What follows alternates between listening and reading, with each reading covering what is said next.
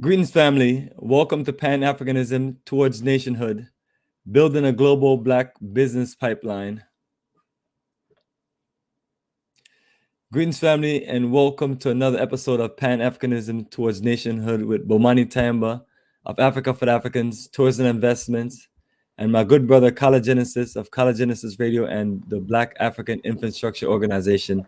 And family, we are the kings of Pan-Africanism with a vision for nationhood. Yes, my good brother, Collagenesis, are you ready for another dynamic topic tonight? Yeah, I am. But what happened to the sticker? To the intro sticker? The intro banner didn't play. You know, I gotta make that official, bro.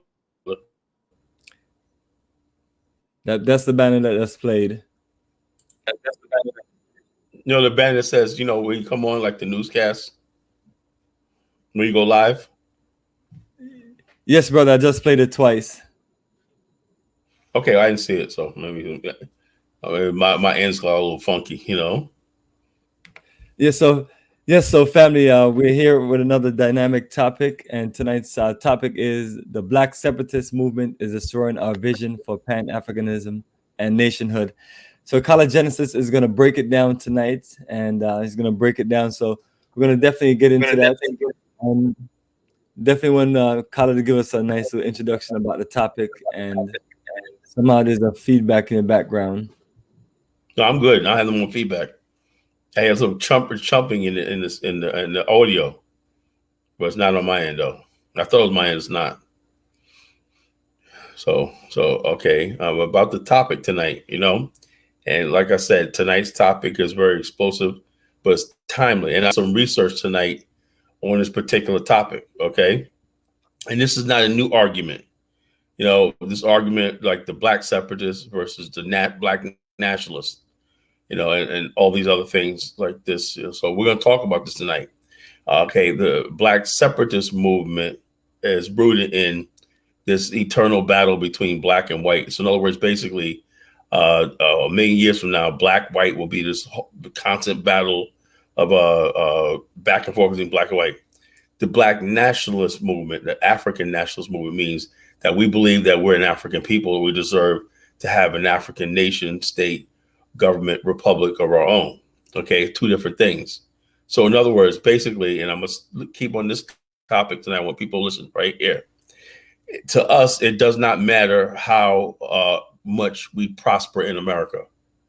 Okay, our cause for nationhood is not rooted in white racism, black poverty, black anything in America.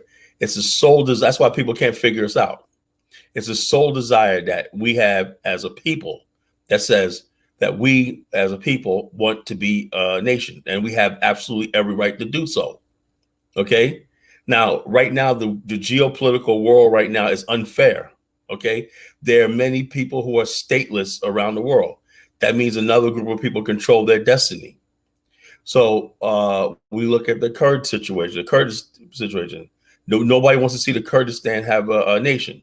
But yet you have this organization called the United Nations, who was basically put there, created for European and post-World War II powers to control nations. So who decides what is a nation? So some body of government decides who's a nation or not. So what's the qualification of a nation? You can have a country like South Sudan who fought for their so-called independence, right? But they have % illiteracy rate, but they say they want to be separated, or they want their own self-determination from the North Sudanese. How do you justify a country like Lesotho and Swaziland, these little tiny republics that are swallowed up by South Africa, right? And basically they are given sovereignty and independence and the recognition of human rights as a nation.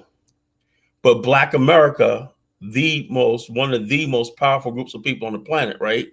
People are telling us that we don't have a right to government sovereignty, deciding our future, having fellowship with other sovereign independent people. And so therefore it's not separatism, you know?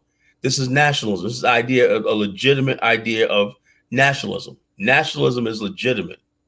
It's under the human rights charter of all people to decide their self-determination.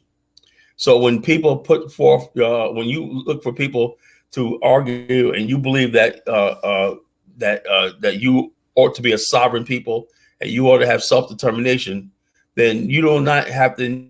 You don't need people to who are the most radical. You don't need people who are more violent or hateful, whatever like that.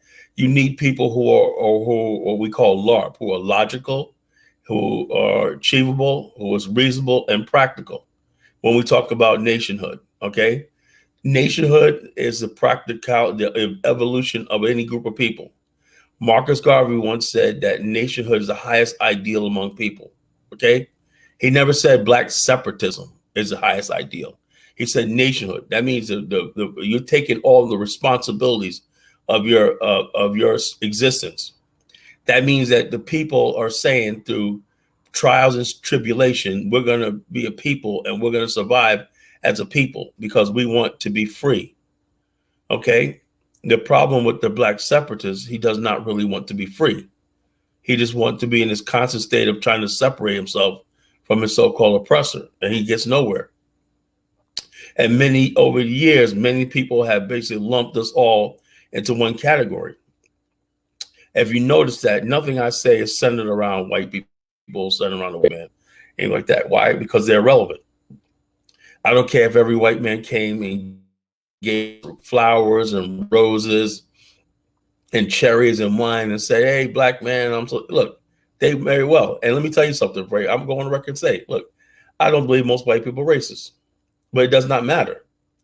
I do believe black people made a lot of progress in this country. I do black people are doing well in this country, but it does not matter to someone who's a real nationalist, because I understand that the highest ideal among our people is not being second-class citizens or just a secondary entity in another person's land. So therefore, it does not matter how much progress we make in America. It does not matter how many businesses we have in America. It does not how many billionaires we have in America. Nothing can basically compare to the idea that we as a people deserve a nation, state, or government of our own on the African continent. Nothing can match that.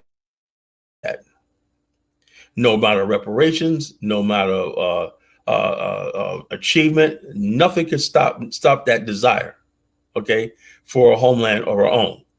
And when you desire a homeland of your own, that means you truly love and believe in your own people. So if you don't believe in your own people, then what you believe is we could try to live inside America, but we could hide from the white man. We could live around the corner from the white man. We can duck around the white man. We could avoid the white man. We could basically do all this stuff like this, talk smack and everything like that. And so that's what black separatists do.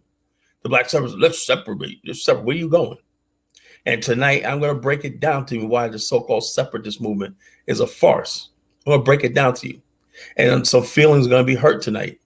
Some of you are going to be angry with me because I'm going to tell the truth. But the Bible says, ye shall know the truth and the truth will set you free. There is no real legitimate separatist black movement in America. It's a lie. And also, I asked the question, if you're a real separatist, right, then why are you using the white man's medium? Why are you on YouTube? Why are you on Twitter? Why are you on Facebook? Why are you on TikTok? You know, see, when you're a nationalist and everything, you know, you really want a nation. That means that you want to be able to control all the means of communication in your space, your sovereign space. Now, me personally, I don't even like the idea that if we had this Afrikstan nation state, right, that people will be still connected by things like YouTube, Twitter, and all that. And to me, I would get rid of all. I believe a nation state should be sovereign. The people should be sovereign inside that state. I don't believe that we should ever live on anybody else's banking system, anybody else's social media system, anything. You're completely saying that you're ready to be completely independent and sovereign from another people. You want to be something new. But we live in a world where everything's global now. Everything's global. But you guys still got people who want to play separatist politics. We live in a world of intersectionality where people are intersecting, and you have to deal with every sort of race. I have no problem with that, right? You have Chinatowns, Koreatowns, all of that. They're all part of what? The Chinese nation, the Korean nation, the Japanese nation. Okay. The Mexicans are part of what? The Mexican nation. Okay. Tell me exactly what exactly are we part of, right, Mr. Black Separatist? What are you part of? And now to just introduce you to where I'm going with all this tonight, right? Now you've been so separatist now. Now you're trying to separate from your brothers and sisters from Africa and the Caribbean inside of America. We need to separate. We need to lineate. We need to separate. And you ain't going any place. The white man knows you ain't going no place. You know, the white man knows you're there. He knows where you're hiding. He knows we have your little group meetings. You know, so therefore you play this cat and mouse game with the white man. And the bottom line is this: when it's all said and done, right? And like I said, and I had an epiphany this week, right? That's why I came up with stock, right? I was on 35th Street in Norfolk, right? And that's where I first got my start in the Black conscious movement, right? In 1993. That was 30 years ago, right? And 30 years when I've seen a lot of the buildings and everything shut down and the areas being gentrified. So all the people that used to be out there, the Fruit of Islam and all these other kind of people, the Wapians and all these other people like that are all gone. You know, buildings, and it just looks like a mess, utter mess. So you go to 125th Street in New York, right? Harlem has not changed. Harlem has not been delivered by any of this so-called Black consciousness, Black elevation, Black like that. Yeah, you have some people have some business here, but the bottom line is it has never translated to the masses of our people. You separatists went against so-called integration, and integration won. Why? Because simply the Black separatists in America had never had the means or the power to provide anything for the people, because you live in a context of white supremacy. And if you think you're going to get with white separatists, we talk white separatists. Yeah, the white man could play white separatist games. Why? Because he has power. I'm not going to let no white man be a separatist in America over me. No, you know, because they say, yeah, Black and white should be separate. But who controls the power? Who makes the laws? Who controls the banks? Who controls all the infrastructure and everything that governs both Black and white people? They do. So how can you basically say, okay, we're gonna have separate? No, white people will still control the means of wealth and everything. The Black separatist movement failed to create these so-called jobs that they said they were going to create in America. You know, where the Black people working at the shipyard, but way beyond the reach of with the Black separatists. Black separatists still think we're going to have mom and pop stores in the so-called hood. In the age of DoorDash, Uber Eats, Kroger, and everything like this, you know. So scratch that. We're still going to have a Black economy inside of America and everything like that. You know, more Black people are moving to the suburbs. More Black people moving out. They're not moving so far from the inner city, but the inner city is not your homeland. You never control the inner city. You never will. So this idea of you got to take back your community, everything, and the community is all hell's breaking loose. Violence, gangs, guns, warfare. There's more violence in the inner cities of America than there are in the battlefields of Afghanistan and Iraq. So tell me, Mr. Black separatist, right? You didn't want an African homeland, right? You wanted to be just a separatist organism in America. How's that working out for you? So now tonight's show is basically the death of the Black separatist movement and the birth of the Pan-Africanism towards nationhood movement. The only way out is a nation of our own. And the bottom line is it does not matter where Black people live, whether you live in the suburbs, Beverly Hills, wherever like that, as long as you have support for the idea of a nation state of our own in the African continent, you are part of the Black nationalist movement, right? Forget about the Black separatists. You're never going to rebuild. You're never going to have these so-called community ties that you think. all hell's breaking loose. Black women are fighting. Like the white man did a job on you. You know, I give him that. You know, black women, Cynthia G. You know, and all these diversities. I'm looking at some of the stuff. Some of these people coming out of woodworks that hated Cynthia G. They said she wasn't hard enough on black men. And I'm looking at all this stuff like this is like, what the hell is going on? So it tells me that until black people and black men and black women build a nation of their own, they're never going to love each other. You know, as long as we sit here in America, and that's another thing. They have white boys going around talking about how black women are most educated. One guy, the media man, said, look, these white guys are gaining following with black women, saying how the black women are so community. These are racist white guys, right? Tricking black women into believing that they're on their side. You know, black women are the most educated, but no, black women are the most college enrolled. That don't mean the most educated.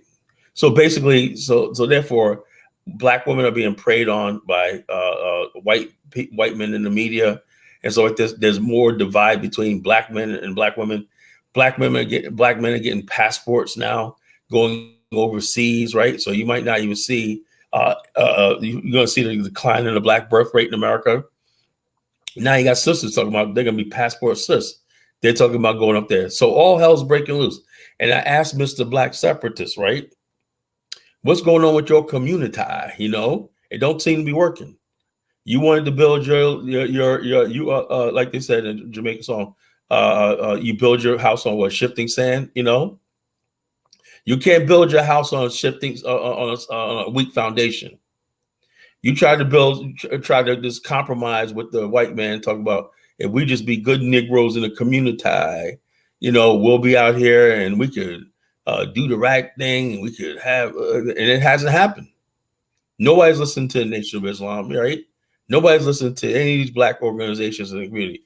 You know, nobody cares. Why? Because you have no power. The only thing they really fear is the courts and the police. That's it. You have no power. When we have nationhood, guess what we have over our people? Power. Power of what? This is a key thing I want you to listen to. Listen to very carefully, folks, right? If you don't have the power of reward and punishment, you have absolutely nothing. That's been like that since mankind first decided to have organized society and civilizations. This system of reward and punishment. If you have, if you do right and follow the rules of a society or not, you're rewarded. You follow the rules and everything. If you don't, the same society have a right to condemn you and punish you. If you do not have that power dynamic and everything, you have really nothing. Nationhood means that one day we're going to have power of reward and punishment over the masses of our people. You know, we're going to set up education, training, whatever like that, a system of fairness and everything. So when you succeed on your own merits and everything. Or if you decide to become a criminal, whatever you want to be, we have a way of punishing you and judging you and punishing you. We do not have that in Black America. We never had it. You know, and so when someone asks you to exist in a system where there's no accountability, no nothing. Look at what I'm talking about as far as these so-called black grifters out here just stealing people's money and gouging money. There's no punishment. We look at people like Brother Plight. Oh yeah, Brother Plight. We're not. You know, you think if we had a black nation, you think what we think what Brother Plight would be? You think he only gets 7 years? You know, doing what he did? No. Do you think if we had a nation and whatnot, the men who killed Malcolm X would live to be an old age? No. So when we talk about nationhood, we really do believe that we're going to have the idea of reward and punishment, and the fact that we could deal and try and execute traitors and criminals and murderers and all the people that prey on our people. Can you provide any protection against the enemy within in Black America? No. So tell me, what do you have, Mr. Black Separatist? And we were already here in America and the community. What exactly do you have? You know, you have absolutely nothing. And tonight I'm going to nail the coffin in the Black Separatist movement. It's been a lie. It's been a joke and everything. And I want to separate those of us who want a nation. The idea of a republic, a nation state is the idea. Why? because we need to get control over our own people. You sitting there crying to the city, oh man, with the white man, please, was the white man come here, protect our streets and play, and all hell's breaking loose. Yeah, kids out here. Well said, Kala. Well said, absolutely, brother. This is I was hoping you do like a basic introduction, but that will work, and you have plenty more time to go through everything. So, family, before we continue, definitely want to take a break to get everyone who's interested, who focus is on nation building, to connect with us as we take journeys around the African continent that goes beyond just tourism and get into networking, investments, and also a whole lot of nation building. So this is how we build the journey, build the energy, and then we're going to just go through a quick segment. Then we're going to get back to our scheduled program as Kala is going to break some of this down more. And Kala, if you have any interest in videos that you want to show to make your point, just send them to me and we just load them up and go through them. I will. So family. And then family, once once we go to a few more things, definitely want to put up the link if anyone wants to join us, and whether share your ideas or whether you want to debate with Kala, it's all good. So that is the subject we have for tonight, and we're gonna get deep into it. So let me get you connected to our schedule, and this is our current flyer. And has a list of all of our countries that we're traveling to. What I want to do also is share with you the actual website. That way you can just get access to the full details. So anyone that's interested in traveling with us, connecting with us, networking with us, doing any kind of business, all of our information is showcased on our website, africafortheafricans.org. And once you get to our website, and you scroll down, you'll see a list of all of these different tours, and also you'll see them on the main menu.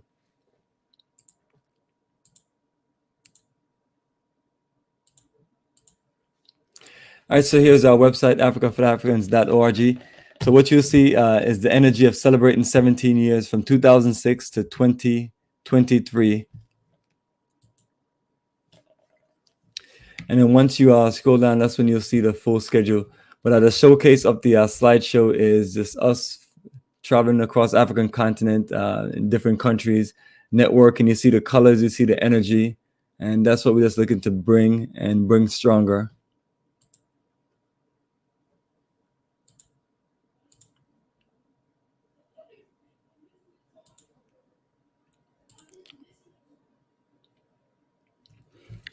All right, so this is a list of our journeys. It's on the main menu, but right here in the middle, it gives you a list of all of the current journeys.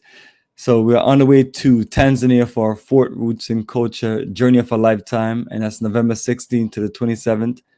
So that's coming up very shortly as we're just getting things organized here, looking to just do some fresh documentation and just show more and more of Tanzania as that become more, our East Africa journey, and look into this, show you tropical paradise from Zanzibar Island, Arusha, to Dar es Salaam. And we're going to close out the year for our South Africa Roots and Culture Journey, December 24th to January 4th. And that is a second journey of a lifetime there in South Africa, and looking to just do the following schedule next year. So for those who miss out on this one, we have a schedule coming up within a year. As far as Tanzania, you're looking at about 2 more years for that as far as rotation, because we're limited on schedules. So always make sure you take advantage of the schedules that we have out. We can't always guarantee that we have them out 6 months or a year, but these are the list of several countries that we have.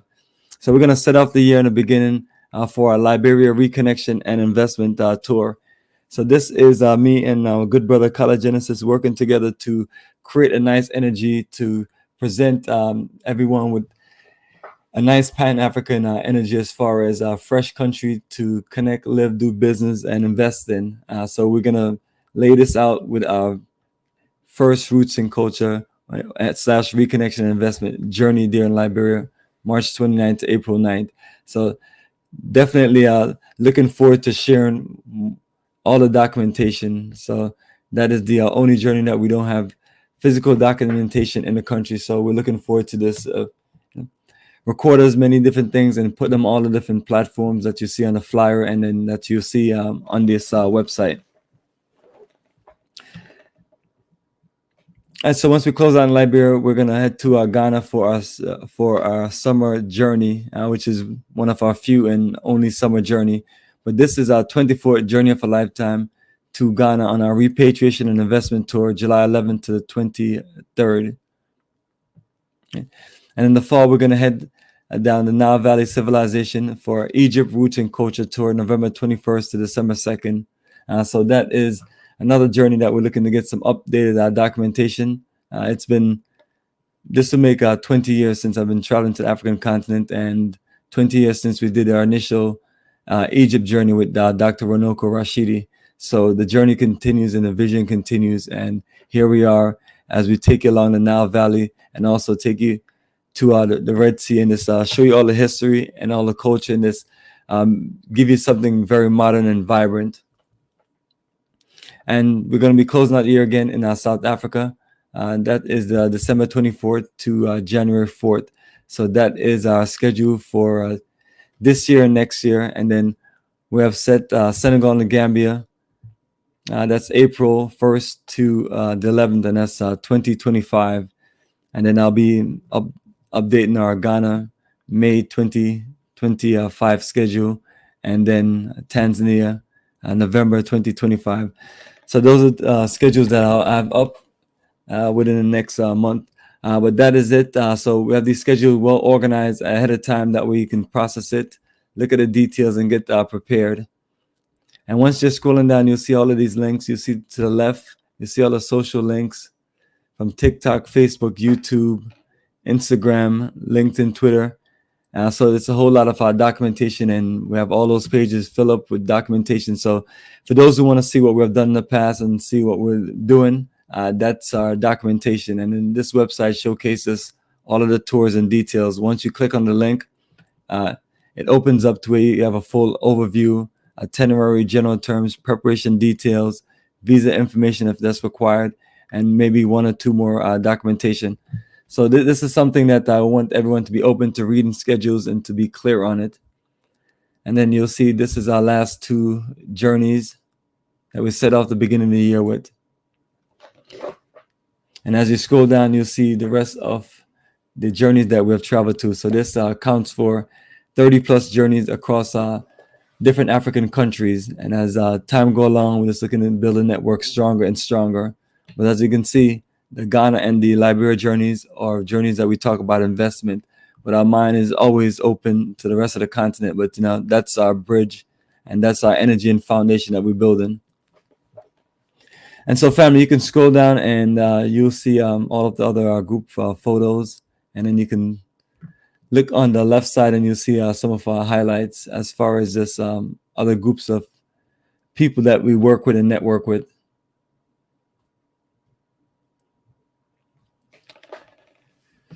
Yes, so family, this is one of these nice plates. That's one of the plates in South Africa. And talk about South Africa, another one of our South Africa photos of up in the mountains, Table Mountain, there in Cape Town. And that's a nice red snapper meal. So a lot of great footage on the screen, and the same you'll see on the social pages. So yes, family, let me get back to our regular schedule program with my good brother, Kala Genesis, as we get you ready for nation building. And so, yes, family, it's Pan-Africanism towards nation.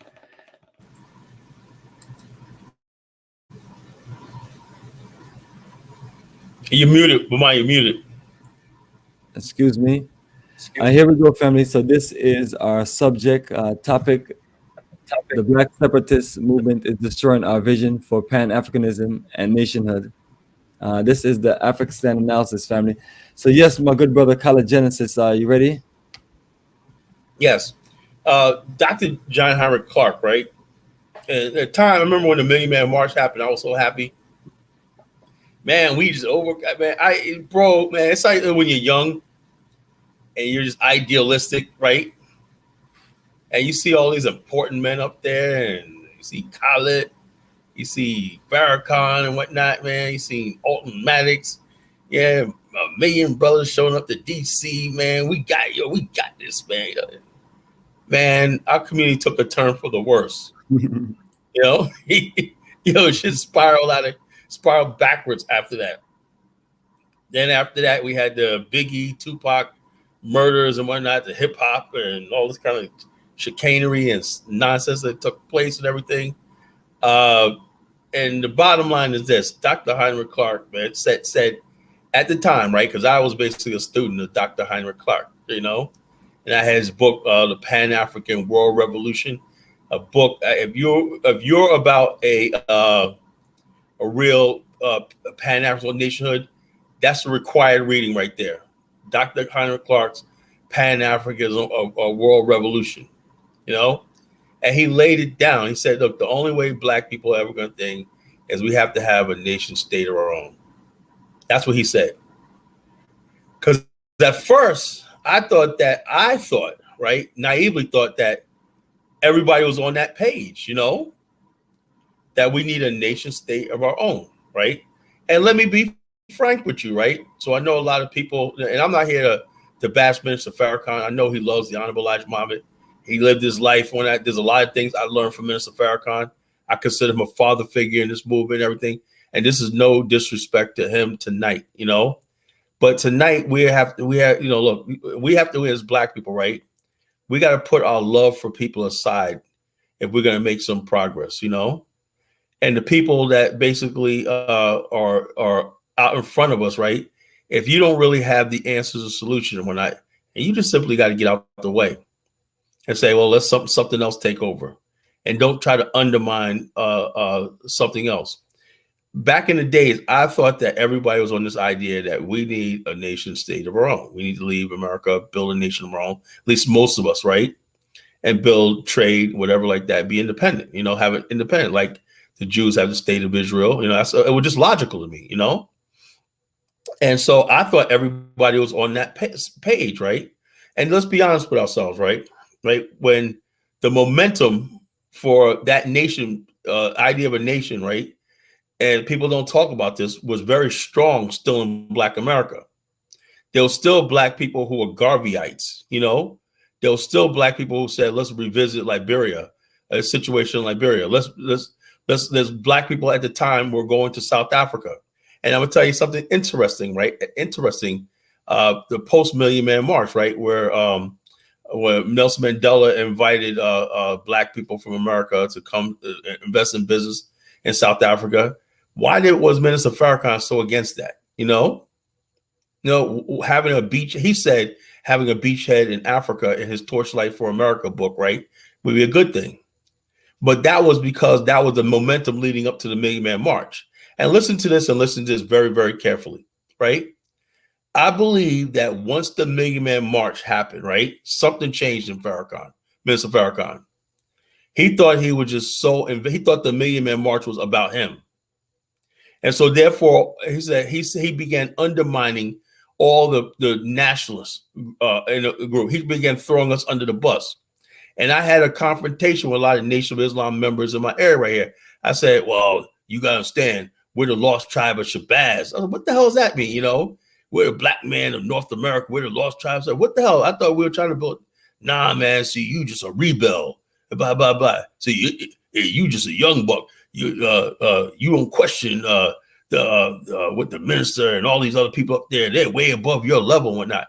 I said, I just thought we were like this. So how you gonna build this nation? Well, we can build our industries already. So you talking about participating in the white man's capitalist system, blah, blah, blah, blah, blah, you know? And so basically, and then at the time, right, Dr. Henrik Clark, right, months after the Million Man March, he called Farrakhan a misbehaved schoolboy. You know, his antics a misbehaved schoolboy. And he said, and he's gonna say in this lecture right here, when you're gonna hear him talk, he said, none of these people have, in the Million Man March, and they didn't mention Africa one time at the Million Man March. Not one time was the word Africa mentioned as part of the thing. He said, if you think you're going to do it based solely inside the United States and build some separate, it's not going to work. Because you don't have the means to it. You don't have no industries. You have nothing. You have nothing to bargain. You have nothing to give black people reward and punishment for siding with you. Most black people got to get out here and they got to work for the white man. They got to do what they got to do. Whether it's getting along with their white coworkers, their white bosses, or their white employees, or whatever like that, or the people they do business with to get contracts, whatever like that. You got to do what you got to do to survive. And let's be honest with ourselves. The white people, they can be racist. They're in power. All of a sudden, you have a black man. I see it all the time. Where, oh yeah, he's a white guy. He's good folks. He's good folks. Do you think the white man really cares about what you think about him? No, you don't have any power. And then when black people do get some power, right, we're scared to use it. The white man knows that you're going to be responsible for that power, or they're going to take it from you. So you're not playing on an equal playing field. White people can still be racist at 2023 to you, and you can't do anything about it, really. You know, we just rage and complain. Black people have no power to do anything racist towards white people or collectively as a group. So we're playing this game where we have to basically toe the line and do what we have to do to survive in this country, to get whatever we have to do to pay our bills and get along. That's the reality. There's no black separatist fund that you could tap into, or black separatist bank that you could get a loan from. There's no black separatist Nation of Islam mortgage company, whatever like that. Everything we use in America is them. Even when we're using YouTube right now, right? The white man decides he wants to get us off YouTube, we're done. We couldn't even build that, a platform, monetize that. If you have the Nation of Islam and all these black so-called separatist organizations, right?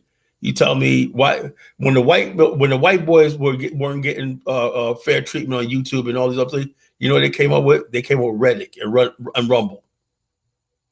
So now the power that be want to shut down Rumble and everything because and Parler and everything because all these white boys content creators went on there and said we could say what we want to say without being censored and everything. Black people, so-called big and bad YouTube and whatnot, told them, oh yeah, man, I don't want to get my shit monetized. I don't get my shit monetized. So let's stop being a joke. The black separatist movement is a joke. It's a farce, right? I understand that, right? I understand that we don't have the power. So we're going to use Twitter and whatever we got. What is it, TikTok? Bomani says he like TikTok lately, and YouTube and everything. Bomani does good with Facebook and all stuff like this. He's not making any bones about it. There, this is how he gets. He feeds his family. This is how he builds his business. He uses things like MailChimp and all stuff like this. It's what's out there for him. So this is what it is. So we understand. They said the means justifies the ends, and as long as our end goal is nationhood, right now we got to use any means necessary to do it. So until the black separatists could come here and say they got a bliggity black streaming service that's like YouTube, you can monetize it, whatever like that. Hey, I'll be glad to go in there. I'll be glad to be going there and do it. But since you're not going to do that, and you're on the same mainstream platforms that everybody else is using, you just need to shut the hell up. So with that, you want to play the video, Bomani?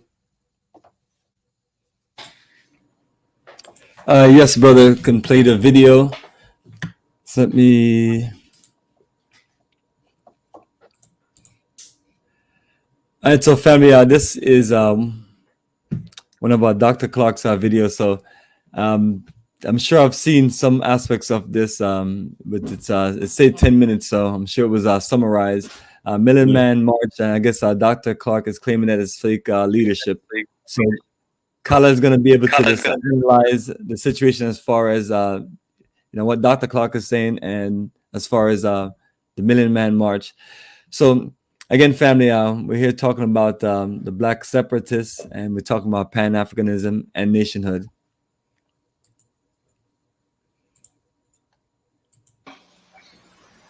I'm more fortunate than most people. I have already lived, and I'm old enough and secure enough not to get angry because people don't like what I'm going to say. At least a month before the march, I was one of the first people to say that the march was a ceremonial waste of time and a Farrakhan con game. I said it because I know Farrakhan and I know other con games that he's played. My remarks will be centered around Farrakhan, a faker, Malana Karenga, another faker, and the word atonement. I don't have to defend my political relationships because I have been a political left radical for most of my life, and I have been a severe critic of the left for most of my life, and for which I have no apologies. Now, the Million Man March was an achievement. An achievement for who and for what? Anytime you gather that many people together and the speeches last 4 and 5 hours, and you do not bring Africa in focus, in relationship to the African people of the world, you are out of order. You might as well talk about a child without talking about its mother and its father. Now, let's look at the intent of Farrakhan, and let's look at a serious disease in our community that plagues Farrakhan as well as others, and that is ego starvation. We are lacking in a special kind of stoking that makes us secure. Let's look at the fact that Malcolm X was the tutor of Farrakhan, and he turned on Malcolm X and said that Malcolm X was a traitor to the nation, and the nation had a right to punish him. Now, can you trust in leadership people who would turn on a friend? I have said many times, if Farrakhan would sell one of his stretch limousines, he could send a black student through medical school. You have gathered to aggrandize a faker who is not accountable to you for anything. He has not accounted to you for the $5 million he got from Libya. Libya is part of the fundamentalist Arab clique who wants to Islamize Africa or destroy it. Who congratulated him after the march? Libya and a high politician from Iran. Libya has been instigating to move to the south into the great corridor that is Sudan.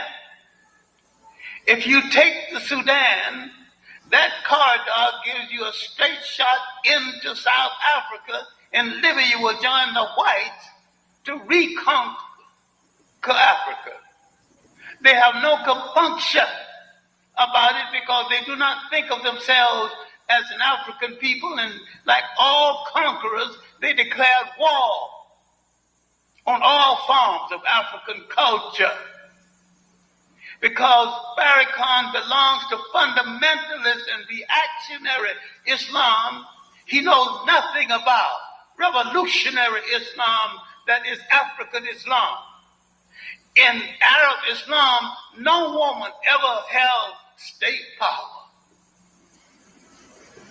In African Islam, women not only held state power, but in African Islam, women are the masters of the marketplace. Go to West Africa right now. Most of the concessions are controlled by women. Go to East Africa where you find African Islam. It's man controlled because the Arabs destroyed the matrilineal and installed the patrilineal. Farrakhan has not answered to us. For some things we should have obviously asked some questions about. After the Million Man March, the Caribbean News had a headline hailing the march in the triumph of the West Indian Farrakhan. How did Farrakhan suddenly become a West Indian? He wasn't born there. Why are you emphasizing his West Indianness now? He ain't got no West Indian support. Why did you let Farrakhan get away with saying repeatedly the slave ships stopped in the West Indies and left the strong ones and brought the weaker ones over here, which is a lie, which proves he has no knowledge of how the slave ships, the slave trade operates. Why don't you know enough about your history to know how this trade operated? After the American Yankee Clipper outran the British man of war, and slavery was a New England business, not a Southern business. The Southerners bought their slaves from the New Englander. After that, American ships went straight to Africa, picked up the slaves, and came straight back to the United States. You cannot separate slaves based on who was brave and who was not brave. The slave revolts in the Caribbean islands were more successful, had nothing to do with bravery. It had to do with an incident in history which neither one of us had anything to do with. The maintenance of culture continuity. Slaves, buyers in the Caribbean bought in large lots and kept the lots together. They thought they could work better that way, but they forgot they could revolt better that way. In the Caribbean island, the slave in the house related to the slaves in the field. In the United States, because they bought in small lots and broke them up, the slave in the house had no relationship to the slave in the field, and the slave in the house would betray the slave in the field. This had nothing to do with bravery. It has to do with culture continuity. There are good books on the subject by fine Caribbean actors, writers, especially Eric Williams and C.L.R. James. So what is he talking? Distorting history? And he get away with it because you don't know history. In a speech made right here in New York, Farrakhan bought the story of the curse and said, and I've got it on tape, I got it in video, and I got it on audio, that people with dark skin and woolly hair, a certain kind of nose, was cursed.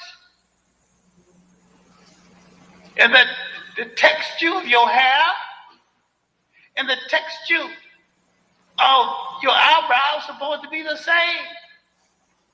He's saying with his high yellow self that he is pretty and blessed by God.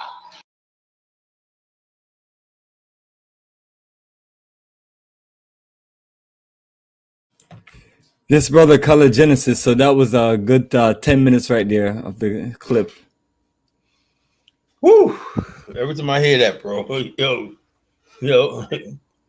So like I said, we have a lot of problems and issues in our community, and we have to start looking at who's leading us.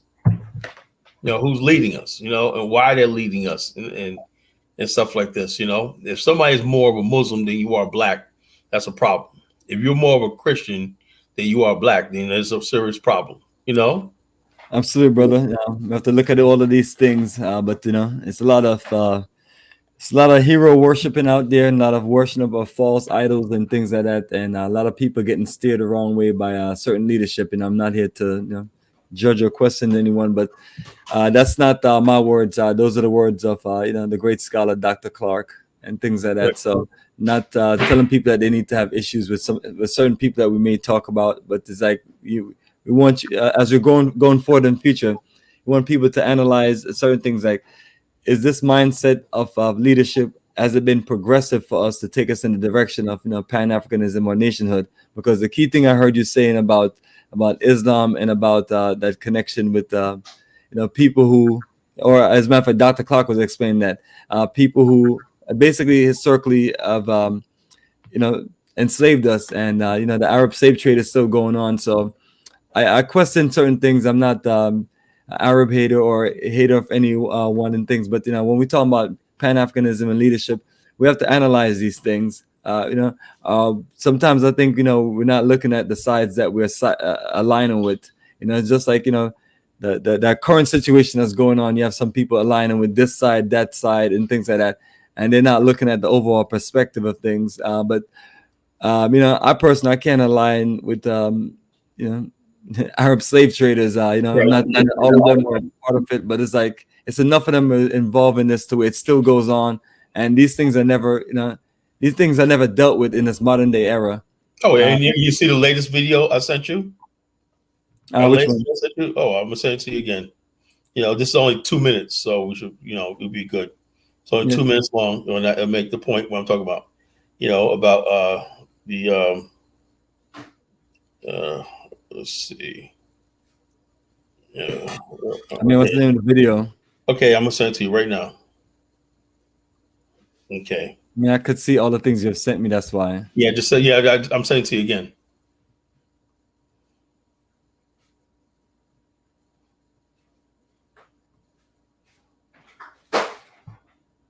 All right, got it.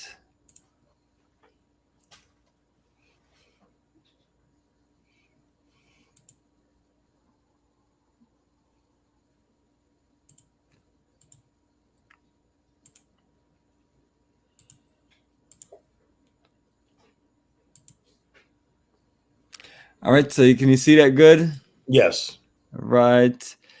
So you want to do an introduction about this? Yeah, this is a viral video going on. This happened 2 days ago. An Arab lady, I think it's in Egypt. She's holding up an African girl for for sale, and some people say it was just a joke, but this is what they think. And the girl's crying. The little girl's terrified, and she's crying. And it's going viral. And I hope a lot of Africans watching this. Slave trading Arabs. Yeah, and so this goes on. This is what they think of Aboriginal indigenous Africans. I love this one, man. These people are crazy with these things. Now, the thing I'm gonna challenge this person on this question. All right, historically, who have been more siding with Black people as far as this, giving Black people access to opportunities? I'm sure it's not the Arabs. Regardless of whatever people want to say about all of these people that's in the music and entertainment business, look at who are the ones that's putting you in some of those positions as far as giving you opportunities. So now people have to flip around and tell us what all these Arabs are doing for Black folks and things. So I get confused about certain things, and it's and then tell us who has been historically have been selling Black people across the Saharan desert. So some people may say, well, the Jews invested in the slave trade. And I'm not saying that any of these set of people are just like, saviors for Black folks. But, we do have to analyze this. And, I'm sure Kala can analyze and break it down better so understand this stuff. Because that's a deep statement right here. Right now in Mauritania, right, there's a Black man running around in Mauritania talking about how racist Mauritania is, right? how black people still in bondage and everything. And I'm saying to myself, well, you got Senegal right there, you got Burkina Faso. Why don't y'all just bum rush that dry desert, decrepit Arab territory, just take it over? I don't understand. I don't understand. Yeah, only if it was that simple. I think it's just way beyond simple because of folks have been done something like that a long time ago. But I think it's more. But how come ECOWAS hasn't come in and said, look, black people are being abused and sold in Mauritania. Why don't we go in there and put an end to that? See the mentality? See the mentality. If we had an Afrikstan, a nation state, that's exactly what would happen. That's exactly what happened. The Afrikstan would spend the next first 30 years at war with everybody. At war with everybody.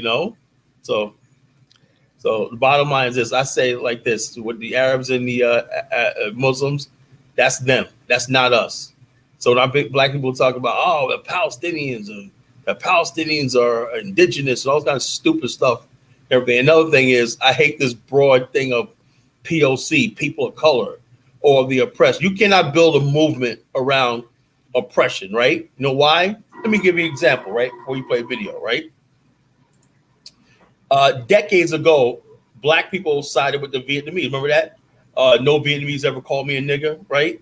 Right. Well, go to Vietnam now, right? And they will call you a nigger, because Vietnam now is on the come up, right? They forgot they were poor at one time. They forgot they were oppressed and everything. They forgot that. People move on, and that's what the so-called black separatists understand. He bases his whole movement, his ideology about being oppressed by the white man, right? Those same Vietnamese right here are leading the charge about black people getting keeping them out of certain positions in college.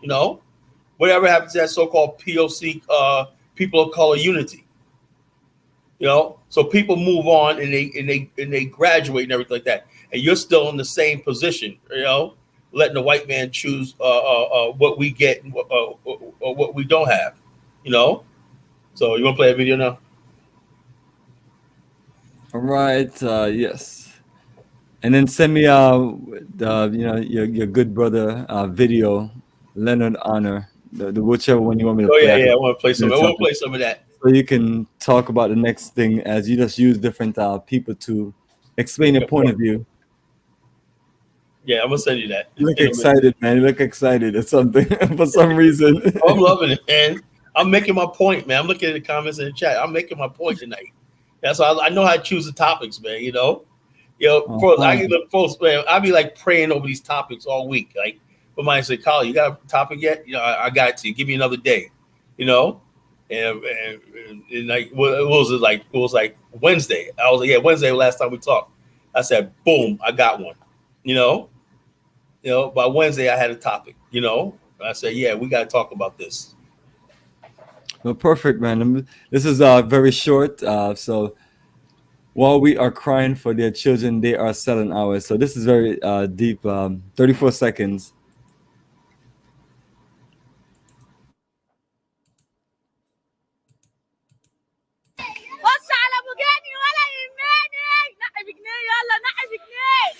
اللي عايز سماره وشوكولاته بجنيه انت ماسك لهم عصايه عشان تضربهم. خش على ابو جاني قال لي بنقي بجنيه يا جدعان. يلا نقي بجنيه يلا. لا يابا لا يابا. قول بجنيه قول بجنيه يلا.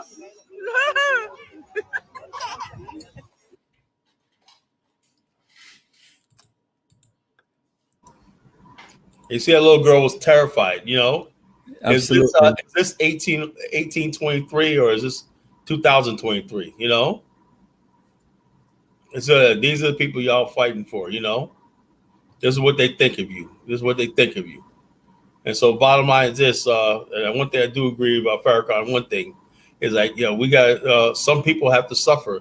He goes, hey, we got some of this misery, suffering got to be spread around.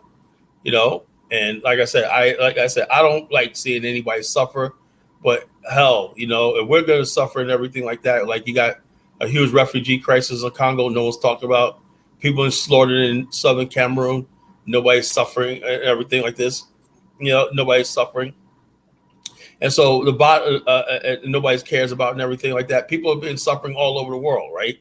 So my priority is making sure Black people around the world are not suffering and everything. So this is what we're talking about tonight.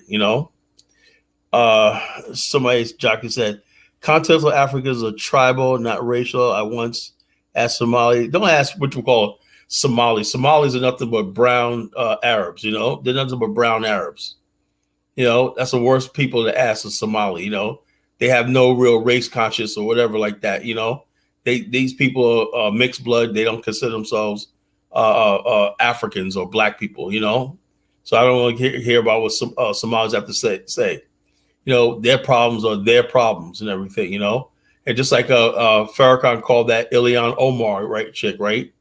A Muslim woman and whatnot.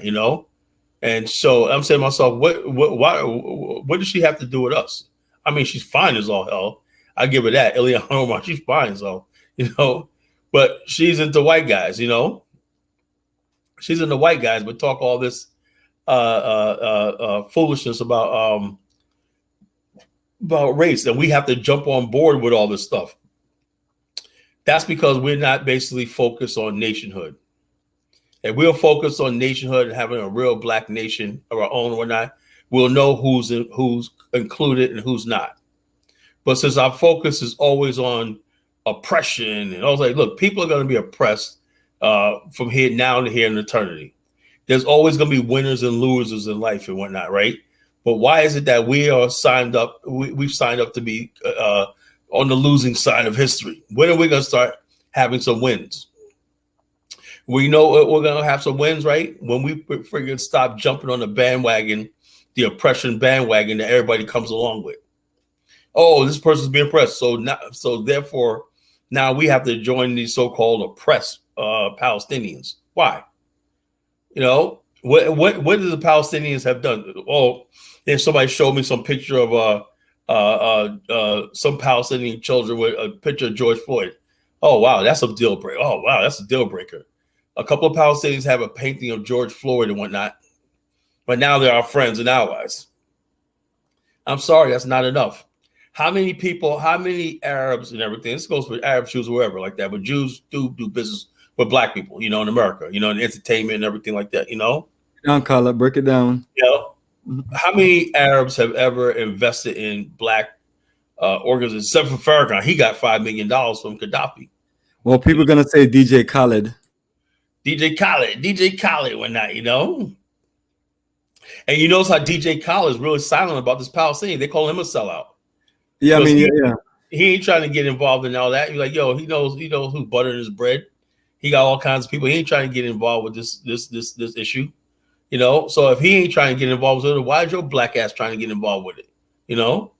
Khaled's over here like, yo, man, I'm trying to make my money. I'm trying to do concerts. I'm trying to sell records and whatnot. What the hell I got to do all this over here, So, but we got Negroes out here and whatnot going around. Well, maybe the Jews and the Palestinians in America get along, but maybe they don't get along somewhere else. Yeah. Friends of mine have told me the same situation in the different states that they live in. They say these are people that they do business and everything with each other, but when it comes to nationhood, and fighting for a state, it's a whole different situation. Of course, they could be fine in America, but in their own individual space, trying to fight for their nation. I've seen it with my own eyes, right? I never understood this, right? You could, let me say something, right, folks? It's gonna blow your mind, everything like that, right? I remember years ago, right? I was coming back from Emporia, right, and I was stopped in this gas station, right? It's like a burger joint, a gas station in the middle of nowhere, and these Arab guys that were freaking over the place, right? In the middle of redneck fucking Virginia, right? And these they were in there, and you would think the rednecks being there. This was right around the time. This was back in 2015. 2010, 11, right? The time of the Iraq War was still going on a little bit when Obama just got in office. And the friggin' these Arab guys, right? Obviously military type of dudes. You can tell these guys are like real tough. They're like, yeah, One guy was like, I'm from Afghanistan, blah, blah, blah. When I in the rednecks, they'll talk about different types of weapons and everything. They were just sitting there just buddying up and everything like that. And I said to myself, wow, you know. And then you go to other time, you go to a nightclub where like you'll see a Jewish guy, a German guy, a Palestinian guy, Arab guy sitting there drinking in there, hollering at women and everything like this, you know. So these people know how to at least get along, you know. Absolutely. And you'll see Arab guy. The Arabs own all the vape shops in the cigar places in Virginia, you know. And who's going in there? White people, rednecks. Oh, you got my tobacco? You want that? You go in there and get their tobacco, everything like this, you know. How is it that so these people, and also like I said, my guy at the vape shop today, my cigar shop, he's going, oh man, you see, we got this massive protest and whatnot. So they're going along because I don't want to miss my friendship with him, you know. He said, yeah, man, we got to wipe Israel off the face of the earth and whatnot, you know. And he was saying in front of the white people. You know, I was like, yeah, man, y'all got to learn to get along. No, we can't get along with them. We got to wipe them up. I mean, y'all get along with them in America. That's what I'm saying, man. You know, it's the same thing for people from other places. If you have issues, you know, on African content, when y'all come here, y'all don't have those issues. But right. But I do understand that the foundation of that, the situation that they're dealing with is fight for nationhood. You know, the same thing we're talking about. You know, building Black Nation, and it's that's when that fight comes into where, you know, you're fighting for the future of your generation. Yeah, brother, it's one of those. But you know something, right? All these group of people look at Black people like y'all don't matter. You know what I'm saying? They'll argue among each other. They'll do business with each other. You know, the Jewish guys will come in there to this guy's shop and whatnot, sell them these new things and whatnot. Yeah, you know, he got a Jewish guy sells them this and whatever like that. They ain't thinking about that when it comes down to making money and doing business and everything. Go to New York. Go to Delancey Street. It used to be all freaking Jews. Now it's Arabs up there and everybody doing business together. You know, Jamaica Avenue and Queens and everything. You know, how is it that these people hate each other politically, right? Even fight each other on college campuses, but somehow know how to coexist, whatever like that. At least in America and everything. You know. Why? Because they have their own identity, you know, they know whatever. Black people in America, right? We taking sides and we got no business with anybody. We're not doing any business. We're sitting there, oh, we got to support this. We got to support this. Why are we involved with this fight? You know, these people, when it's all said and done, they're going to go back to being friends. They're going to come up with some peace thing and we're going to look like the assholes. They're going to say, you know something, who was the problem with all this? Black people. They're gonna come back and say, yeah, you know, it was really the blacks that caused all this. You know, we're pretty cool, like they always do. You know, when it comes down to it, the blacks, the Arabs and whatnot don't give a damn about Black people. They will use us. They get us out there, march for them, burn cities for them, whatever like this, which is going to happen soon. But I'm glad the fact that I see a lot of Black people holding back. You know, I see a lot of Black people starting to hold back a little bit. You see some people out there. Yo, the Palestinians are oppressed and whole stuff like this. They understand when this Hamas thing is over, after Israel crushes Hamas, whatnot, there's gonna be this Palestinian and Jewish people are gonna come together and they're gonna figure something out and they're gonna be peace. This always happens. Have you studied history? They're gonna find some way how to coexist and get along and everything. But guess what's not gonna change? Your situation here in America. You know, your situation in America is not going to change. And the same Jews and same Palestinians are not going to give a damn like no one ever does. So this is what we're talking about tonight, right? If we're focused on nationhood, right? We have no friends, permanent friends. We have no permanent enemies. We only have permanent interests. If your interest is not in nationhood and a nation for yourself and building something for yourself and everything like that, it's time to be selfish. It's time to be selfish. Selfish means that we're putting our self-interest above everybody else. And we don't care. We're being unapologetically pro-Black. You know, pro-Black. We want a nation of our own. We want to build a global pipeline of business and Pan-African business with Black people, you know, Black African people, you know, throughout the Caribbean, America, and the continent of Africa. Anything that strays away from that is not in our best interest. So, but I'm going to get into more about the Black Separatists, right? And I'm gonna read some stuff, that I found online that's very, very interesting. Give me 1 second. I'm gonna send you a couple more videos too, Bomani. All right, absolutely. And Kala, what I can do while you're talking, I can just play the other video. I can play some clips of it. And I don't know how people are gonna look at it. More people may hate your guts after this, but that's between you and them. You know what I mean? Our family, I'm just organizing the show. So Kala is gonna set this one up, because when you start talking about some of these women, Big Papa, they're not trying to hear that from you, man. You talking about my Big Papa? Yeah. Yeah. Clark example of Black separatism gone wrong, Black separatism gone wrong. Yeah, he's supposed to be. Is that what you're gonna be labeling? Gone wrong. Is that what you're gonna be putting above him? Black separatism gone wrong, and gone wrong. So Kala is gonna explain that, and trust me, fam, you're gonna want to hear the breakdown of this. We're talking about this the last few days.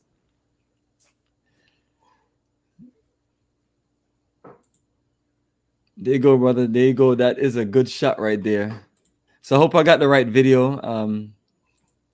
It was the last one that you sent to me. Yeah. The video will speak for itself. Yeah, and I'm and at no point I'm promoting this guy who's doing this live or anything. It's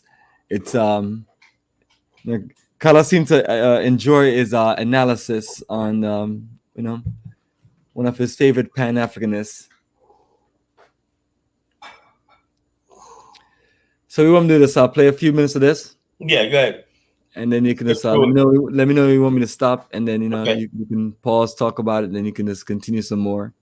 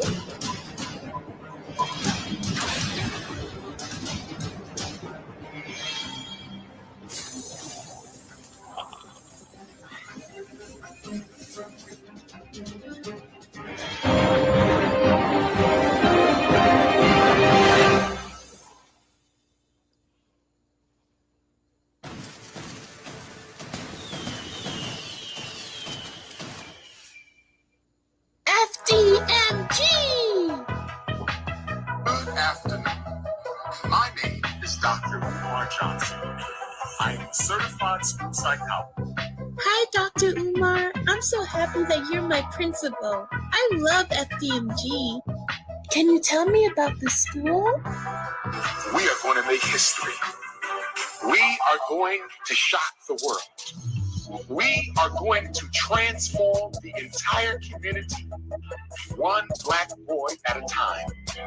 In this school, you don't have to worry about special education. In this school, you don't have to worry about ADHD diagnoses. In this school, you will never get a phone call from a teacher or an administrator telling you that your child needs dangerous psychiatric medication in order to get an education. What if I told you that you could stop taking brand sponsorship deals and build something for yourself? That's right. If you're a content creator,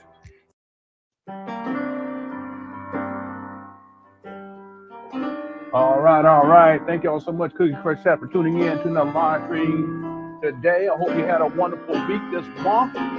Let's get it.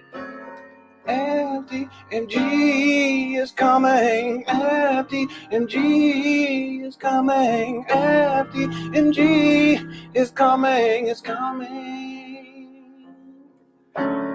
FDMG is coming. FDMG is coming. FDMG is coming. It's coming. It's coming. It's coming. It's coming. It's coming. It's coming. It's coming. It's coming. Oh, it's coming. FDMG is coming. FDMG is coming. Thought his personality be twerking. It's twerking.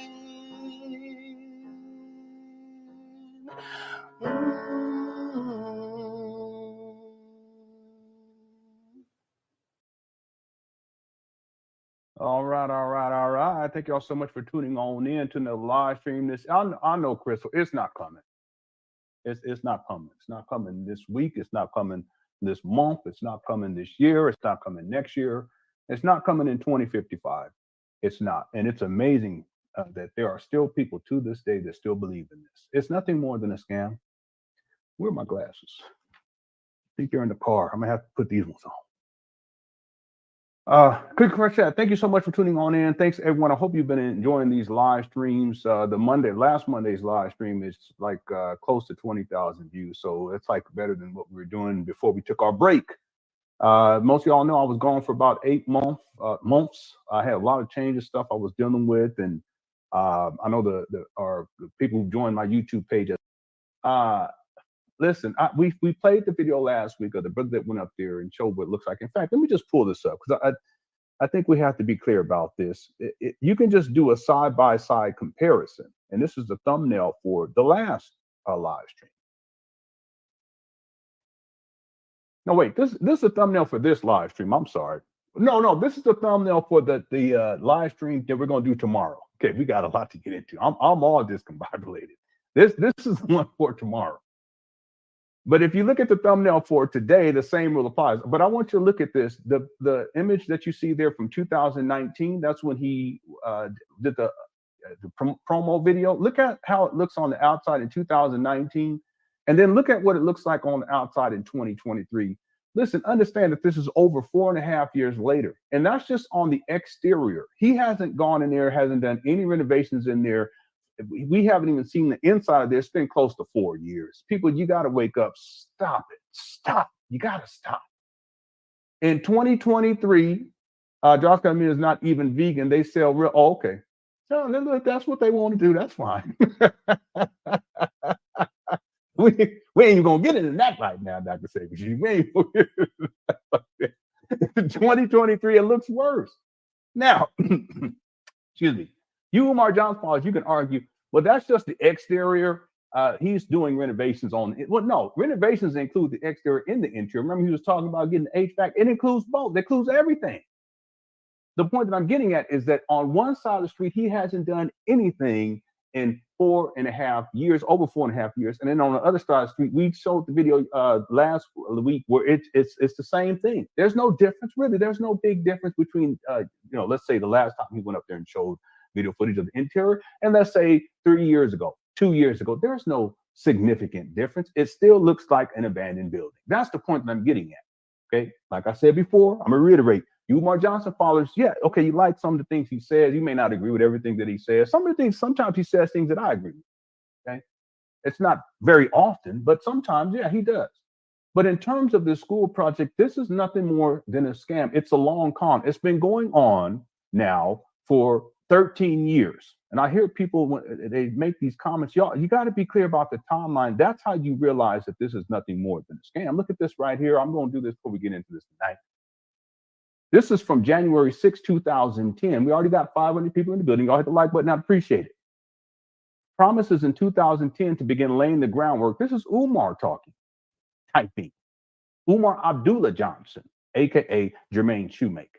Promises in 2010 to begin laying the groundwork for the Frederick Douglass and Marcus Garvey Pan-African School for Black boys, specializing in learning disabilities and disruptive behavior disorders. This will be a private school, and yes, you will pay in order for your son to attend. The grand opening was set for September 11, 2013.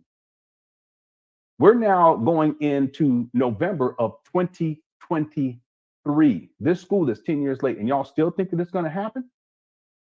So we can ask the question, why has Umar allowed this to go on this long? Because he could have just opened up, he could have just went virtual. He could have did an online school.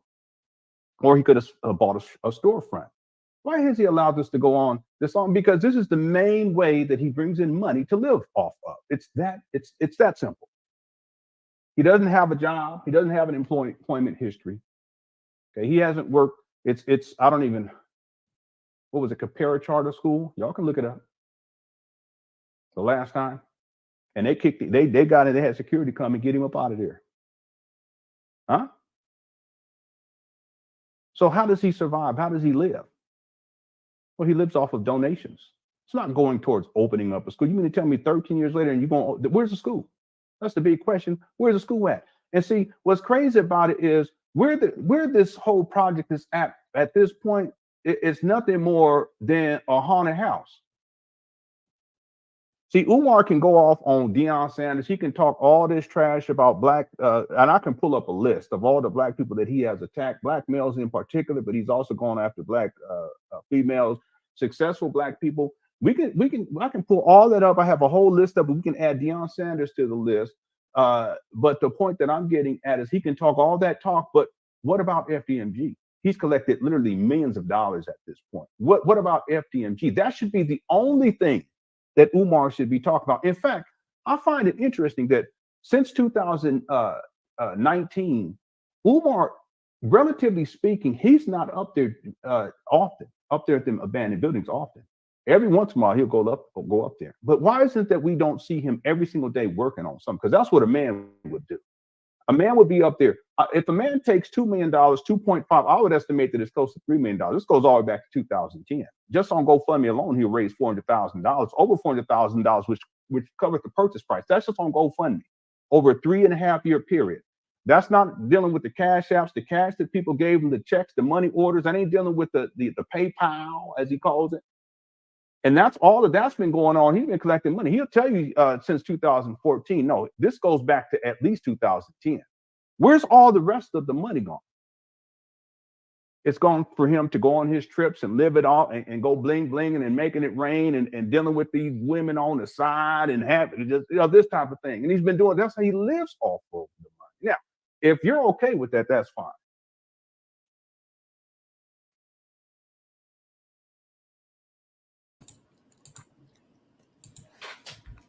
All right, College Genesis. So that was a clip from the video that you sent me.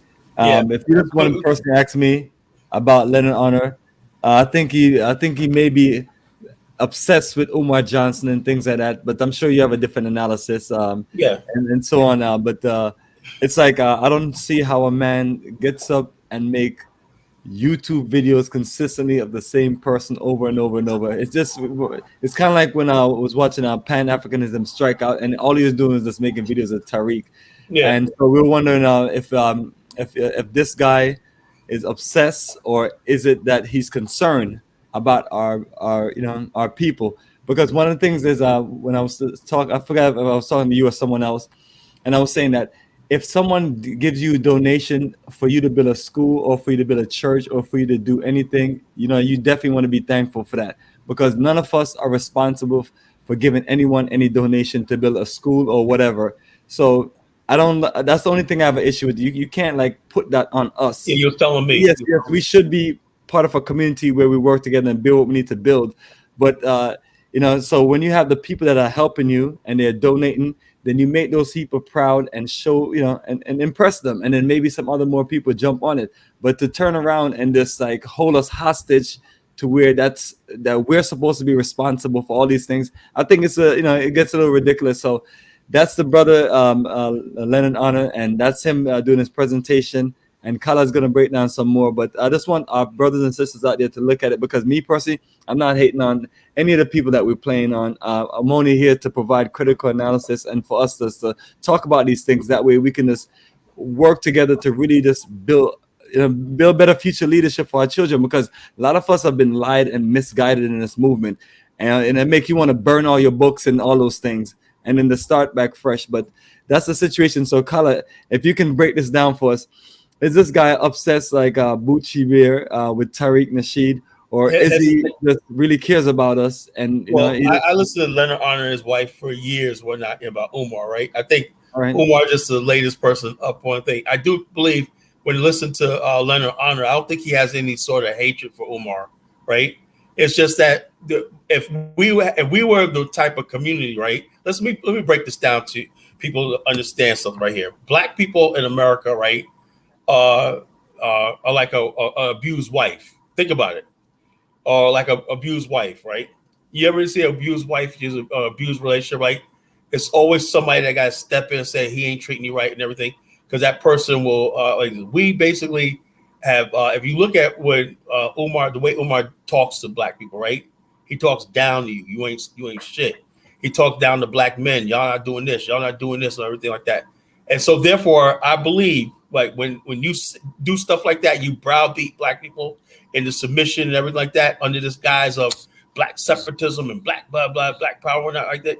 You know, when let me say that this is why the Pan-Africans toward nationhood movement is so important. Why? Is because if people have an end game, say, look, our goal is nationhood and building black families, black communities, and everything like that. You know what the end game is, right? Somebody can't come and say, well, the most important thing is building a school. No, it's not. Our most important thing is building an Afrikstan. And our goal is to build trade and commerce with the African continent. Our goal is to build all these things. Now, just recently, this group called the Uhuru School just opened up, right? And I think the way the guy put this out there, right? He said it's going to be a charter school. Now, Umar's school said it's not a charter school because Umar says he does not want any funding from the state or whatever like that. He don't want no oversight from the state. So if his school's not going to be accredited, right? So the kids can't get a real certificate from the state like they got an education and stuff like that. And we're just going along with this, right? And what he's doing, he's discrediting all the people. There's black people opening up charter schools all over it. They get funding from the state, and they basically have a curriculum. You got math, science, and stuff like this, right? And you can basically tweak what your history and stuff like that is going to be and stuff like that within boundaries. They're very, very liberal. The Nation of Islam has been running schools for generations, right? You had this King Randall had a school, you know? And so I'm going to find this thing, school. The school. I hope I reposted it. And basically, it's he's saying that he's saying that they open up a school. It's a charter school, you know, a charter school. And what some people say it's a charter school, that means you're accepting state funding. Now, if Umar was serious about opening up a school, right, that's the route he would have went, because if he had the proper credentials, everything to run a charter school. He can get funding from the state and everything like that. They will help him out with the faculty and all stuff like this, you know. There's money, there's millions of dollars for that, you know. And Black America do need these charter schools because public schools are failing. But what is he doing as far as a school? He's basically saying, well, school. He hasn't shown you, right, where the money's going to come in to have a faculty, right? And then, you know, like this. And they'll say, well, what does this have to do with the topic tonight? It has everything to do with the topic tonight. Why? Because we've gone so far with this idea that we have to have black separatism at all costs and everything, that we let a clown or buffoon like Umar just string us along. We want to see a school. We want a school. Okay, give me some facts. Where's your faculty? Who's the teachers? Are they going to be paid? Are they volunteers and stuff like this? Do you have the HVAC working? Do you have all the stuff like that? Does it pass building inspection and everything like that? Do you have all these things in place? You know, are you going to be there full time? You know, how you going to be on? How you going to run a school if you're on YouTube and all these other places all the time talking about hit the cash app? You know? Yeah, absolutely. Let me add into that, because when we're talking about these things, it's like, where's the business plan? Because you literally, you know, I mean, donations are great to get things started, but you gotta have your investors and your people to support you. So, is he open for for a Jew or a Chinese or Indian person to come in and invest in a school, or is he part of what we talk about as a title, Black Separatist? Yeah, that's extreme black separatism. That's No, dangerous. I'm trying to find out from you, based on your analysis, is he open to those things? Because the thing of it is, if you're really trying to build certain things and you want it to be built for our children, you have to be willing to do certain things to get it built. Just like I talk about building Black Star Pan-African communities for our brothers and sisters, and I'm telling people at this moment it's what it is. We have gotten a nice support from our people, and then now, if we find ourselves limited in certain ways, we have to reach out. So if you have a group of Chinese and Japanese that say, hey, I want to be an investor or work with you guys to build something, do we not work with them and put our children in a situation where they don't have certain things because we're proud? And so that's what I'm talking about, as far as, because he obviously needs help, and for those that listen to me, I got none but love for my brothers and things like that. And just because we analyze people and we talk about certain things, it don't mean that it's this level of hatred or competition and things like that. But I want the best for our generation come up to where we can compete and things like that. But something is going on wrong with this situation. If you are really passionate about us, are you going to continue the separatist black energy to where you're asking a whole bunch of black people to do this, and then some of them may not even come forward? Or are you going to take advantage of the opportunities you have to get access to the capital and the financial resources? Because you mentioned earlier that he said he's not taking any money from certain other people or from the state. Now, is that a mistake? It's a very big mistake, and like I said, I couldn't find this thing, right? But this Horu schools opening up, right? And it's sort of like they open up and say, yeah, we're going to have our charter school started. They're going to have a Pan-African curriculum, all stuff like this. But it's going to be funded by the state, and the state has money for charter schools, and schools. And studies have shown when black kids go to these charter schools, they actually do well. There's a pipeline to college and higher education, and so you're giving the kids the best and whatnot. And so you may not have 100%. Let me tell you something. When you build anything, you may not get 100% of what you want, but if you can get 65 to 70% of what you want, whatnot, work it down to the point where, we got to teach this, we got to teach that and everything like that. But we could slide this in, we could look like this. But we're getting this job done. And we were doing that as a template and a model. Now imagine where we'd be, right, in one generation. But when you start talking about we're just going to be blinkety black separatists and blah, blah, blah, all this kind of stupid stuff that's outdated, it's shown, studies have shown that does not work. We're living in a world where if you look at what these white kids and these Chinese kids are learning, we're so freaking far behind. They're learning the next wave of technology and communication and all stuff like that. And I get kind of upset when I see this stuff, right? When you see these elite kids and whatnot around the world, Asians and Indians and white people and everything like that, and you don't see one black face anywhere. And so we're setting ourselves up for failure in the future because we don't want to lay our buckets down and say, what do we need to succeed? If we live in America, let me give you an example, brother. There's libraries in every last single black community. We're going to tell you, there's resources, tremendous resources for education in America. A building in a school is not the issue, right? Even if he did not build a school up and everything like that, school and everything, if we get our people, our children on the path of building and learning and the quest for learning and stuff like this, on true education, true history, true science, and true technology and everything, and give them a future, right? Then they'll be able to compete. And the only way we can do that is we have to start talking about building Africa. That's the only way. But when you basically make the school your end game, right? We have a black separatist school, and it looks good. A little black boys going to school, but they're not learning anything. They're not going to be able to compete. I never heard Umar talk about competing. He just talks about, they're not going to have special education and like that. That's beautiful. But the bottom line is, what are you going to do? You only got one chance to educate a child. One chance. Perfect example what I'm talking about, unfortunately, LeBron James School. He did that, and he has millions of dollars, right? But his school's not working. And and he had the money. Think about how difficult that is. His class graduated, none of them passed the math, basic math. When you start talking about somebody's education, you know, and everything, the Bronx school is not an all black school. I don't think majority black, whatever. Like it's more like in the city. But can you imagine the catastrophe it would be when, let's say, Umar Johnson basically would have to, his students would have to do a state exam, right? And it comes to find out they're under proficiency in reading and stuff like this. They would shut them down.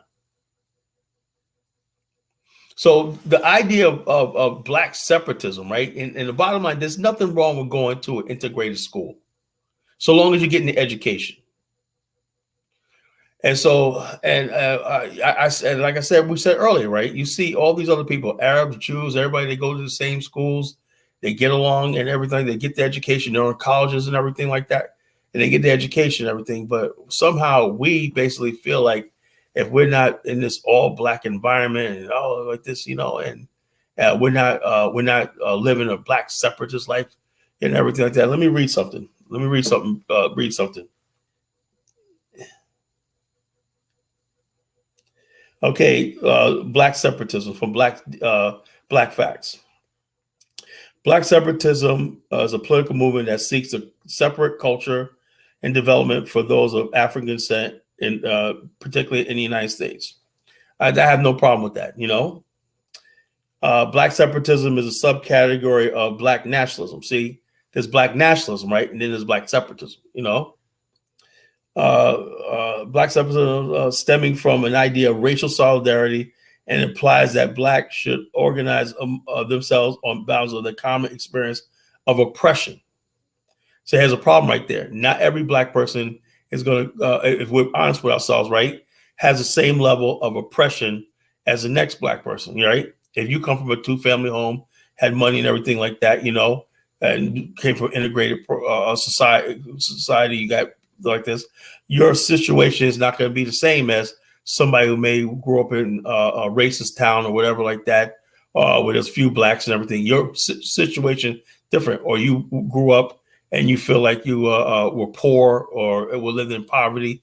Your situation is different. So you cannot have an identity based on this idea of oppression. So what you're doing is this: you have black people out here who are making it in America, who are doing well, but they somehow basically take on, in order to unify with their fellow people, it has to be around oppression. That's not black people winning. That's not the nation building ideology. The nation building ideology means I'm winning, you're winning, we're both black. Let's win together. You know, we're fighting, we're winning, we're conquering, and we're building together. So you can't be building, right? You could. The only way you're going to get anything done is if you have a winning mindset and you're going to be a building mindset, right? But if you have an oppression mindset, right, and the other person says, you know something, and proof of what I'm talking about is this: you notice how all the black separatists always lashing out at black successful people. They always talk about such and such should be doing this. Because they asked Umar, what do you think about LeBron James? Well, LeBron James school, blah, blah, blah, blah, blah, blah. You know what? He spent millions of dollars, $40 million on this school. Oh, but Robert Smith, what do you think about? Well, he has a white wife, whatever like this, you know. He gave $40 million to Morehouse colleges, you know. But Bill Cosby gave over $100 million to black institutions his whole life. But. So in other words, basically is when you say, okay, look at what Bill Cosby done. Look at all these black kids graduating from school. That's not enough for the black separatists, right? Right? Because when black people actually achieve, right, that goes against the thing that they hold dear, is that oppression. And it's sad when people think their blackness is only about being oppressed. That means you can't build anything else. Why do you think when you look around the communities and everything, like I said to ask Bomani earlier, there's nothing. 125th Street, all the black conscious, nothing. It's a valley of the dry bones, you know? You go anywhere in America, all the black conscious like that, you know, 100 years from now, they'll say, well, tell me what was going on. Well, I had a whole bunch of speeches. People are going to see archives of great speeches and everything, but nothing's built. You're going to have great speeches that people, this 100 years from now, talk about how oppressed they were. The white man, the cracker, the man, the white man, the devil, blah, blah, blah, blah, blah. But nothing's being built. Why? Because misery loves company. And if your ideology is based on just being oppressed and being and we just got oppression, you can't build anything. Because as soon as somebody, it's like an oppression cult. As soon as somebody wants to get out of that and say, I want to do something better, let's build something better, you want to tear that down. That's why when we start talking about nation building, building cities in Africa, building everything, concentrate on education and everything, we talk about infrastructure and everything, high achievement, everything like that, the same people attack us. They attack us because we don't go on with the oppression Olympics. We don't put doubt in our people. We know we can accomplish anything if we have the love and the fortitude. So it says like this. Okay, results of it says experience oppression as a result of their blackness, cultural heritage, and African heritage. Black separatism in plural forms a subcategory of black nationalism, which asserts that blacks should, whites ideally should form two independent nations inside of America. Right? That's the stupidest thing I've ever heard in my life. You know. Black separatists also seek their original cultural homeland. Black separatists generally think that black people are hindered in their advancement in society, dominated by a white majority. There are black, well, they don't understand. So how do black people in like Chicago and places like that, where you got a huge black middle class, you got black people running the whole show in places like Baltimore and places like this, that goes against that goes like. And a lot of black so-called separatists, right? They don't know what to do when the mayor of their city is black or the police chief is black and everything like that. How do you explain that? Then they'll be gonna say, "Oh yeah, he's a tool of the man," blah blah blah. And a lot of so-called black officials get caught up into that so-called black separatist ideology, which is dangerous. You know, it doesn't advance black people whatsoever. It just keeps us in a perpetual state of oppression Olympics. Okay, let me finish this. There are similarities between black nationalism and black separatists. Both aim for rights of black people, and there are very few differences. All black separatists are black nationalists, but not all black nationalists are separatists. Black separatists believe that black people should physically separate from other races, primarily whites, and black separatists would have a separate nation for black people. It's slightly black nationalists, because black nationalists don't always believe in physical separation of black people. So in other words, basically, you know, I'm a black nationalist, right? But I understand that we still have to live in this society. We still might have to live in places like Australia, Japan, or whatever like that. We have to do whatever we have to do to work. And that, in the model I'm looking at how African immigrants are in many ways doing well in America. Why? Because they know how to come over here. They know how to get into institutions. They know how to build and everything.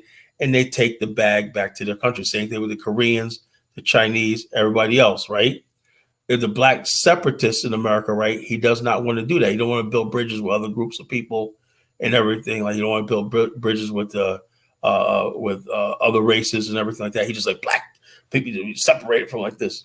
And what happens is this: when the black people in America, African Americans, are successful and everything like that, they view them as traitors and blah blah blah. But if these guys if you got so many young black men who are making lots of money and building and everything like that, what do they need your black separatism for? You know, it's all about success in building. The black separatist movement has basically been a hindrance to the black nationalist movement, because the black nationalist movement realized that we have to learn technology. You know, we have to learn innovation. We have to learn all the stuff like that. We have to listen to a thing. You got a proof of which is you got a lot of black people now who have investment clubs, right? You know, we didn't know a lot about a lot of the stuff that we're talking about. We didn't know about cryptocurrency, financial stuff, and everything like that, investment option, everything. We had to learn it from other people. The black separatist ideology is you don't listen to none of that stuff like this, because it comes from the white man. It comes from the Chinese, you know? So this is what I'm saying. This is why I said the black nationalist movement, right, has to delineate from the black separatists. The black separatists, they lost in America. They lost in black America, and they have nothing to offer, you know? So let's see what Jay Lyon has to say. Yeah, greetings, J Lion. Brother, welcome to Pan-Africanism Towards Nationhood. I wanted to find out from you if you're calling in to talk about the subject, because earlier on I saw you saying post a link, but me and Kala have just gotten started by then. But let me pop up the topic and let me know what you want to share or say on the topic. Black separatists, but black nationalists and stuff like that. So yeah, I was trying to know the differences between Yeah, that's the thing black about it. people. He has been talking about those things, so hopefully you've been listening. That way he doesn't have to. I mean, even a little while ago, Kala was explaining the difference. Yeah, I don't know. I guess when I think of black separatists would be, I don't know. I guess what Nation of Islam or something like that. Is that an example? I guess black nationalists or something like that. Trying to think. Yeah, it seemed like you're not sure. Kala, can you get this Yeah, guy I don't know. It's confusing to me, huh? Okay, all right. This is what I'm a good saying. synopsis? Okay, this is what I'm saying. Let me run it down to you again, right? When I say black, when they say black separatists, right? These people just mean like if they just means black people need to be separated, whatever like this, But that's physically impossible inside of a country that's racial. In other words, basically, you got to be conscious of everywhere you go. I can't go over here because there's white people there. I can't go to here because white people there. I can't work on this job because white people there. I can't work. I can only work in a place where there's all black people. That's what the black separatist mentality is. I have to have. We have to build this, like Warren Johnson's black school, whatever like that. And there's nothing wrong with building Pan-African charter schools, everything like that. But the whole thing is this: if you live in America, right, you're going to have to deal with every race of people to get what you want in life. And that's what it is. Everything I say, there's no other group of people in America that can have a separatist movement other than the white majority, because they control the institutions, everything like that. They could actually do that. We can't do that. So what I'm saying is those of us who say America is what it is, we cannot change America, right?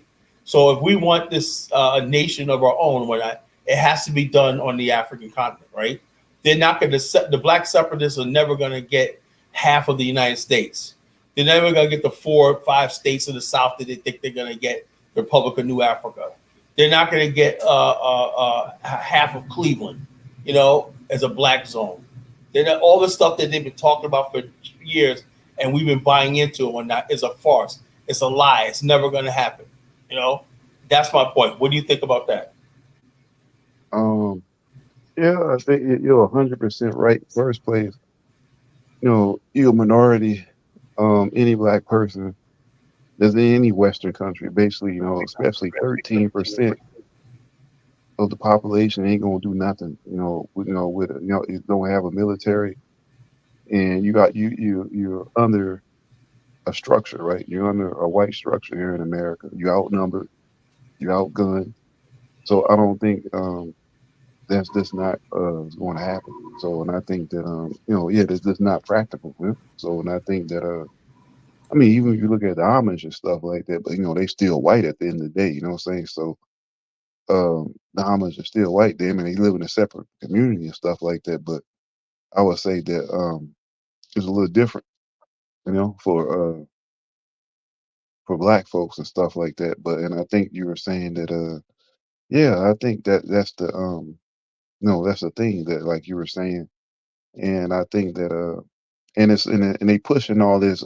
See, the goal was integration. So I think that like 100 years from now, like black folks in the UK and like in America, unless or unless it's like a whole lot of immigrants, and I don't think it's going to be a lot of as much immigrants coming from the Caribbean, Africa, as much in the future. It'd just be like people of color. Huh? So that's what they're trying to push now. The whole people of color narrative, like 100 years ago and stuff like that. And stuff like that. It'd just be about that. So I don't even think that yeah it's gonna it's just not working, man. So I think I think the U.S. is a sinking ship. I mean, I think that what do you call it? America is not what it used to be. Maybe like 30 years ago and all that type of stuff. And I think that people are struggling here in America, the economy, and you have like the BRICS and stuff like that coming up, and you have all these other different types of stuff. So it's not yeah. So it's you have a falling birth rate. There's so much stuff that's going on. You know what I'm saying? You have what do you call it? A broken family structure. You have a dysfunctional culture. You have what do you call it? A lot of mental illness. You have a breakdown of male-female relationships. You have a alphabet agenda, and you have a high case of mental illness. So it's not even a good culture either. It's not even Western culture or American culture. It's not even a good culture. So you have people going insane, shooting up schools. The food is poison. People getting cancer and stuff like that. So you have a um problem. You know what I'm saying? So one thing is that you have this white liberalism, this feminism, and the society is just the society is just falling apart. You know what I'm saying? So, and I think that the society itself is not working, because I think America itself was an experiment to begin with. It was an experiment, and you had black folks here as an underclass, coming here for work and all that type of stuff, the transatlantic slave trade and stuff like that. So you have none of that. So it was an experiment, but this experiment is starting to break down and stuff like that, and you can see it in society. So that's what I have to say about that. So.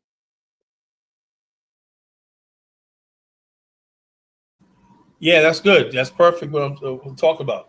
So the idea of what we're trying to say is that a lot of the movements, right, you see is still based on black separatism, right? And I do believe black separatism, right, is all about attacking black achievement, right? Let me give you a perfect example of what I'm talking about, right? If there's old saying, if you can't help people, do nothing to them. Don't do it. Don't hurt them. Don't do nothing to them, right? And I said early in the show, right, the black separatist movement. Like I said, I go down to 35th Street in Norfolk, right? That's where I got my start in the consciousness, buying the Final Call every day, buying this black magazine every day, out there rapping to different people and whatnot about the cause and everything. 30 years later, I have not seen any progress.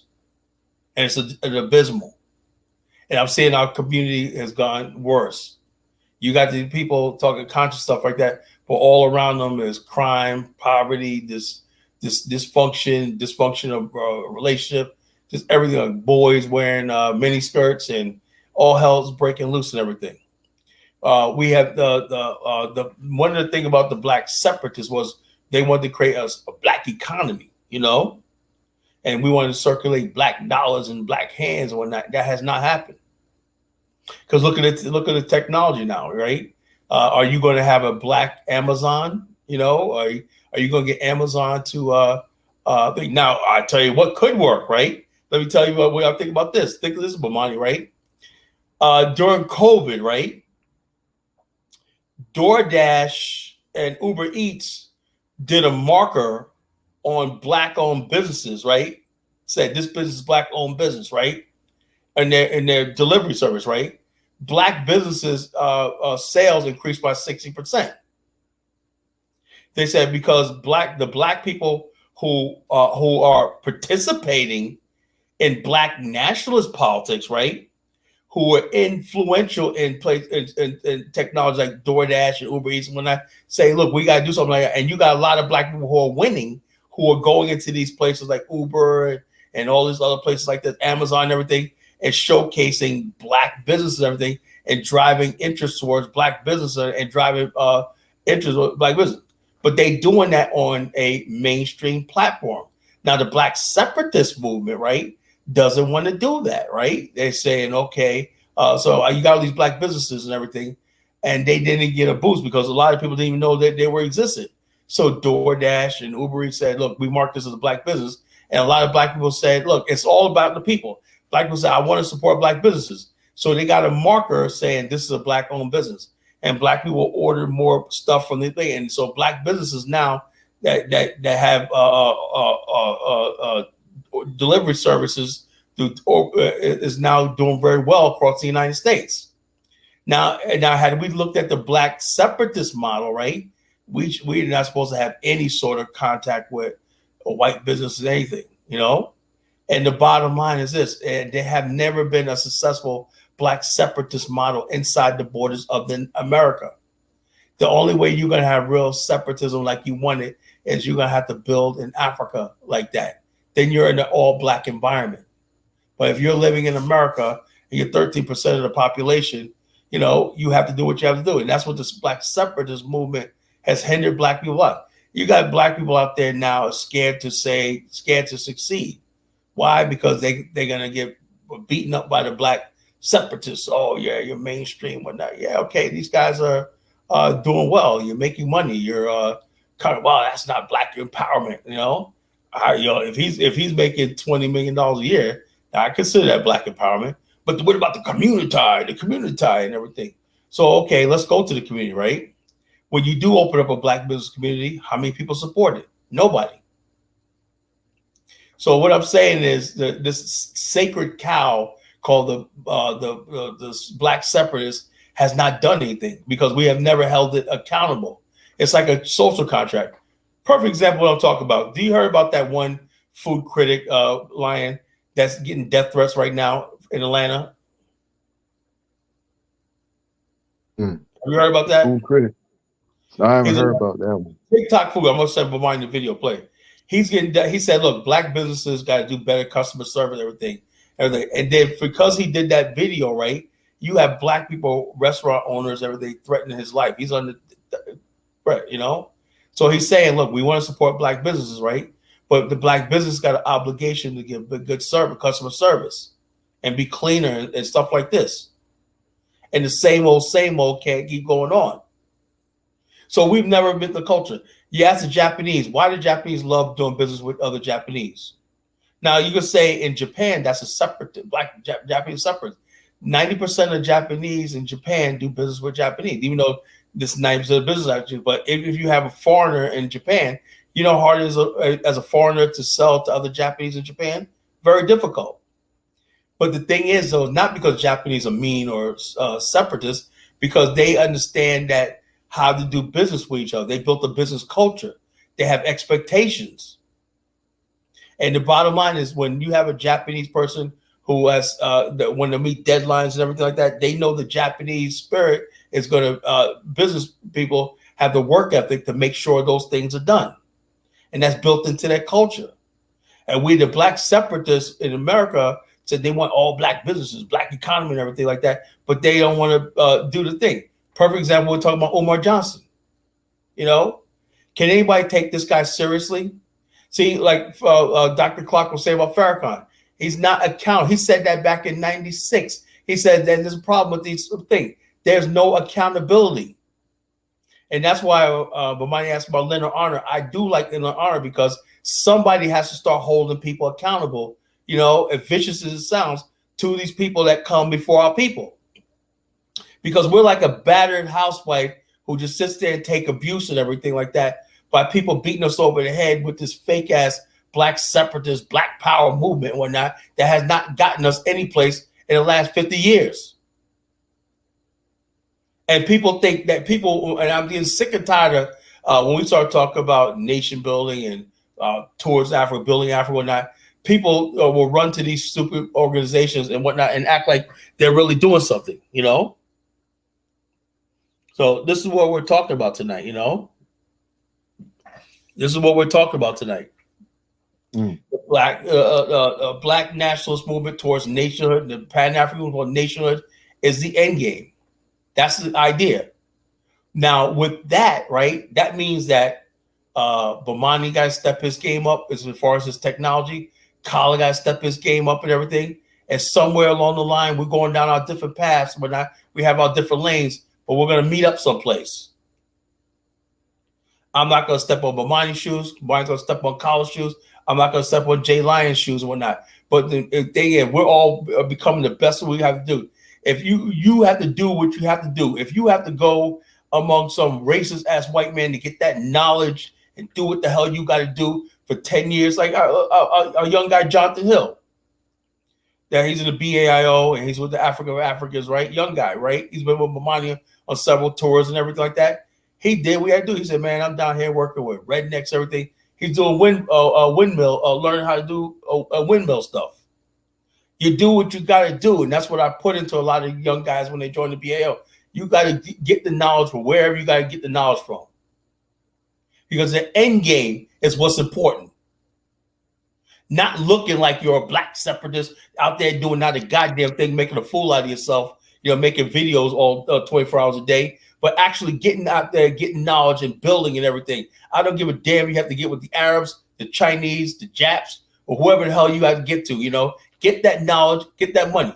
I asked a question. There's billions of dollars out there for people who want to do business in Africa that the U.S. government has or whatnot. How many people is going to taking the courses and getting in there and talking to the white people, Chinese, black, whoever like that, to see we get this money? Nobody. But you want to sit around on YouTube all day, talk about the white man and talk about racism and everything like that, when the opportunity is there. Yeah, I think what you said is true. I mean, you learn the tools of the enemy or whatever, the oppressor or whatever. You learn the tools, right? You learn. And we got to stop using that word oppressor. Why can't we say of the other man? You learn tools. We have that oppressive mindset, we're always going to lose. We're not learn the tools. We're winners. We're warriors. We're conquerors. Yeah, you have to learn the tools. I would say learn the tools. Yeah, we got to get rid of that term, oppressor. You learn the tools of the people that in the system, right? And I would say that that's basically what you have to do, So, and I think that but I don't know. I think that a lot of people bought into that so-called rainbow stuff, nation, and built what do you call it? Bought into integration and stuff like that. And I think that a lot of folks are just too comfortable, So, and I think. Well, I disagree. Here's where I disagree with that, right? I disagree with that, right? You got to understand something. I remember my parents, right? We lived in the inner city, right? And then my father got a promotion at his job, and so he made more money. So we moved from Queens, upstate New York, and we lived into a predominantly white community, right? But we were always in the city. We was always around our family and everything. And also we had a tight-knit community, black community where we moved to, and a lot of my black nationalists and politics come from the fact that in this areas where I grew up, all the friends that I grew up with from the time I was like 8 years old, I still know to this day, because all the black people stuck together in these predominantly white areas, white schools and everything like that. Our parents knew each other and everything like that. We had our own lodges and everything like that we did with venues and churches, and we had everything. Black people, we were like a little tiny mini nation up there, upstate New York.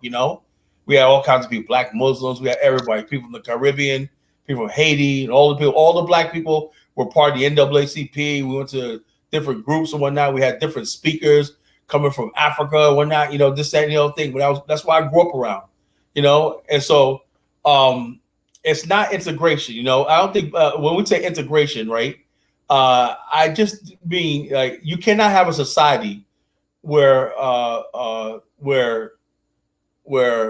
you're restricted on where you live. You cannot have that society. A society cannot justify when we say integration, right? That just means that by law you can't live someplace. Majority of black people still prefer to live among black people. So this idea that there was this big integration, I don't think that happened. Even the black people moved into the suburbs, they didn't move very far. As it's studied now, huh? Yeah, I mean, I agree. But that's why when people say black people integrate, no, black people moved on. They moved to better neighborhoods. White people moved out. Like in what you call it now, you got black people moving out to parts of Long Island that white people only live in, and they're forming their own little communities out there. And the Caribbeans and the Africans are moving out there too. You know, so people move what they want to move, but the main thing is the family structure is intact and everything. We're still meeting with each other. We're not. It's not like 1930 when you know, if you move into a certain area when you still got cars, trains, you got communication. You're not that far, you know. So so when people say the integration, I'm not getting on you, but when people say, "Oh, integration did it," I don't think so. You know, I don't really think that I would say that what was his name? His book, I think, is Dr. What was the guy named? The sociologist, huh? Trying to think what was the guy named Michael Eric Dyson. Dr. Du Bois. Du Bois, you know, he said when integration happens, he was saying some of these things might change a little bit. And I think because I would say that, you know, it's you know, a lot of black folks are still kind of segregated and to a certain extent because but I think that the dominant society, the goal is to basically to a certain extent is assimilation to a certain extent. But I think that what's happened is that it became black folks got too dependent on these white structures. So I think that give me an example. Give me an example of white structures. I was saying that it's in a sense that when you go to we call it the public school, right? The public school is controlled, right? It's controlled, right? You know, you don't control your own education. You know, most of the teachers are, by white females, right? So it's like let me ask you a question, Bomani. You went to what school did you go to? Where? What school? Where? What school did you go to in Brooklyn? Transit Technology High School. Was that a black school? Doesn't matter. What was a black school? It's based on definition. No, it's it's a public school with predominantly black people there. Then you also have other people there from white folks to Hispanic to Asian. So, but it was predominantly black as I remember. But yeah, that's same thing. What you call like if you go to school in a city, majority of teachers in inner city schools until recently, a lot of black people don't get into the teaching profession because they simply don't pay. What you see with a large number of white female teachers, right, is because there's a second income because they're married. You know, black Jay Lion, you got to understand something, right? A lot of black females that go into teaching, right, can't make a living off the teaching salary because they're single women. And I saw this thing one time where this lady's bigger sister, right, she was about, I can't live off $60,000 a year. Whatnot. Blah, blah, blah. Then it dawned on me, right? Back in the days, a school teacher, you know, her husband was a policeman. A school teacher was never supposed to be that career where you take off, you know? It was just an entry-level job or whatever like that where females, that was really the first real occupation of females in the society. And so black women are moving beyond teaching because simply it does not pay it enough, you know? It's not like, you know, a lot of white women you see that teaching, they got husbands. That's two family income. You know, so if you're making a teacher making $50,000, $60,000 a year, and your husband's making another $70,000, you got a middle class income. You know, so it's not like this. And also, it does not matter if you're going if the kids are not. The main thing is to get an education, and still our kids that no matter what. You know, what my father used to tell me when I used to say I hate going to a white school or whatever like that. My father said, okay, I understand you hate going to that white school. You hate being around white kids. But guess what? You bring me in the F grade, and I'm going to tell you what, you think you hate it now. you bring an F or a D in this house and see what happens to you. You know, and I had this one coach, man, gym coach, Mr. Novak. He was an asshole, right? He knew how my father was, right? And he's always give me a hard time, right? Because he knew black fathers back then, they didn't want to hear jack what you had to say. You know, that's what the type of father I had. You know, he didn't want to hear a damn thing you had to say. You better bring A's and B's home. I don't give a damn what your teacher is. You know, you better bring me when you bring that report card home, or you don't come home at all with some good grades on it. Yeah, you're right. That's the type of, like that's the point I'm talking about. You right? And so I went to school, right? It'll say people say, "Kyle, how are you so knowledgeable in Africa and whatnot?" I learned some of the stuff. My parents, first of all, my education starts in the home, and too many black people make excuses why their kids are not educated and whatnot. My parents invested in. I'll never forget that in this education system.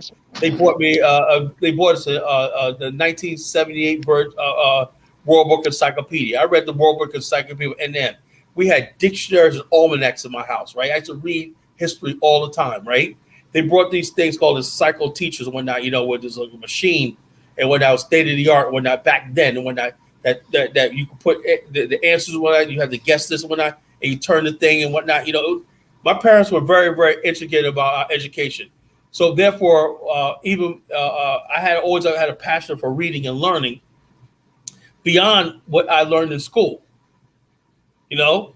Yeah. And I think that, I think the difference is, and I think that you as an individual, but I think for as the mass, right? You know, the black community, or I would say that that's lacking. You know, there's a lack of critical thinking or global. I would just say America itself. You know, America itself is an anti-intellectual culture itself. So I would say that it's and I think as far as reading, and you got black boys coming out of school with low grade reading levels and all that type of stuff. So it has all type of stuff that goes on and stuff. Like, I'm not from that generation. You're a lot of years older than me, but I would say that that's the thing. So being like sounding like educated or sounding like that and stuff like that. They say it's like, oh man, this person's a nerd, this person stuff like that. So you have a dumbed down culture here in America too. So it's in the sense that like you'll see even black immigrants that that second generation, right? You know what I'm saying? It's like, they'll go to school or they pretend to be dumb or they get into the foolishness too and stuff like that because and you just look at like the music and stuff like that, and you look at maybe Gen Z and all that type of stuff, they don't care nothing about none of that, none of that stuff. So it's kind of like it's then you have can't people see that people like Puff Daddy, people are successful because he was educated, went to Howard University and whatnot. And the bottom line, a lot of black kids realize nowadays you can't be this idea. I don't buy the idea that you got to dumb yourself down because all these people understood that they don't want to be like their ancestors heard about, that they got cheated out of their business card. Look at even somebody who can't even read and write, like Floyd Mayweather. The guy's a billionaire, because he learned something and whatnot and said, look, what I need to know. You got the guys like 50 Cent and whatnot, high school dropout, LL Cool J. These guys are making millions and millions of dollars, right? Because they want to learn, So this idea that, black people don't want to learn and all stuff like that, it has never been cool to be fucking ignorant and stupid. I don't know where that is, And I think the problem is like pop culture has become the thing, and I think that that's the that's the problem. And I think that a lot of those people that's in entertainment, like and thing is what do you call it? They get rich off of entertainment, then they go to other avenues, right? So, and I think that that's the problem too. It's too much of an entertainment. But it's not easy. Let's be honest with ourselves. It's not easy getting rich in entertainment. It's not easy. That's not an easy thing to do. It's not. Yeah, it's not easy to do. I want to be dismissive of the entertainment. Entertainment is hard. Yeah. Yep. You got talent and everything like that, doing shows and press and marketing and stuff like that. It's almost that's probably the hardest thing. And also, most people in entertainment, they never are successful, or they fall off, whatever like that. So being successful in entertainment is not something we can just sneeze at and be like, oh, he's entertainment, and then they invest in other things. No, I think it's entertainment is really a thing of managing millions of dollars and stuff like this. I don't know anything about the recording industry. I don't know anything about that, but these guys talk about 360 deals and all stuff like this. This many shows and this many booking, concert bookings and everything like that, selling tickets and stuff like that, having a A&R and having press releases and all stuff like this. They're all over the place and doing interviews. Stuff like that. That's not easy. I see how hard it is for people on internet, on social media to break into the mainstream and whatnot. So I could just imagine. You got to be smart. You got to be smart in this world. And like I said, the cream rises to the top. It's another thing about the Black separatist movement. They want everybody to be on one level. No, if you have a situation, if you're Black in America, there's some people that are going to be smart, and there's some people that are not going to. It is.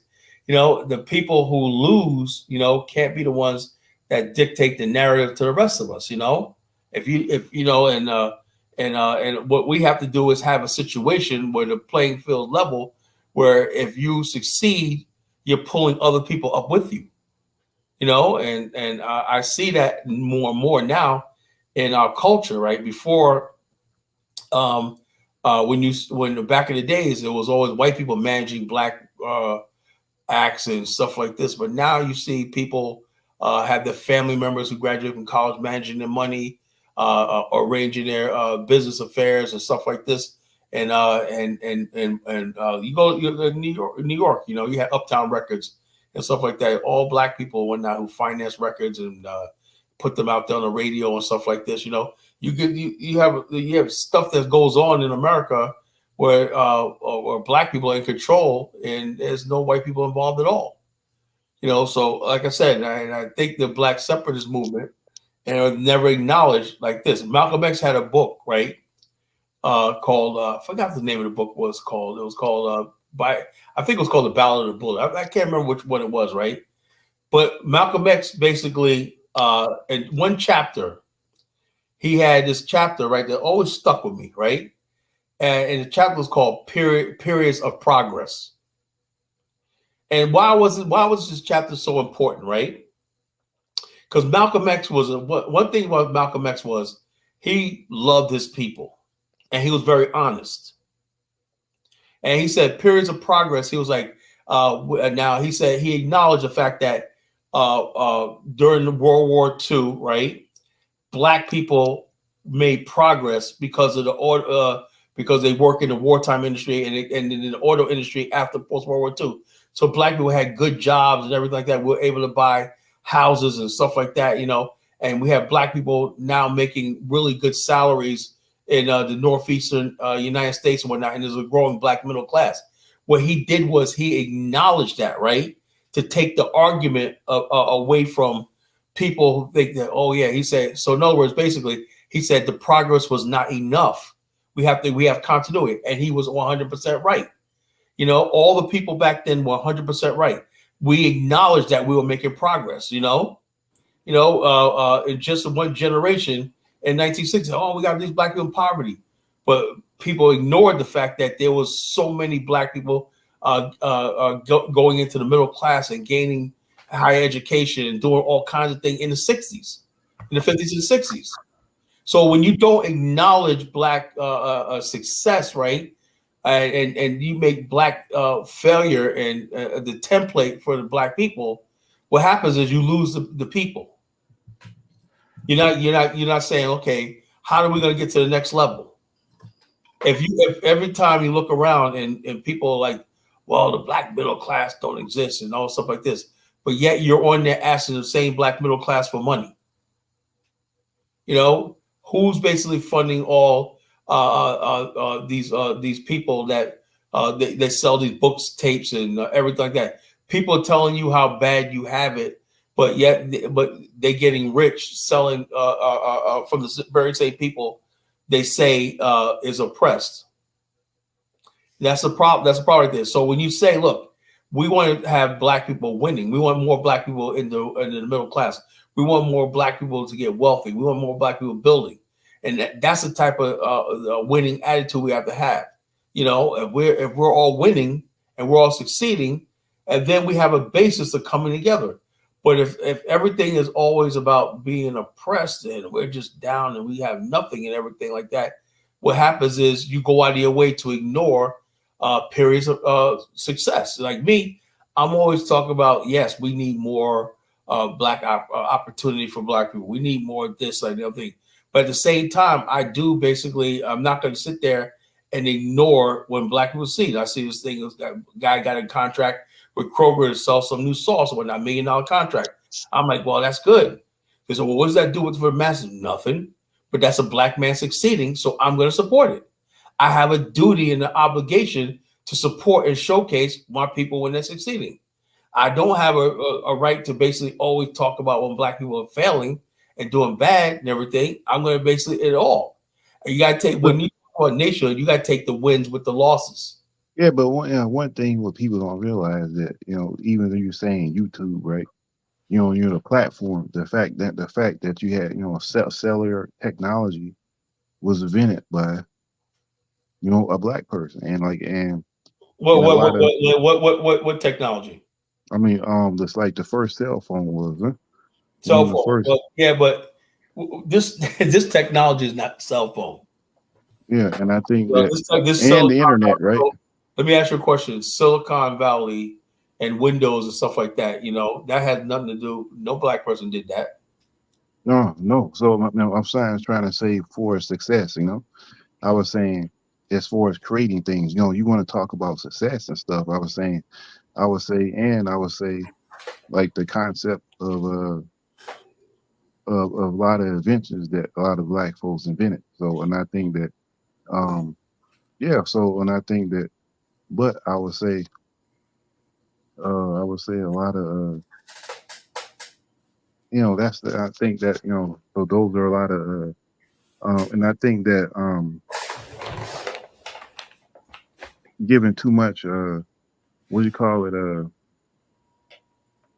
know, and I think that's a problem. And I think they're always saying they're like, oh, well, this thing is controlled by this and stuff like that. And I think that, you know, it could just be used, you know, as a tool. So I think that on one end, you know, we just have to be in reality of the situation, you know. So what we have to do is, like we said, black people have to be humble and swallow our pride and whatnot. Say, look, none of us would be here if it wasn't for this YouTube platform. We don't own YouTube, but we damn sure use it. You know, we you have black people on TikTok all day. When the Chinese own TikTok, but we use it. You know. Hey, absolutely. Just like I got one quick one to post up real quick. What do you think about this one right here? And then after that, we also need to play this quick video. A black man, Russell, created the cell phone. But yeah, I believe that. But the whole thing is, though, what does that got to do with the conversation? You know, what that have to do with the conversation? This person says, I mean, I think the conversation, since you were saying that, you know, the black folks are in the middle class, you were saying all this, and you were saying not focusing on people being oppressed. So, you know, you know, we have to be careful. That I 100% agree with, right? With all black success, right? But the thing is, you got to understand something, right? Yeah. Black people, we don't acknowledge our people with success because we basically will say this, you know, this American Holocaust survivor is getting on my nerve.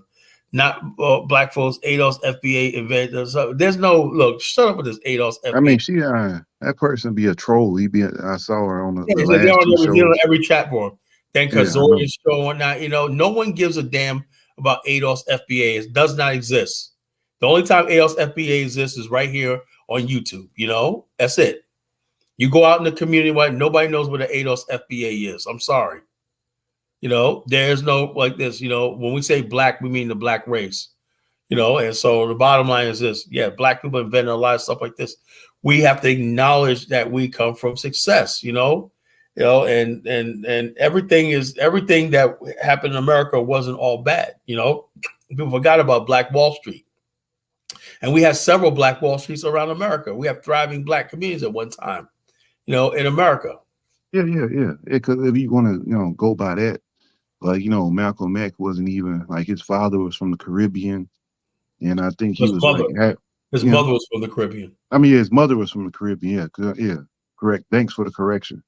And I was saying, so some of these people will be thinking that like, oh, well, this person was, was this or was this, and some of these people wasn't so-called, this, whatever, or something like this. So a lot of people, it's a stupid argument, you know. Yeah. It's just dumb, man. You know what I'm saying? So it's kind of like, but yeah, I understand argue about where somebody came from. When the main thing is Malcolm was born in America, right? He had the American experience of Black people in America, right? So the bottom line is this: you're born in America, and or you lived in America, and you're in the Black community in America. You're Black. As simple as that. You know, I don't want to hear about no damn ADOS, FBA, and all this kind of stuff. That's a white person. People who talk like that. And I'm going to talk about this in a minute, right? After Bomani plays a video, right? How this Black separatist movement has morphed into the ADOS, FBA. Now it's morphed into we were already here. We're Aboriginals. We're Hebrew Israelites. We're all stuff like this. That all basically people searching for an identity. You know. Yo, Colin, this one is serious, man. As I'm you're talking. Okay. This person has been trolling you all night. There's comments after comments. Okay. This is ADOS invented all kind of stuff. Part 2. Yeah. They might be related. They definitely can folks. Yeah, they definitely can folks. You know, it's true that you hate truth. Nobody gives a damn about Kala. You're a liar, and Black Americans will not build Liberia or Africa. A troll is truth teller. Bit fancy. Woo, this person's getting mad. Evidently, I'm telling the truth. This person hates. See, when you hate, that's why I said when we say Pan-Africanism towards nationhood and we make Africa the end game, that brings out all the. Now, we're not talking about Africa. We're not. This person will be with us right now. Yeah, look at this person. They're getting personal right here. Yeah, you have nothing. 30 point your finger at yourself. You know. Okay. Okay. And this is another one right here. She went on a roll like for the last I know. I saw that. Hours. Non-stop. What stuff do you have? Well, I run one of the top insurance agencies in the state of Virginia. So if that's nothing, man, I don't know. Why these people can't show their face? This person have a doll, like like a voodoo priest or something. I guess that's how she wants to be looked at, light-skinned with hair or whatever like that. That's she can't look like that, but that's what she imagines herself. Being light-skinned with long hair, and stuff like that. I'm an ADOS FBA and all this kind of stuff. These people are pathetic. It's time for us to have a real cleansing in Black America, right? All these people that really hate themselves and hate the African roots, we just got to give them their walking papers. You go ahead and do your own thing. All I'm saying is the majority of Black people with us. Know why? Because Bomani and I are going for broke, right? We're basically the only Pan-Africanists, right, that embraces Black success in America. In other words, basically, we're not telling you because you're doing something in America or you see in America that you're doing something wrong. We want Black people to have everything that they can in America, make that money, build that stuff like that in America, right? At the same time, we're saying this is what we're saying about Africa, have an African plan, support us in Africa, and we could both win. Too many of the Black nationalist groups were not, no, man, Americans, no. You can't acknowledge that. I'm seeing Black people getting successful in America every day. So I cannot say that. And Africa is not ready for the majority of Black people just yet. We have to build the African infrastructure up. you know, then we could partake in Africa the way we want to, you know, but that's a long-term plan. So we're not saying give up America and bum rush the coast of Africa. No one's ever saying that. So that's why we're resonating with a lot of black people, right? They're saying, okay, I could do a column, man. You know, man, I want to go on one of these trips when I can see us going to the motherland, and maybe I can put down an investment and everything like that, you know. But I don't have to quit my job and give my 401k right yet, like this. But and a lot of times I tell people all the time, maybe your son might be the next African American tycoon in Africa. We're not building mining and manufacturing and stuff like that, you know. So we're going to talk about that too, and I'm going to talk about also is this idea, and I'm going to show you a video.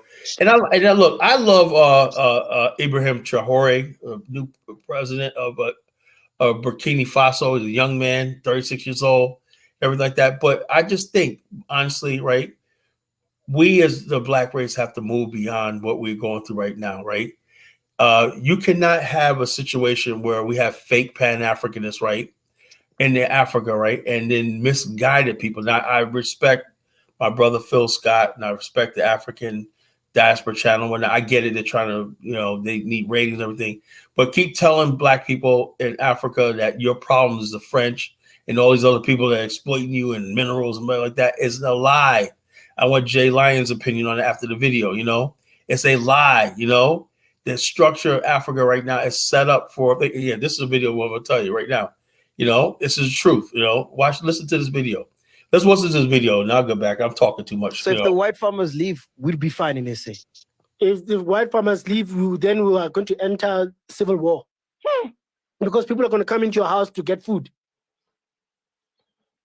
The hungry will eat the rich. So I'm going to eat soul. If you're hungry, you will eat soul. They look finish yummy. me, dog. You know where to start, boy. You finish me, man. Yo, that's crazy. Yeah, that's the quickest way you can, and there's nothing else that can make this country like it's hardened people here. But the quickest we can get to a very abnormal situation is for people not to have food. Okay, this is why our government is making efforts to have these 350 grants, and we don't like them as taxpayers, but let the people go hungry. Then you will see, and we are very close, very close, very close. The poverty in this country is real, and people don't have the skill to grow their own food. So if the white farmers leave, we'll be fine in SA. If the white farmers leave, then we are going to enter civil war.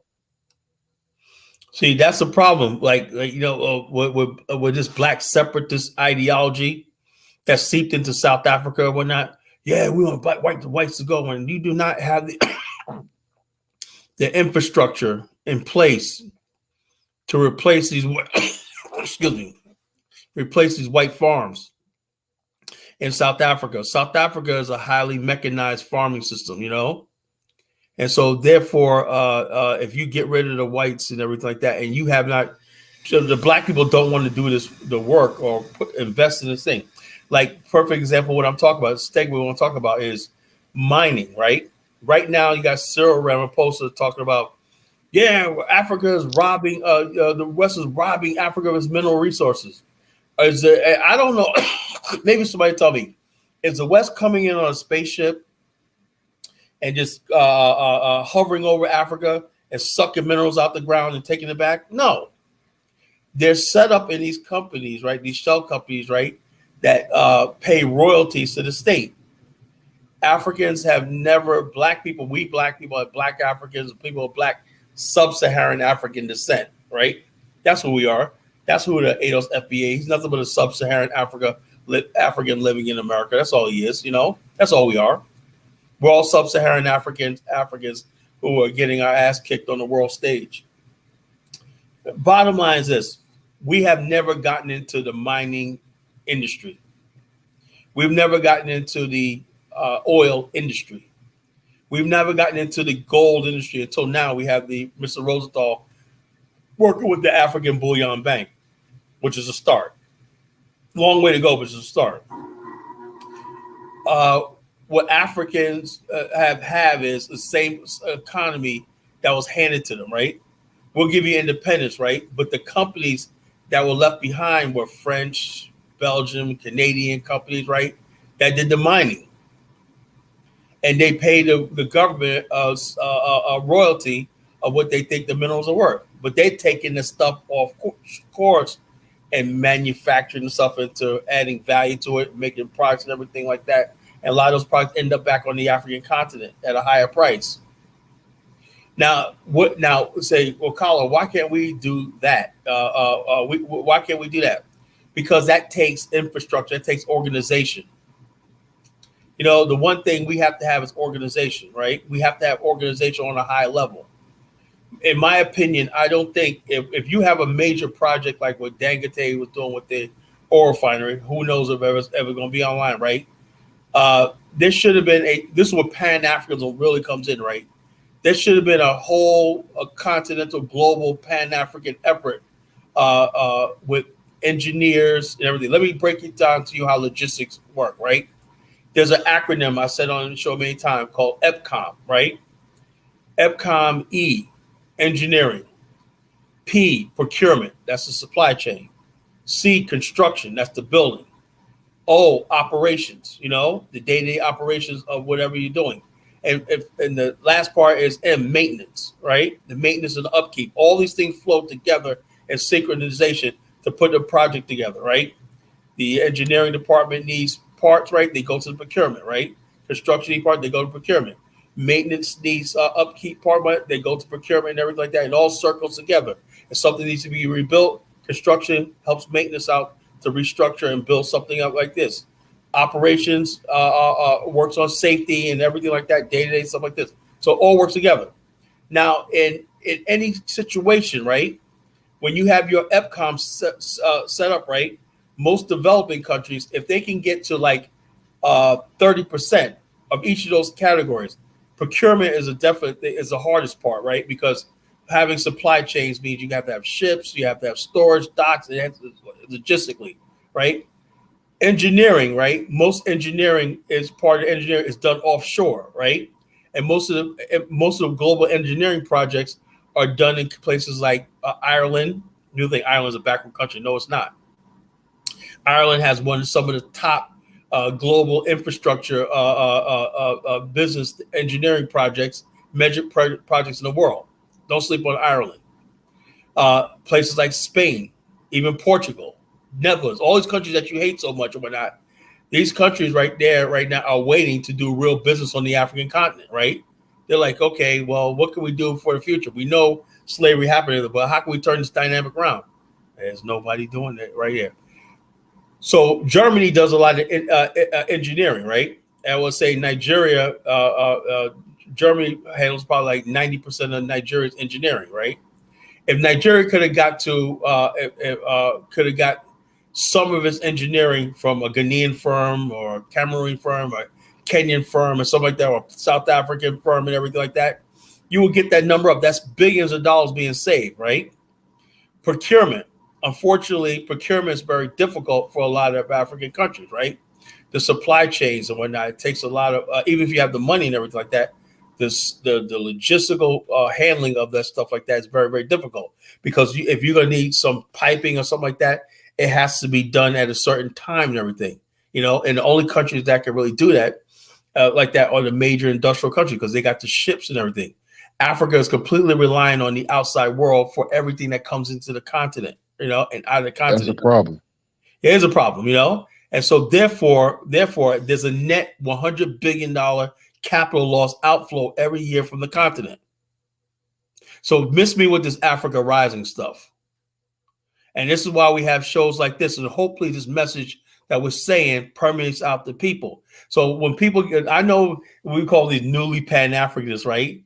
And they're all, yeah, man, the French and blah, blah, blah, the French and whatnot. Dude, man, no, it's more bigger than that.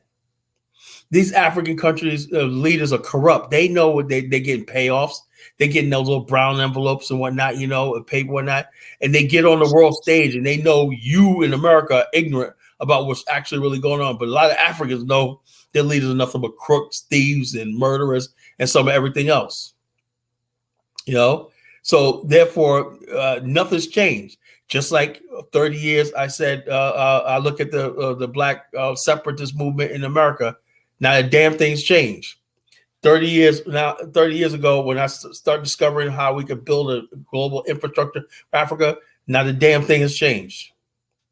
Oh yeah, some black Africans get rich and everything, but that's the same thing as slavery, you know. So when you see Africans on the cell phone and they're making bills and all that, that's the same thing they did when they were selling ivory or selling slaves and everything. Just now they're using laptops and they're in cafes and everything, basically helping facilitate the looting of the continent. Do I shock you tonight? Do I make you angry tonight? Do I like that? That's good, because that's my intention tonight. My intention is to piss you off so much and whatnot that you call in and you want to debate with me.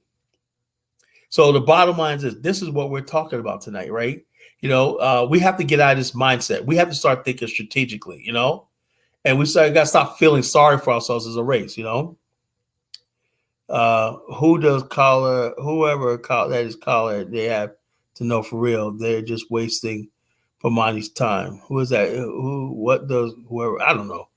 Can you read that to me, Bomani? I don't understand what the person's trying to say. Why do you think I understand Ebonics? You know, so I'm wasting Bomani's time. You know, so do you send a super chat, D Mayor? No. Do you come on the show? Have you liked, shared, and subscribed to the show and sent it out to people to bring people on here? No. Are you going to come on here and cam up and talk us and add to the discussion and everything? No. So tell me exactly what do you add to this conversation if you say I'm wasting Bomani's time? It's like more Negro shit, you know? Oh, so it seems to me like what you're saying that the governments and these officials and all that stuff is holding things back. So it seems to me like you were saying they haven't, you know, it has to be a private sector that has to develop in Africa. And you know what's the sad part is? Mm-hmm. Try to do a private sector, you're getting shaken down. Everything. They don't see the bigger picture. You know, that's a problem. That's a very big problem. You know, people have no idea what we're going to keep pushing. You know, because the bottom line, we have no choice but to keep pushing this, and sooner or later something's going to break. Yeah, and I think that because I knew about, like, you know, you have, like you said, these other companies. These Western companies like Indios and all this type of stuff, and you have like what do you call it?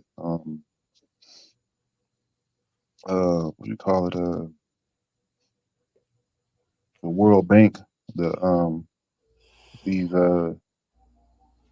World Banks in Africa. Then you have, like, you know, these international loans, you know, hit banks and stuff, like getting these countries in debt and all this type of stuff that's going on. And I think that you have a lot of stuff going on, but I think that, like, once if you can get the private right now sector. Africa is fighting for its life. You know, the continent is fighting for its life. People have no idea the dire situation that's going on in the African continent. You know, it's really bad. You see South Africa, the whites handed over a beautiful country, South Africa. That's going down the tubes, you know? You know, it's just a sad situation, you know? And the problem is, the fact of the matter is, we're so focused on other groups of people, and the bottom line is there's no black infrastructure in place to say, how can we organize on a large scale? It's like we black people have to stop being afraid of each other. You know, I see that a lot, right? We got to stop letting some people in our race intimidate us and bluff us, you know?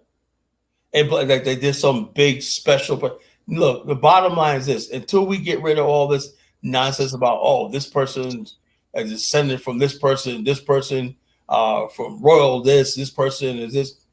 The bottom line is every last single person you see in power in Africa is because they made some deal with the Europeans.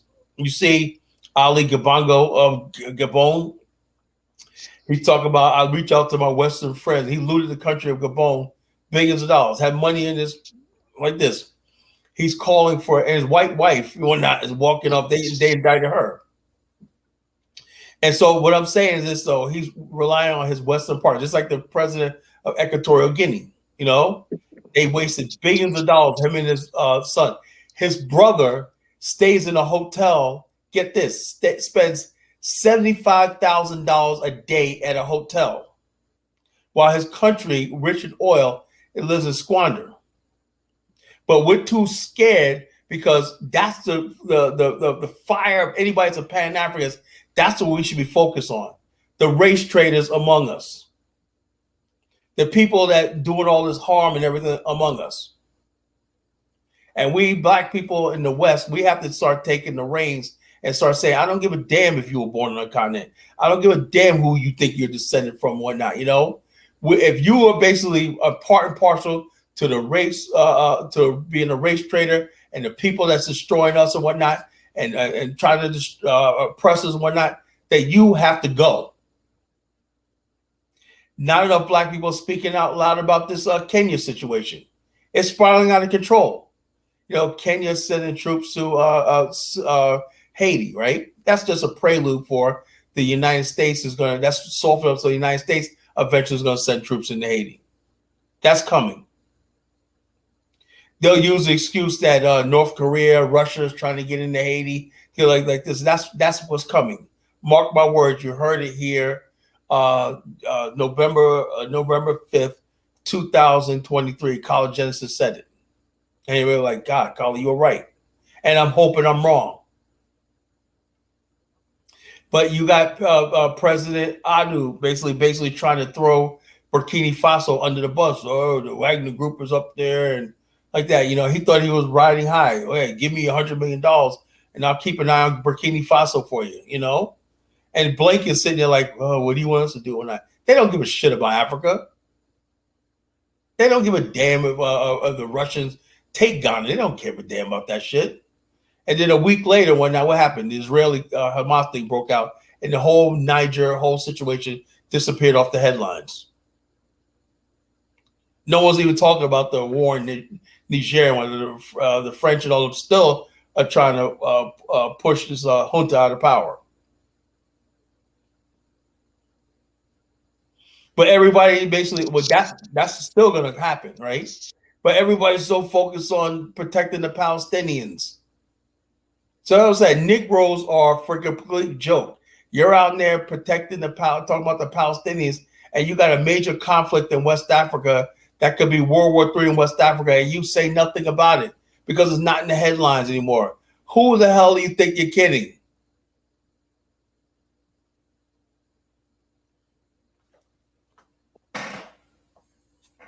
Mm-hmm. So, yeah, and I think like you were saying that,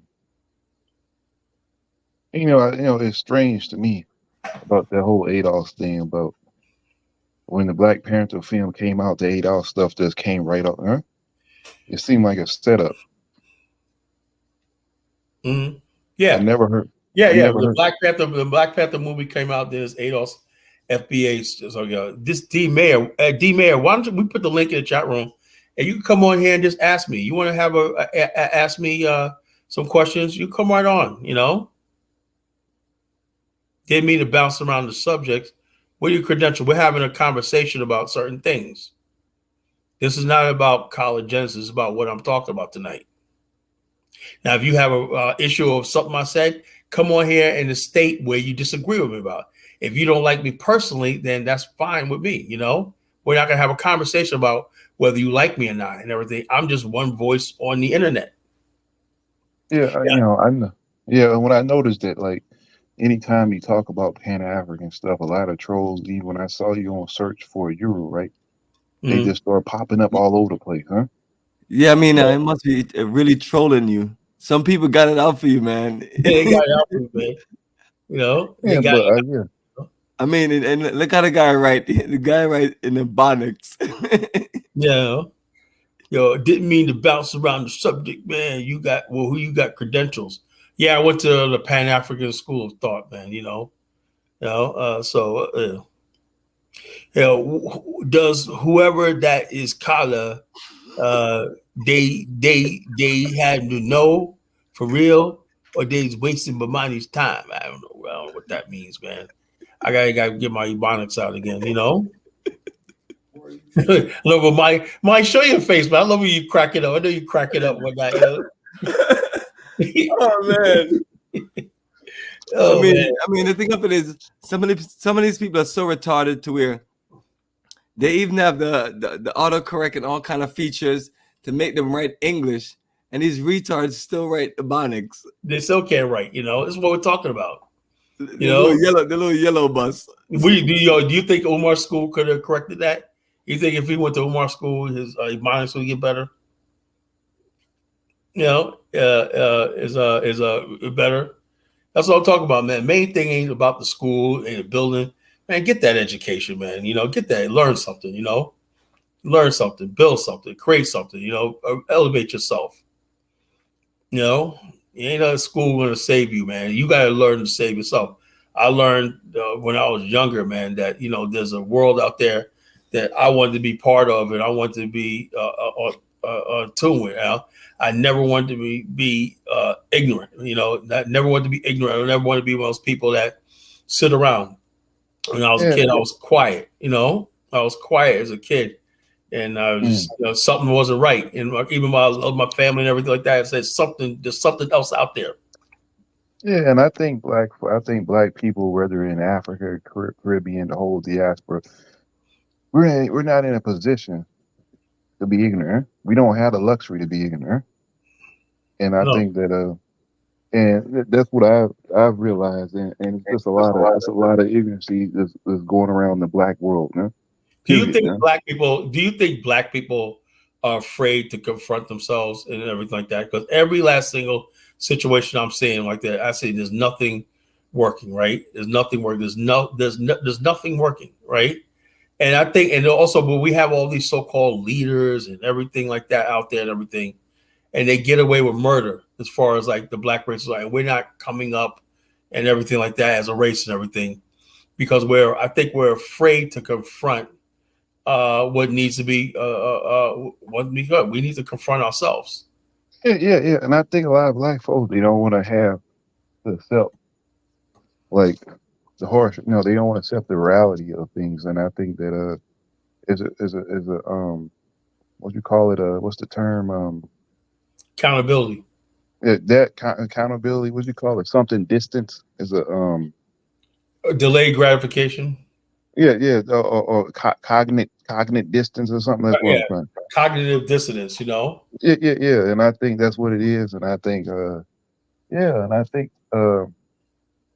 like you were saying, is that people don't want to go and do the work, and I think that on the ground up, and I was like, okay, the white, so if the white people leave, oh, we're gonna be deranged, we're gonna be all messed up. So why the hell are you gonna be messed up for? Because I'm saying, won't you build a structure? Be like, why are you depending on? Because that actually takes work, right? Yeah. And I was like, okay, you don't want to put the work. Okay, you have resources, you have all these different types of things that's there, but it's a mismanagement of resources. The company's taking over, but you don't want to build up the source, put in the work, so you won't have to depend, that these farmers disappear. You know what I'm saying? To me, it's just crazy, And I think that then we say it's like Zambia years ago figured out that, damn, man, how come we're producing copper? We're poor, and we got some hedge fund companies getting rich in Switzerland and stuff like that, in the Netherlands. They're getting all rich doing future trading and everything like that, telling us to stop production. They tell the Zambians, okay, don't produce this right here. So they spike the price up right there. We need to spike the price up of copper up. And then also when they do like that, okay, let production down, let it down. So they're making all the money on speculation, everything. And the Zambians like, I thought we got the copper. We're not getting any of the real money. Yeah. And I think that, I think it was a person, I think Diners, right? I mean, he used to have this guy by the name of O'Shea Jackson that was on this, to be on this. Right. On his, they used to talk together or something on certain types of things. He had this show called King Ganda, right? Yeah, I like O'Shea. O'Shea's my guy, man. I like O'Shea. Yeah, and he was talking to us and I noticed that like some of these Kenyans, some of them, I mean not all of them, some of them to be having such a colonized mind. Yeah. They're like, I mean, not all of them. I would just say not all of them, but some of the Kenyans that I've met, their mind is so colonized, man. I was like, God dang it, man. I was like, you gotta understand something, brother. Kenya is a creation of the British, Yeah. I was like, man, I was like, the way they think, man. I was like, God dang. I was like, there's something like the most like colonized mindset of black folks I've ever seen in my life. I was like, then the guy was like, I think Uncle Shay had some video where he was talking, right? And he was like, and he was saying, well, it's the government. Well, what the private sector? And he was giving all these examples of, how Asia was like, they were, very, whatchamacallit, but they rose up and, and stuff like that. It's, you just can't just blame the government. Well, if you guys started doing this private sector or did this, I think I saw that one. Huh? I think I saw that one. Yeah, something like that. And I was like, no, and I think that, so he was basically like what you call. He was talking about Lee Kuan Yew. You know what I'm saying, like that. Singapore has no natural resources and everything. Kenya right now, Uganda, the biggest employer is the government. Everybody wants a government job. There's no real private sector. The people. Private sector means that okay, you got a private corporation of Kenyans, right? They don't have the power of the state to enforce anything. But if you live in a civilized society, right, that person can run a corporation, right? His bills, whatever his revenue is going to be collected, he's going to pay out and everything like that, right? And then loans, whatever like that's going to pay out and everything.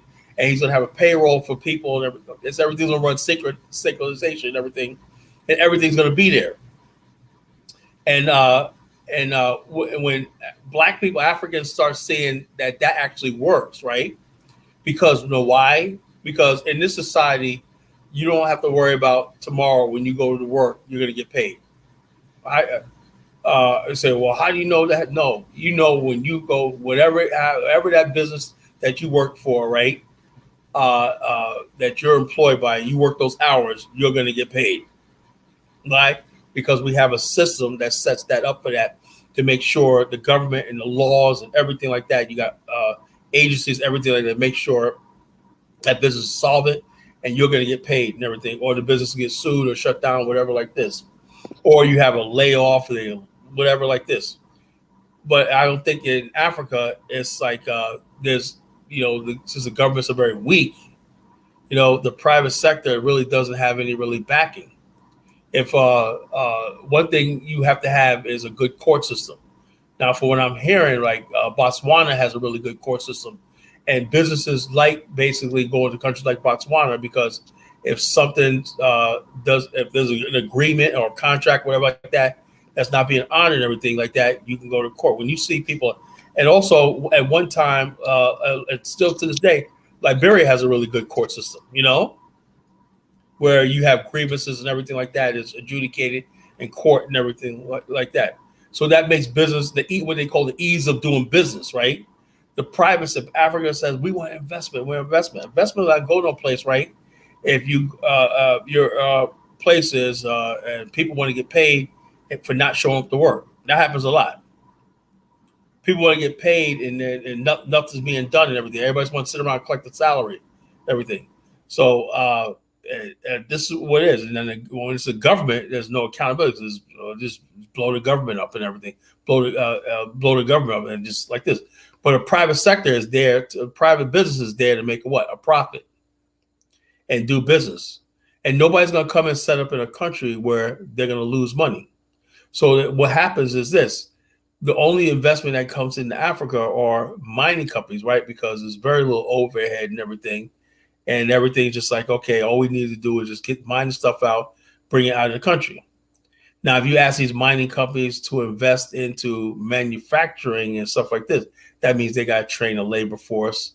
They got to deal with all the different types of stuff and everything like that. They got to deal with your supply chains, your power grid, your infrastructure, your water, your utilities, and everything like this. And so, for the most part, they just look at Africa as not worth the investment.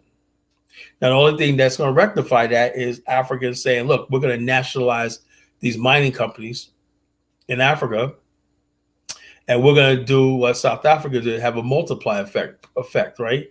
So in other words, South Africa got rich because when they found they had platinum, right, they built industries around their platinum, you know, whatever they found, was nickel, gold, whatever like that, they built industries around them. And they made business. You could put money into South Africa, right? And as an investment and everything, and they got work with multinational companies to come in and everything like that. And so they have built the first modern infrastructure on the African continent. Unfortunately, like I said, a lot of African countries didn't follow that same model.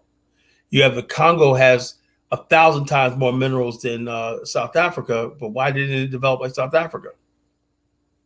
You see what I mean? Mm-hmm. So we, like I said, this is stuff we need to talk about because, like I said, you know, we as a race of people, you know, we're stuck with this black militant but that doesn't translate to building and creating. Now, if we just want to sit here and just be black power, black this, that, you know, thing, we can do that all day. I can go, man. I can get you some black power. My black power, black this, man. Fuck the white man. I could do that all day, man. You know. But we're talking about seriously delivering our people from the state we're in right now, where we have a black race that's not happy. You see, there's a global sadness among black people all over the world. You know. Because let's be honest with ourselves, right? When it's all said and done, right?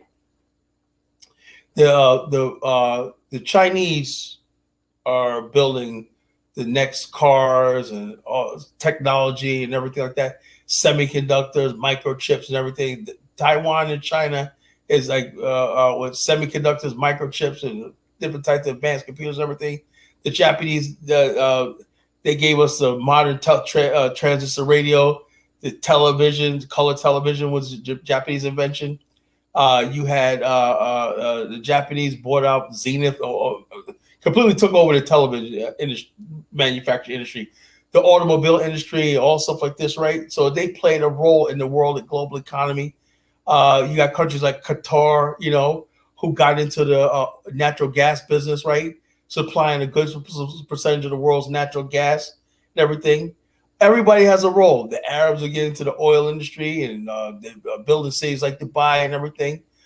Even countries like Venezuela got into the oil business, you know, and now you see like Citgo, and you got Mexican oil companies like Valero in the United States and whatnot, you know, they got into the oil business. Nigeria didn't get into the oil business. It's still receiving royalties from the oil that the Royal Dutch Shell and BP sucks from their ground. So therefore, like I said, and we praise mediocrity. You know, we praise mediocrity and backwardness. And this is another video I was talking about right here. This is one part of the Black Separatist movement I agree with, right? Black people, please, you know, they're black, white, interracial stuff. There's nothing good coming out of that stuff, you know. This girl has a real sad story. You know, her mother slept with a black man and whatnot and gave her up for adoption. Gave her up for adoption, I think. You know, it's a sad story. So this is a reality, right? Like I said, that part of the thing of the Black separatists, as far as marrying black and staying like that, that's part right there, 100% I agree with. But everything else, doing business and whatever like that, you got to find partners and business people wherever you can. Don't be like me. You know, I was a young man or not in my 20s or not. I could have had partnerships in business with whites and everybody else, whatnot, but I listened to the black separatists, the black nationalist movement, whatnot. No, we need black to the black, and whatnot. The stupidest decision I ever made in my life. You know, we want black dollars and whatnot. We don't need also like that. You know, I had friggin' older white men like, man, I'm ready to turn my business over to you, invest in you, and whatever like that. You seem like a capable young man and whatnot. I didn't want that because I was thinking that was going to be some, that was time of the Million Man March. We're going to have all these black people. We're going to work together and whatnot, you know. And I was a fool, a young fool. Don't be me. If somebody comes along you with the right opportunity, whatever like that, I don't give a damn if he's from Mars. You better take that shit. Well, Carl, you don't sound like a black. I don't give a damn anymore, you know? Yo, get that, take that opportunity because your opportunity comes once in a lifetime. And I may have missed it.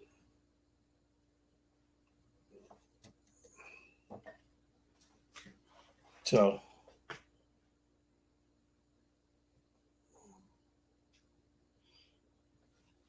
the mayor said, Carl, I can talk to you about common sense.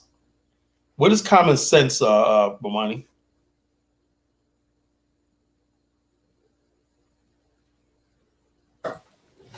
Brother, you're like what is common sense? I don't know. Am I missing something here? What's common sense?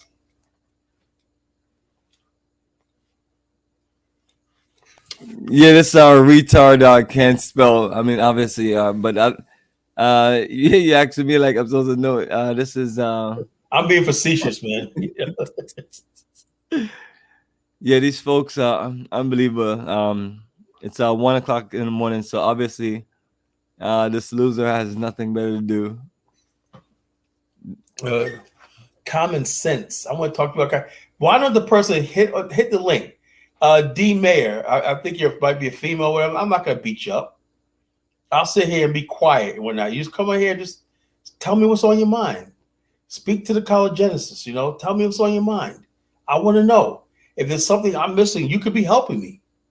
You know, Lord knows I need help. You know, Lord knows I do. You know, I can use some advice. You know, I can use somebody telling me. I can use somebody telling me about myself once in a while, whatnot. You know, tell me how I don't have common sense.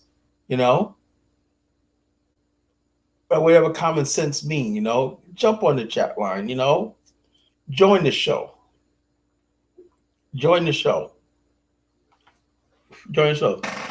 Yeah, let's play some more videos. Let me find you some more videos, Bomani. Hold up. What was the video? Oh, okay. Yeah, this video right here. So my bio mom ended up telling her husband at the time the truth, and she cheated on him with a black guy. He obviously wasn't very happy about that, but they said, you know what? We're going to keep this a secret. We're going to pretend that this is our fourth baby because they had 3 other children already. So all of their friends and family thought that my birth mother was pregnant with baby number 4. But then they were like, realistically, what are we going to do when the baby, aka me, was born? And my biological mom was like, I know what I'm going to do. She said, I'm going to tell them that the baby is a stillborn. And so when August 31st, 1996 rolls around and I'm born, she obviously gives me up for adoption to the 2 greatest parents I could ever ask for. And then once my parents took me away, she said that her friends and family sent balloons and flowers and cards and all of these things saying, I'm so sorry for your loss, because she had told them that I had died. And I didn't know any of this until the day before I turned 18. But the absolute craziest part about all of this is that they have no idea to this day that I was born.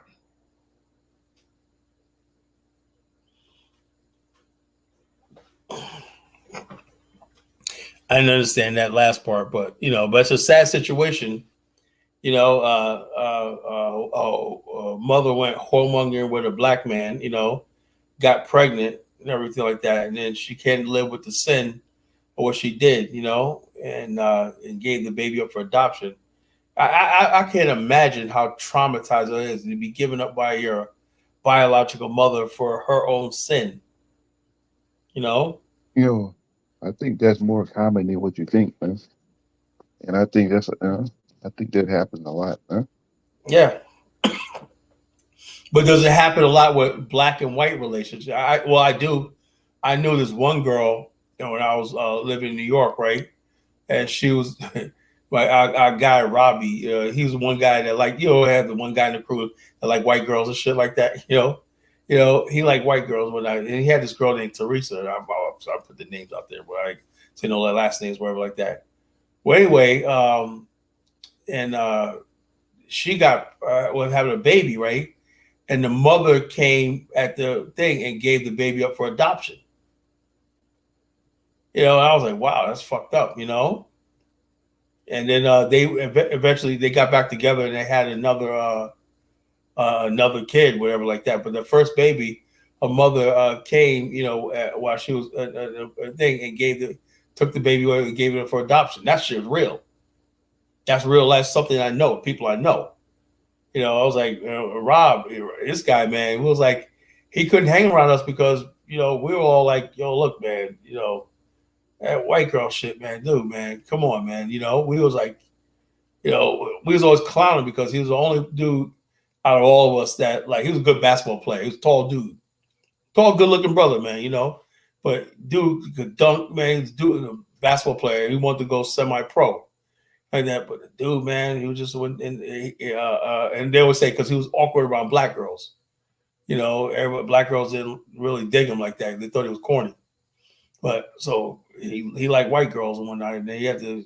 I was saying to myself, why you put yourself through that shit, man, dude, man, So that's just a story from my high school years, And he was like a couple of years older than me, but the girl, the family would not approve of that shit that he was into, And I always thought back then, man, why put yourself through all that shit to be with another race? Just stick with your own race, Simple as that. Yeah, man. I know that I think it was East African country. They stopped letting these people adopt these black, African kids because they were, some of them.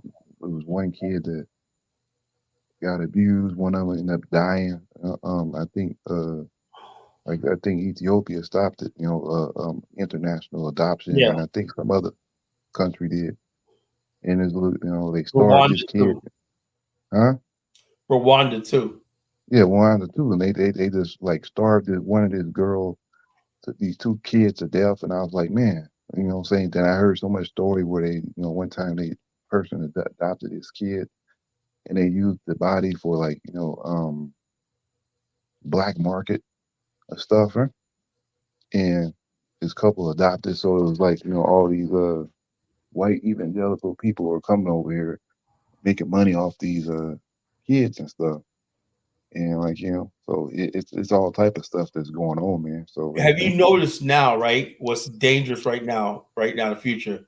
And all of us Pan-African nation building people, we got our work cut out for us. Right now, you got these white girls who are going to Africa, getting with African guys, right? Learning the dances, going on TikTok. I hate fucking the internet sometimes, because why do I got to be subjected to this shit, And you got these white girls doing the African dances and whatnot, and they're basically dancing with these. I'm like, dude, man, everybody's like, and also you see Africans comment, this is so beautiful. It's so beautiful. And not what, because she got to, as I say to myself, these people have not learned anything in 400 years. White people are not going happy because they love you. Yeah. This white savior complex. The white savior industrial complex, And you heard about what happened in Uganda, right? Yeah, that one white woman that came to Uganda and all that. Oh yeah. She's experimenting on kids. Mm-hmm. With a fake doctor. Yeah, the fake doctor and stuff like that. And she got away with it. She got away with it. And also in Liberia, that white guy, that missionary that tried to kill that beautiful Liberian girl in Cape Mount, Liberia. From what I hear, he's out of jail on bail. He's probably gonna flee the country. There is no justice in this world, he had a fake marriage, and then also when she got pregnant and whatnot, he want to go back to his Iowa white. Oh, nah, he tried to slit her throat, and he tried to say that some black guys, the guy had basically stopped him from doing it. Right? He tried to first say that the dude robbed and whatnot, you know, lied on the dude that robbed him. They had arrested the guy. He said, no, that's not what happened. And what happened was she lived and she told the truth and he got arrested. Had she not lived, right, and died, right, that dude would have been arrested for carjacking him and killing her. I'm talking about the brother, right? The brother black. Yeah, you know, yeah, it was in Liberia. Right, yeah. Yeah, you know, and I was hearing about it was like in Kenya where this white dude was going around giving these women all these diseases, and I was like, okay, if it was some guy from the diaspora, right, that was doing it, it would be big news, you know. Yeah, yeah, and I was like, and this what I'm saying, and I think that this what you call it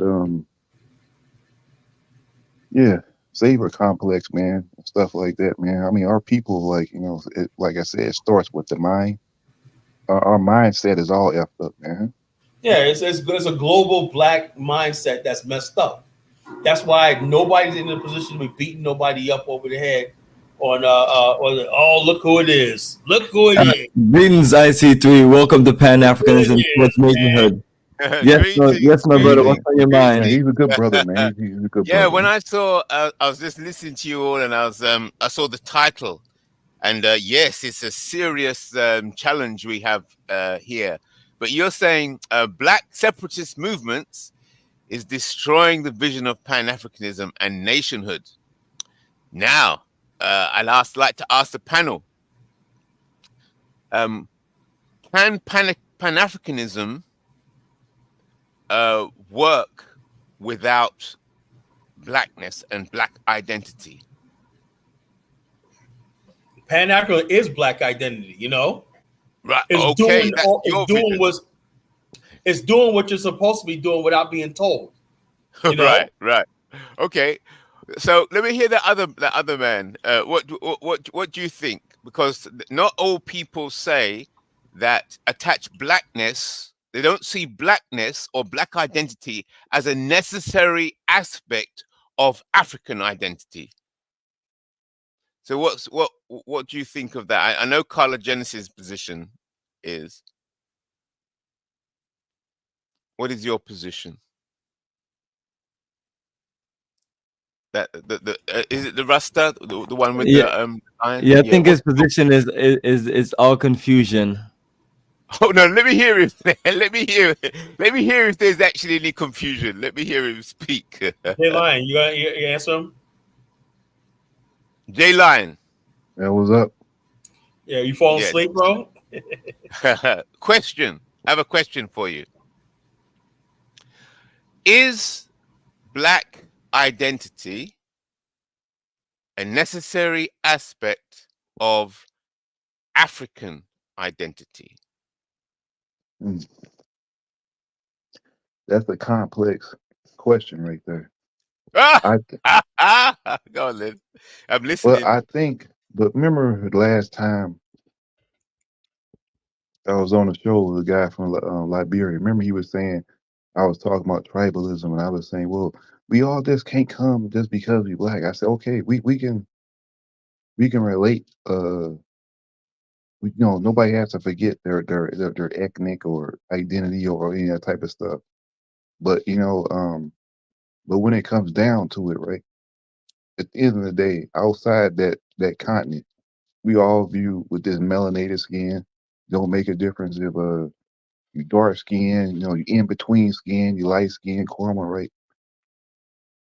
When these people see you, these Arabs, the Europeans, right, Asian, whatever, they're gonna see that. They're not gonna be thinking about that. So, thing is, for us to think on a global scale, that melanatedness or blackness is gonna have to come together. Because like when Europeans, right, when they come to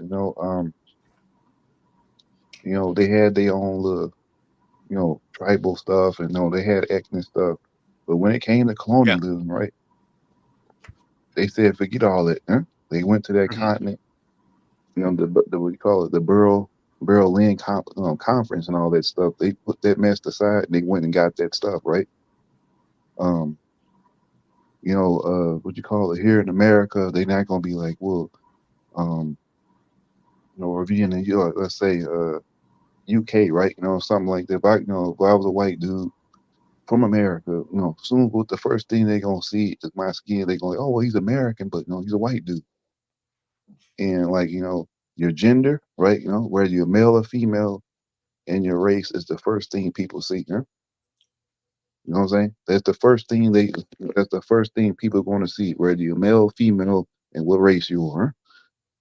So, and I think that as African people, we have to think on a global scale. So, and I think that we have to see the bigger picture. You know what I'm saying? I think that like in African, because everybody is this and all this stuff. They don't think globally. They only think within their ethnic group, but think within their nation. They don't think outside of it. That And has that's to a do with problem. education. You know how you solve that? If more Africans were well read and literate, and I hate to say this, but most of our continental brothers are not very well read and well. It's like this. They don't have a global. They don't give them a global worldview. If you basically read outside or have reading books that takes you outside of your immediate environment, what you do is you find similarities in that foreign culture and everything that you read about, you learned about, and everything to your own. And then you feel like that, well, geez, man, I have more in common with these people right here because we have a similar history. But if you don't have no history, right? If most people can't even tell you what happened 300 years ago or what happened 200 years ago or whatever like this and everything, they have no frame of reference of who they are, or they can't even point to their own country on the map. Everything, that's a problem, that's a serious problem. Excellent. I'm very glad to hear what Jay Lyons said. Basically, although he understands the complex issue or the nature of the problem, he realized that blackness is a necessary aspect of identity in order to think and act, organize African people globally, because of how the global people is. So that's fantastic. We have a panel here that are all unified. So I've got some good news for you today. I bought just recently, I haven't finished reading it yet. I've only started reading it. The most expensive book I have ever bought in my life. You paid $5. And the information in this book, I've been looking for about 15 years. Yeah. Now, this book.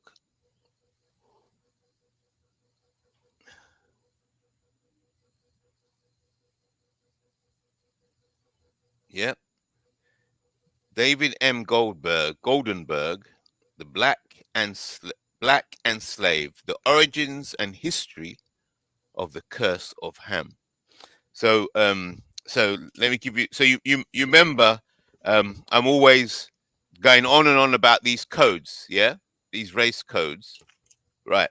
These race codes are used internationally on the sly, through Interpol and Europol, international policing, and the Five Eyes, right? So, but they're used in a computer-based system. So all these countries that say we're not racist, the whole world is racist, okay? But codified through the computer system. So for many years, I've been trying to find out who put these codes together. There must have been a meeting. There must have been a conference. There must be names of the people who sat down, and there must be documentation. Who come up with the codes? Why these numbers? Why are the numbers arranged in this way internationally? So I've been trying to find out this, and then I got classified as vexatious by the police, and so vexatious means that yeah. And so I got cut off. So I can't ask the government any more questions about this, because how they were messing me up is that if you ask the government for information or history, because you're entitled to know as a taxpayer, you're entitled to know the information, but you've got to ask the question in the precise manner. So if there's a mistake in the way you ask the question, they will say they don't know what you're talking about. So I kept asking the question, but I ran out of my 3 hits. you know, there are 3 tries of asking the government the question, and I couldn't get it right because nobody would tell me. Yeah. So I'm saying the reason I'm trying to find out the beginning of these codes is that because a black woman told me that these codes, they're based off an interpretation of the Bible, and that all black people or all African people are cursed because we're the descendants of Ham, and therefore we're entitled to it to be eternal slaves. So that's why I was trying to find out the history of it. So I've only just started reading, but what I found this book is that there's 2 streams. So this hatred of black people and Africans goes back so far over 1600 years. I'm just going to cut this. It's the foundation of the world, not the planet, but the world is a construct. Yes, and this construct is built on the hatred of black Africans. We always we've always known this, but I'm actually starting to find the evidence of it frightening. So, and how did it come about? So, there's 2 schools, right? There's blackness, right? Blackness, or the idea of blackness, and slave, the idea of slavery. So the church fathers, so that all of the Abrahamic religions are involved in this. It's Judaism, Christianity, and Islam, right? It's the same theme that Judaism, Christianity, and Islam have been taken over by the idea of anti-Africanness. It could be about 2,000 years ago. So it's in the hadiths and so on. So I'm not going to talk about how it happened, but here it is.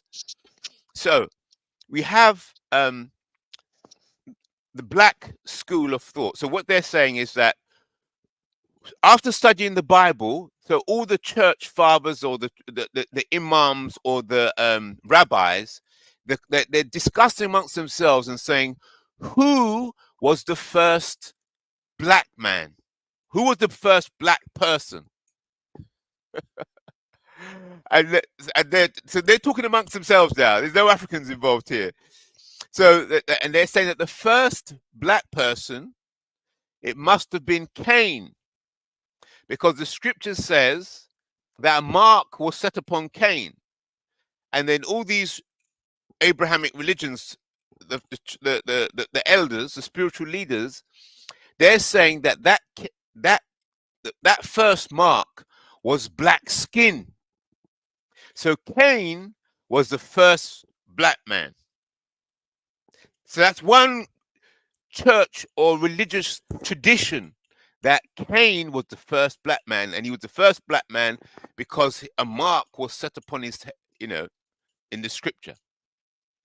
Another group, religious tradition now, hundreds of years this has been going for. Another religious tradition says that the first black man was Ham. Why? Because they said that Noah cursed Ham. And they say it's either Ham or Canaan. Yeah. That the curse was result that his skin turned black. Right. So, and there's actually texts and hadiths that talk about this. The church elders and the rabbis saying that, yeah, his skin turned black. So he was the first black person. So that's how the Africans became black. So Well, that's another. I think it. Huh? I mean, I wish I think it's nonsense, because I would say. I know. But they believe it. I would say this because let me let me say some of the problem with that theory, because they, you know, back in those days, they didn't even understand the concept of race. Didn't even, you know, they didn't even have a concept of race back then. And I would say that first place, like the King James Bible and all this different types of stuff, they came up with, you know, with that term. They put all some of that stuff in there to justify slavery, right? That's So the right. I'm gonna get there. Like J Europeans did Line. that to Yeah, J justify. Line. Let me finish. Let me finish it. And you're gonna go all that stuff. What you're talking about. You're gonna see. I'm talking about the history of it. It goes back before King James. That's the whole thing I'm trying to show you. So you're right, but it goes back deeper. It's deeper. This is deep. So don't forget, I'm only talking about blackness. I haven't started talking about slavery yet. You don't realize. So the school of thought I'm describing is the two schools of thought around, amongst the Abrahamic religions, around blackness. I have not talking about slave yet. They're talking about how did the black man come into existence. Yeah, but blackness, but they didn't have like the whole concept of race didn't even exist back then, because I would say that Okay, so watch this. Okay, so watch this. Watch this. so the other angle is slavery. So they ask they're discussing amongst themselves who was the first slave. So they're not so blackness and slavery is two separate things. But they merge together over the centuries.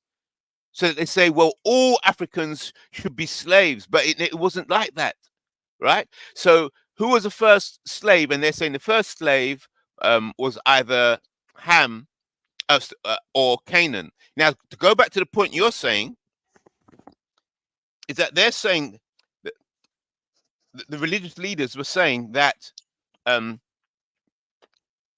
darkness and blackness is directly associated with sin.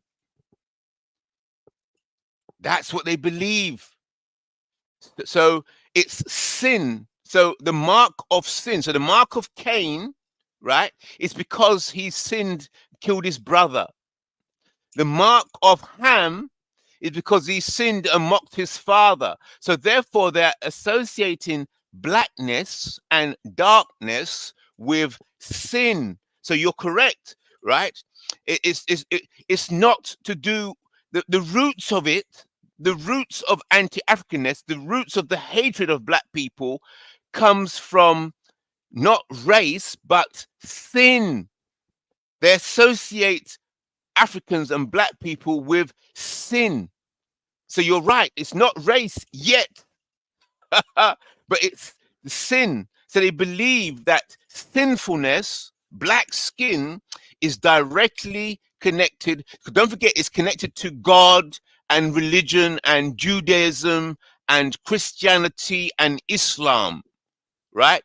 And sin and the concept of sinfulness.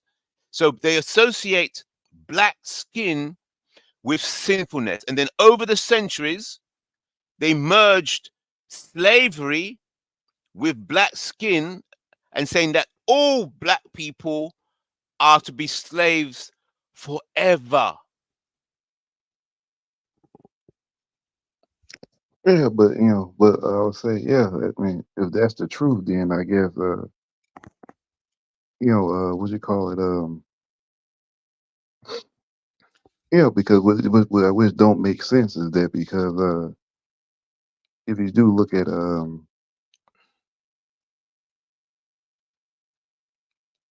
these so-called what do you call it,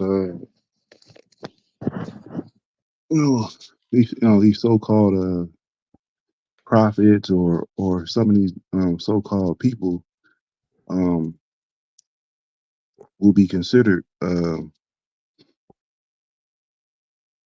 do you call it, what do you call it, black and stuff like that. You look at what do you call it, the people of all the these different regions, right? You look at these people of different regions. And you look at there are a lot of what do you call it? There are we call it the Moors. You look at people like what you call it the country. Trying to think. What is that country? Ethiopia, Like Yemen, right?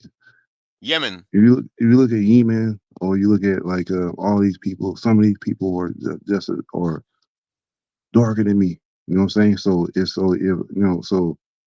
Oh yeah, India as well. Yeah. I mean, I said or darker than me, right? And I think that yeah. So and I think that basically even if you look at like even with Ham, right? Ham was if you want to talk about Ham, I don't even think Ham was even what you call a person that was sub-Saharan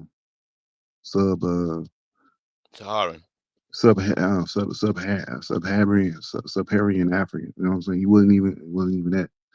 And I think that so I think it's just to me a lot of this stuff just comes down to a lot of ignorance and just justifying using twisting religious books or whatever to justify a certain type of slavery and stuff, and people have done that, done this before. So, and I think that it's just like the whole thing with the white Jesus thing, even with the blonde hair and stuff like that, like and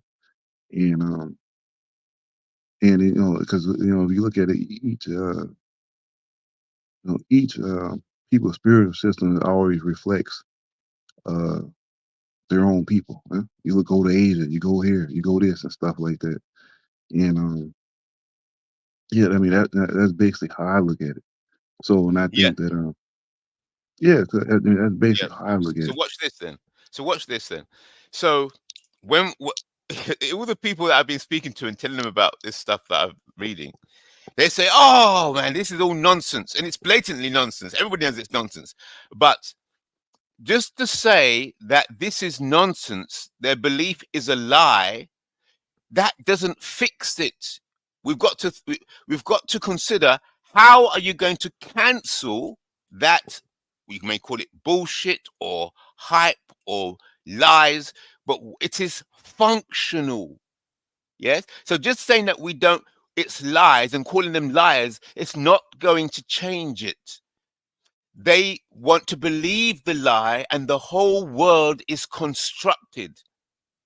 The world that we see now, the banking, the financial system, the Abrahamic faiths, all of it is constructed on that lie. So you can then say to them, okay, well, let's expose the lie. That's not the way, because they're going to say, well, who are you? We believe that you are cursed. And we're not going to have any cursed people, black cursed people, telling us what is a lie and what is not. So it's no point wasting energy trying to reveal to them the truth, because those who know the truth, they'll still, I mean, if you read some of this, if Carla Genesis gets hold of this, I'm telling you. Yeah, one thing I can say about these some so-called Europeans, they are some of the master brainwashing ever. I mean, let's say if you went to school and you did no type of reading, you would think that some pale dude came out of nowhere and just created just everything that exists on the planet Earth. Huh? You would think some pale, blind white dude, Nordic dude, came and just and it's like no, nothing exists. Then some white dude just popped up. Then human civilization started. Huh? I mean, so the what do you call it? The system, PR system is the brainwashing is on a whole nother level. That's one thing I can give to them, and I think that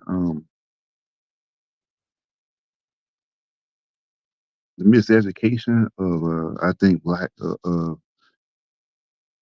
African people, man, is just it's a phenomenon. And to me, it's like, you know, just a lot of miseducation going on. And another book I think you should look up, I think Dr. Amos Wilson, I think the falsification of black stuff like that. Dr. Amos Wilson. Yeah, the falsification of African consciousness. Yeah, excellent book. Excellent book.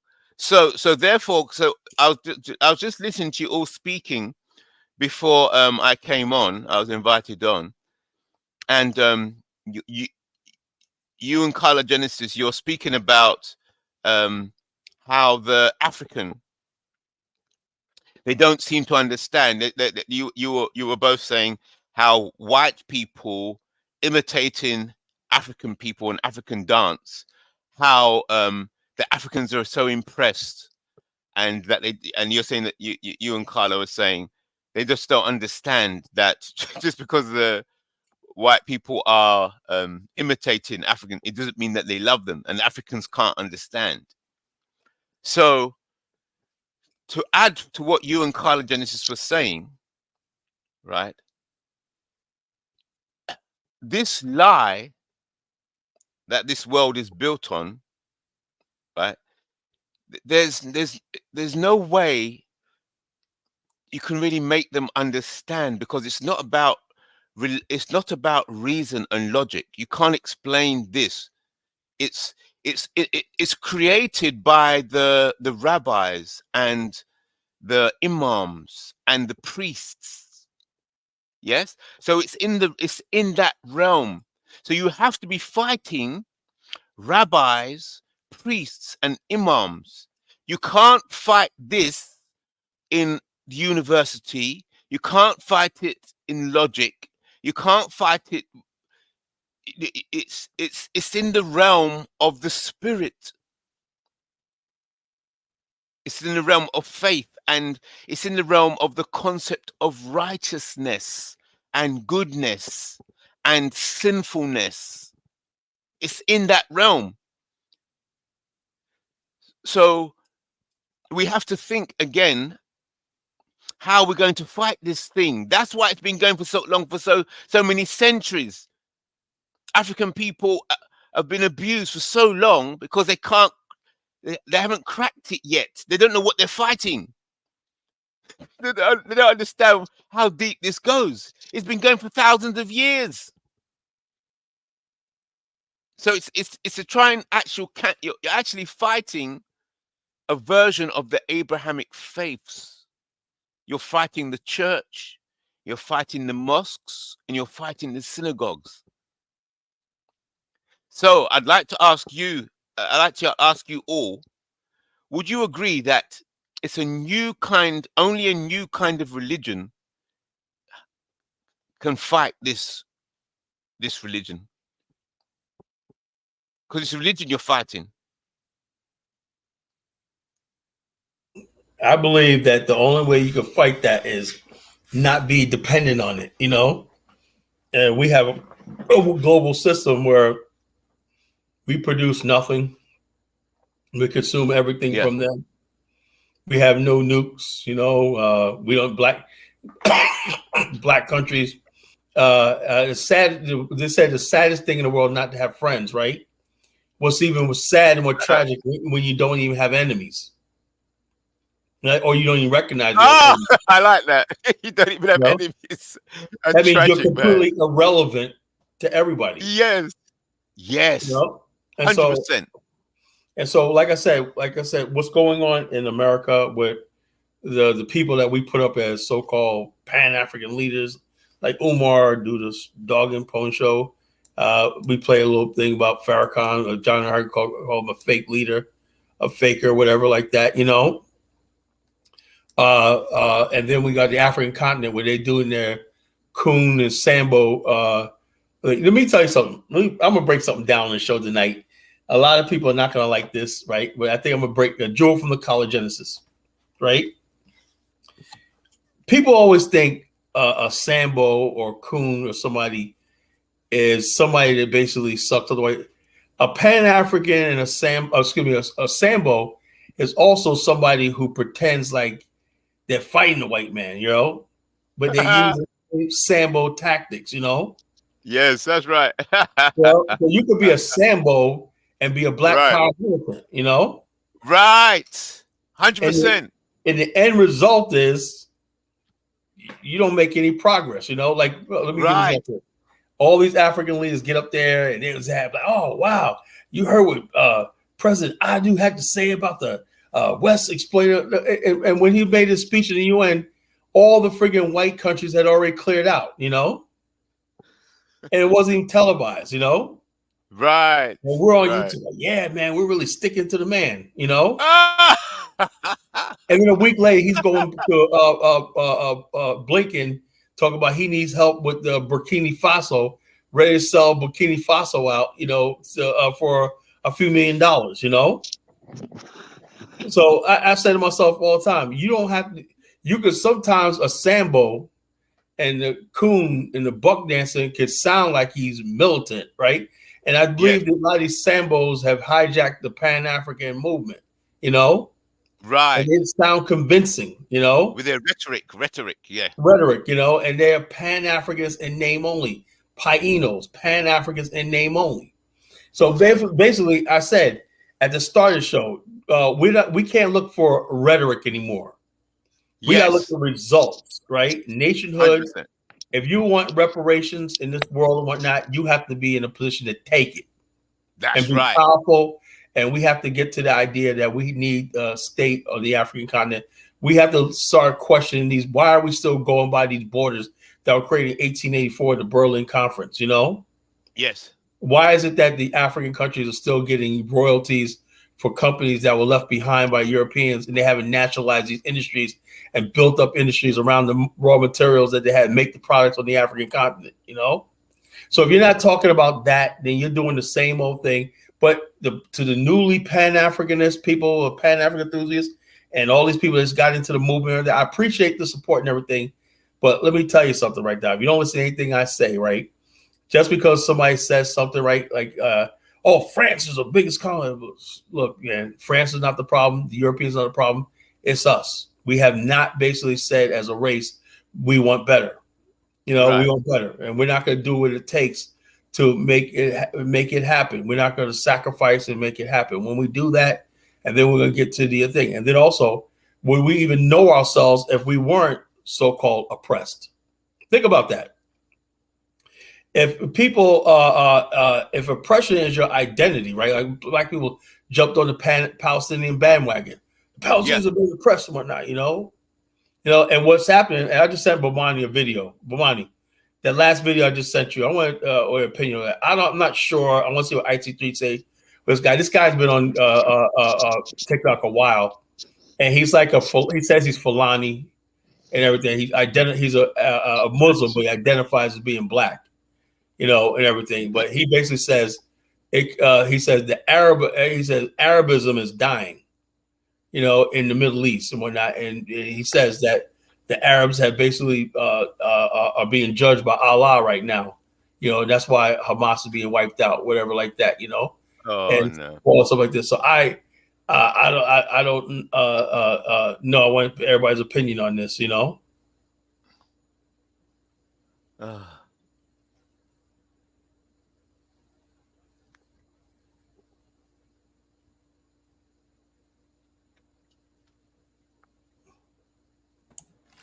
Yeah, Kala, know what's going on with this video. Let me try to find it on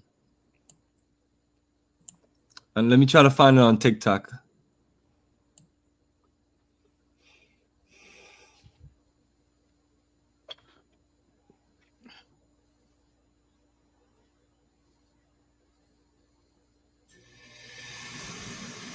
Hamas is not winning in the middle. Yeah, it played on mine.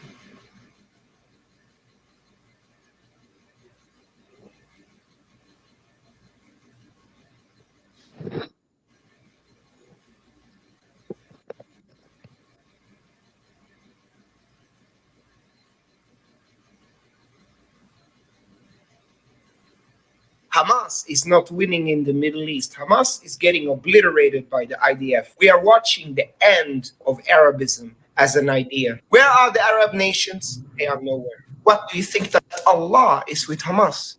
What if Allah is angry at Hamas? What if Allah is angry at the Middle East? What if all the war and chaos and fitna you see in the Middle East is the wrath of Allah? They don't think that. They think they are Arabs, so they are blessed people. But the people in the Middle East are not the Arabs of 1,400 years ago. The people of the Middle East today are a mix of Turkish people, Aryan people, and Caucasian people who converted later to Islam. The real Arabs, such as the people you have in Yemen, are cousins of Africans, and they are black people and they are oppressed. As long as the melanated people of the world, such as my people and so many others, are poor, oppressed, their history is denied to them, you are going to see the wrath of Allah. Don't take my word for it. Watch the event of the world for yourself. That was powerful, you know? That was powerful. That's a new perspective, right? Yeah. In all these Muslim countries, the black people, like Khalid Muhammad said, you got the black Muslims, the white Muslims on top, the black Muslims on the bottom. You know? Right. Yeah. So he's a Muslim that recognizes blackness, which is good. Yeah. It's good. Yes. Yeah, I seen a lot of his videos before. And he talked about that. You know, he said, look, you know. He understands. He understands. That's an interesting video. That was very powerful. Put the name of that video in the chat or something. Yeah, put the link, please. I'd like to watch it again. Put the link to the video in the chat. I gotta see that again.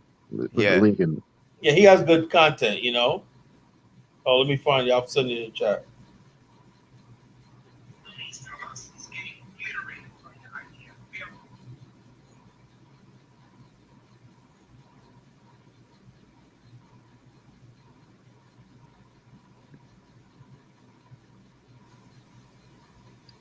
Put it on the internal chat because that way I can just click. Well, I can't put it on here, but I'll put it in the general chat in the chat. See if it'll work. Hold up. Well, I put it in the private chat as well because then it will come up and you can just. I can do that. Hold up. Or Bomani can do it, and Bomani can do it. So we can just press it. Oh, that's it. That's it. Good. That's it.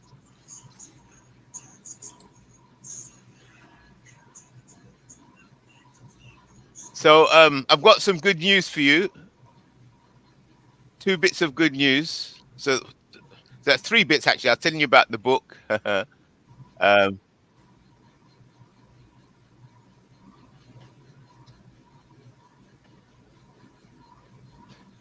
that? So look, let me show you this. Yeah. So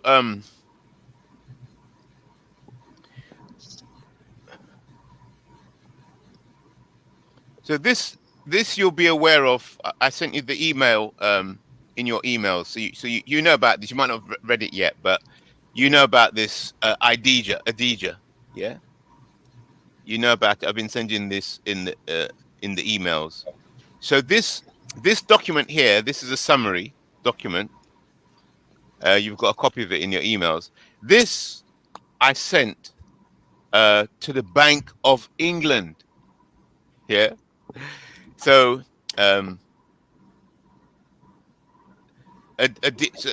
about reparation. So basically, let's just quickly go through this. So, a solution for the delivery of reparatory justice now. Adija, empowering the global Black community through reparatory justice. Yeah.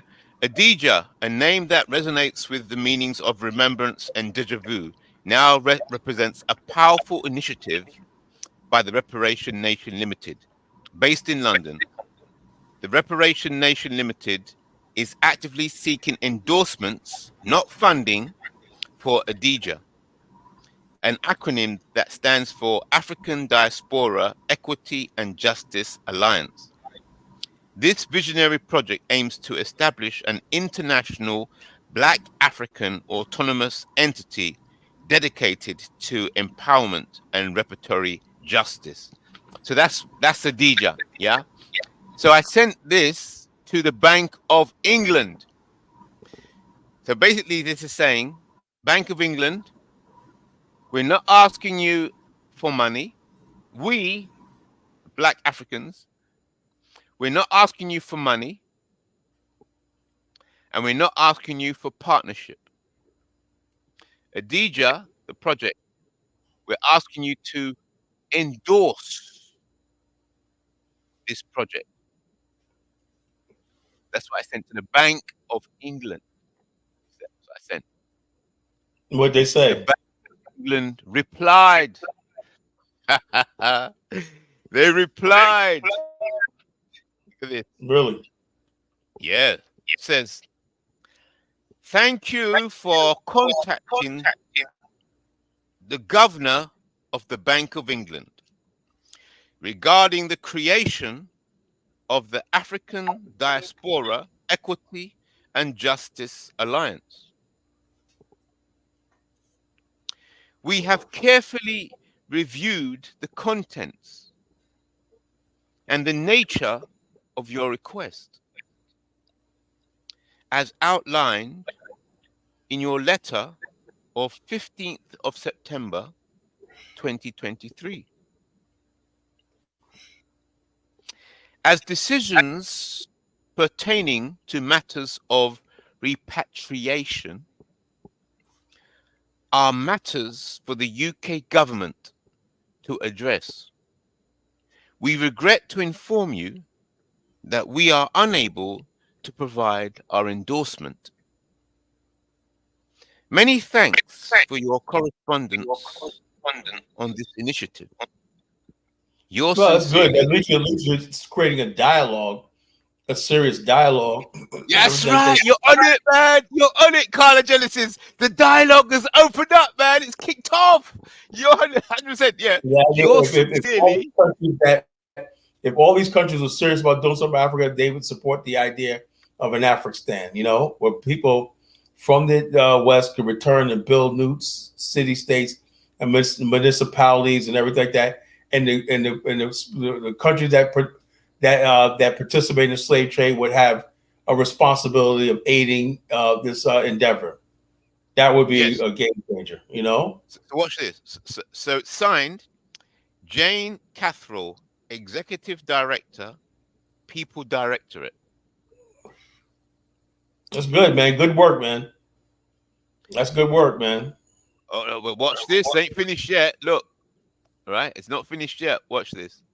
So this is from the, this is just a copy. I've locked away the hard copy because this is like currency, you know, letter from the Bank of England. So watch this. But watch the trick. Remember, I mentioned it's about reparatory justice, reparations. But the bank wrote back and said,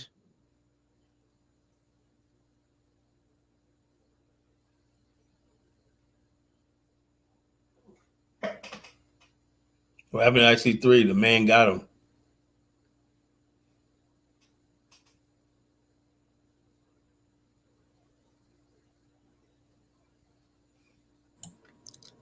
Well, I guess IC3 is gone. He's the cheap internet service has ran out. But what he did is actually very remarkable. He's starting a conversation. You know, I gotta give him that credit. You know, you have to take it beyond internationally. You know, I don't see any serious reparations movement. If you think you're going to get the reparations from the U.S. Congress, you know, you are wasting precious time. You know, I say the only way anybody's going to take you seriously at reparations if you're serious about building a nation state on the African continent. That's the only way they're going to take you serious about reparations. That's the only way they're going to take it. I said this for years.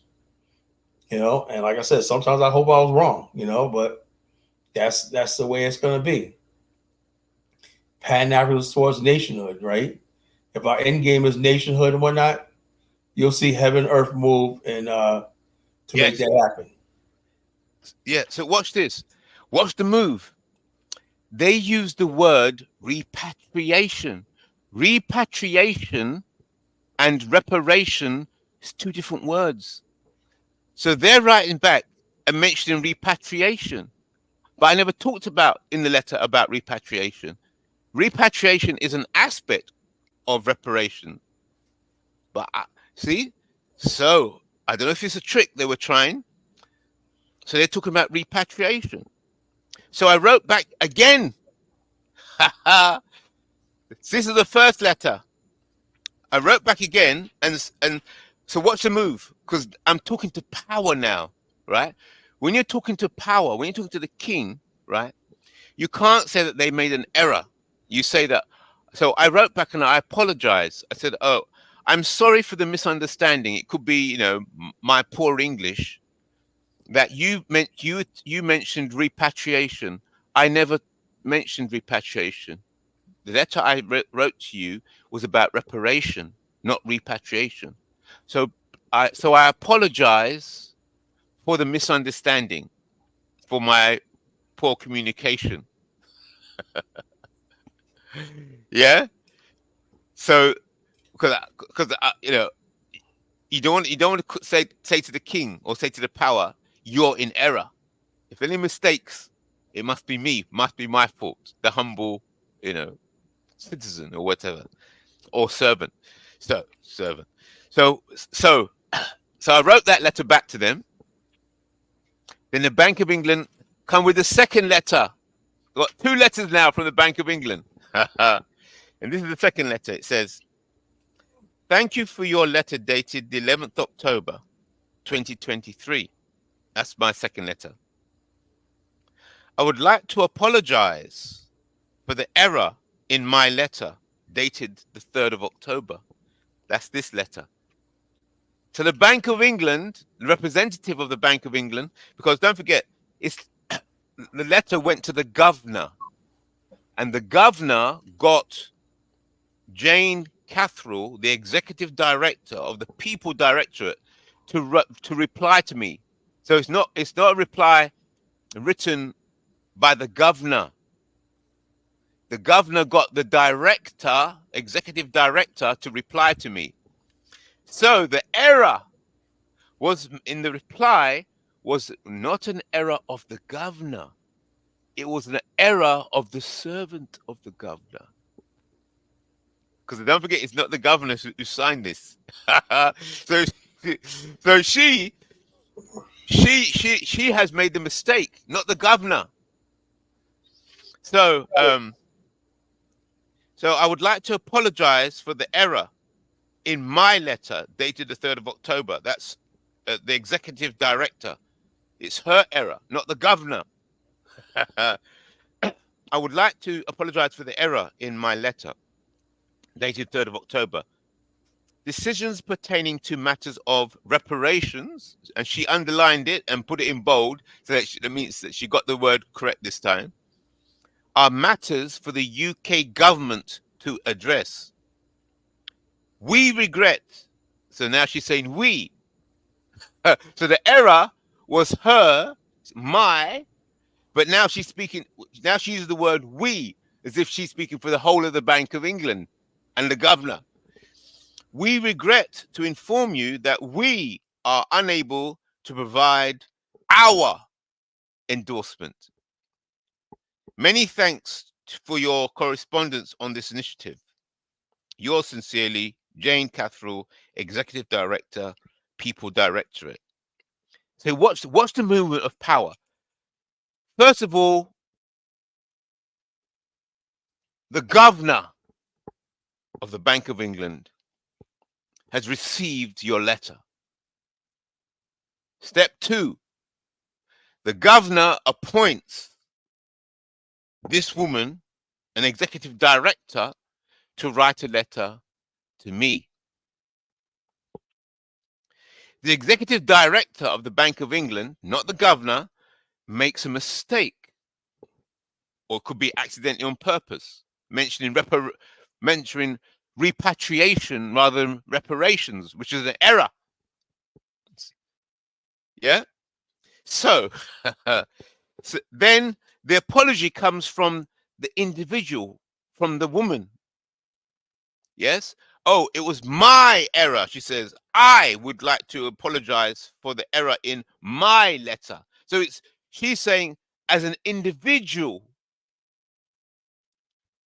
what's going on here? As an individual, she's apologizing for her error. Ha! So you apologize because the bank can't make an error. Okay. Then she's coming to say, well, so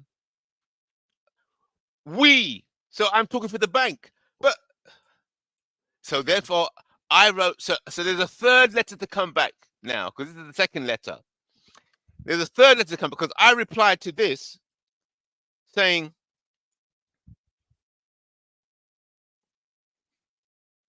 one, on the Bank of England website, it says, because don't forget, they're trying to, both letters are trying to push the issue onto the UK government. Say, oh, no, we're the Bank of England, nothing to do with us. You need to be speaking to the UK government. That's what both letters are saying, yeah? So, my third letter, I wrote back, I said, okay. One, on the Bank of England website, it states that the Bank of England was financially involved in the slave trade. Financially involved. Step one, right? Because don't forget, they're trying to push me onto the UK government, yeah? Yeah, not us. Your website, no hearsay, your website says the Bank of England was financially involved in the enslavement of Black African people. Two, The Guardian is a newspaper. And the Guardian newspaper, I gave the clip, speaks about that the Bank of England commissioned some research to find out if the Bank of England was involved in the slave trade. And the Guardian newspaper said that the Bank of England owned over 500 slaves. The Bank of England owned over 500 slaves. See? So I put that in the next letter, the letter that I replied. Yeah? And thirdly, I mentioned at the moment, the Bank of England has an exhibition in their museum. And the museum is about the partner system. So when Black people came to England, right, coming from the West Indies, they weren't allowed, they couldn't open a bank account. Black people weren't allowed to have a bank account. They were just coming, and they come to England, they wouldn't give them a bank account. So therefore, the Black people, they had a partner system. I don't know if is that what you call it in America as well, where it's a circle where everybody chips in and buys something, and the money accumulates. Have you heard of it, the partner system? I know Bomani would know. But Color Genesis, are you aware of what do they call it in America? Yeah, Color Genesis, no, he calls it the Susu. Susu, that's right, that's right. Yeah, so the Bank of England has an exhibition in their museum about Black people doing Susu or partner. And that exhibition is currently taking place. Right. So that means the Bank of England knows about banking and racism. Yes? So I put those 3 points in the letter that I replied in answer to this, making a point that no, it's not about the UK government only. I'll be dealing with the UK government shortly. But at the moment, I'm dealing with the Bank of England. I'm talking to you. Don't worry about the UK government. I'll get to them, but I'm talking to you. So that's 2 letters from the Bank of England. So there's a 3rd letter to come, and I'll keep you updated on the progress. So you can see, as Carla Genesis pointed out, how many people do you know that is in direct dialogue with the Bank of England? How many people do you know? Direct. Yeah, so that's so. Hey, Carla, can you please give this man a participation trophy? Yeah, man. You're participating, IC3. You're all involved because the reason I could get this far is because we have meetings here. So you're part of you're part of this Adija, because it's because of the problems and the questions and the challenges and the discussions that we're having here. That's why I'm on the panel talking with you, because I'm getting the different perspectives, and then that helps me construct something to go to the Bank of England where they have to listen. You see, that's the purpose of these discussions. That's why I'm challenging Carla Genesis. I'm challenging Bomani. I'm challenging everybody on, because I have to fight with you so I can get strong to fight with them. You see, so this is the progress as a result of the meetings that we're having here on this channel, and I ain't finished yet. So that's the Bank of England. Next piece of excellent, Carla, you're influencing IC3 little by little. Yeah. Yeah, as long as we stay on the path of nationhood, I'm all for it. Yes.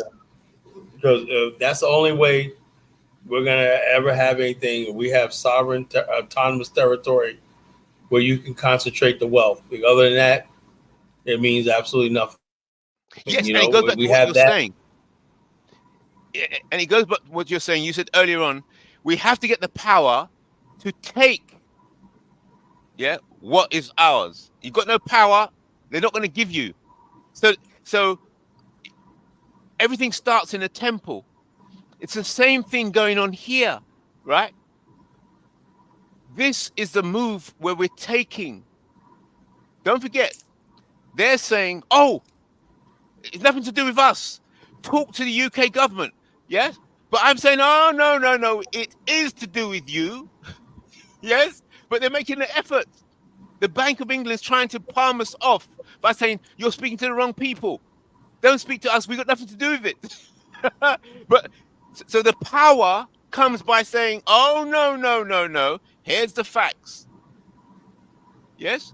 So the power is related to having the moral high ground. That's the source of power. You can have the guns, you can have the weapons, you can have the bullets, you can have the planes, you can have the ships. But before they send the ships and the soldiers out, they have to make sure that it's righteous. Remember, we're going back to black skin. Righteous, because if soldiers die, you're going to have to bury them, and you have to explain to their families, why did my son or daughter die? Why did they die fighting these Africans? You have to give a good reason. You have to be righteous. You see? So that's why they got to say, they got to make out that, you're asking the wrong people. We have nothing to do with it. Our hands are clean. We're the Bank of England. We're righteous. Don't blame us. Speak to the UK government. I say, no. You own 500 slaves. And you're doing an exhibition on partner. So this is power to take it. So, okay. So the next bit of good news is that I received yesterday. Yesterday I received an email from CARICOM. I don't know if you know who CARICOM is. No, is that the reparations thing in the Caribbean? That's right. CARICOM. That's the Caribbean community. just look up CARICOM. Because I sent you this by email. I sent a copy of this to CARICOM about 2 months ago. I didn't think that they would bother to what? CARICOM? Look up CARICOM on your website, who they are. They said, the head of CARICOM said that, or I don't know if she's the head, Dr. Hilary Brown.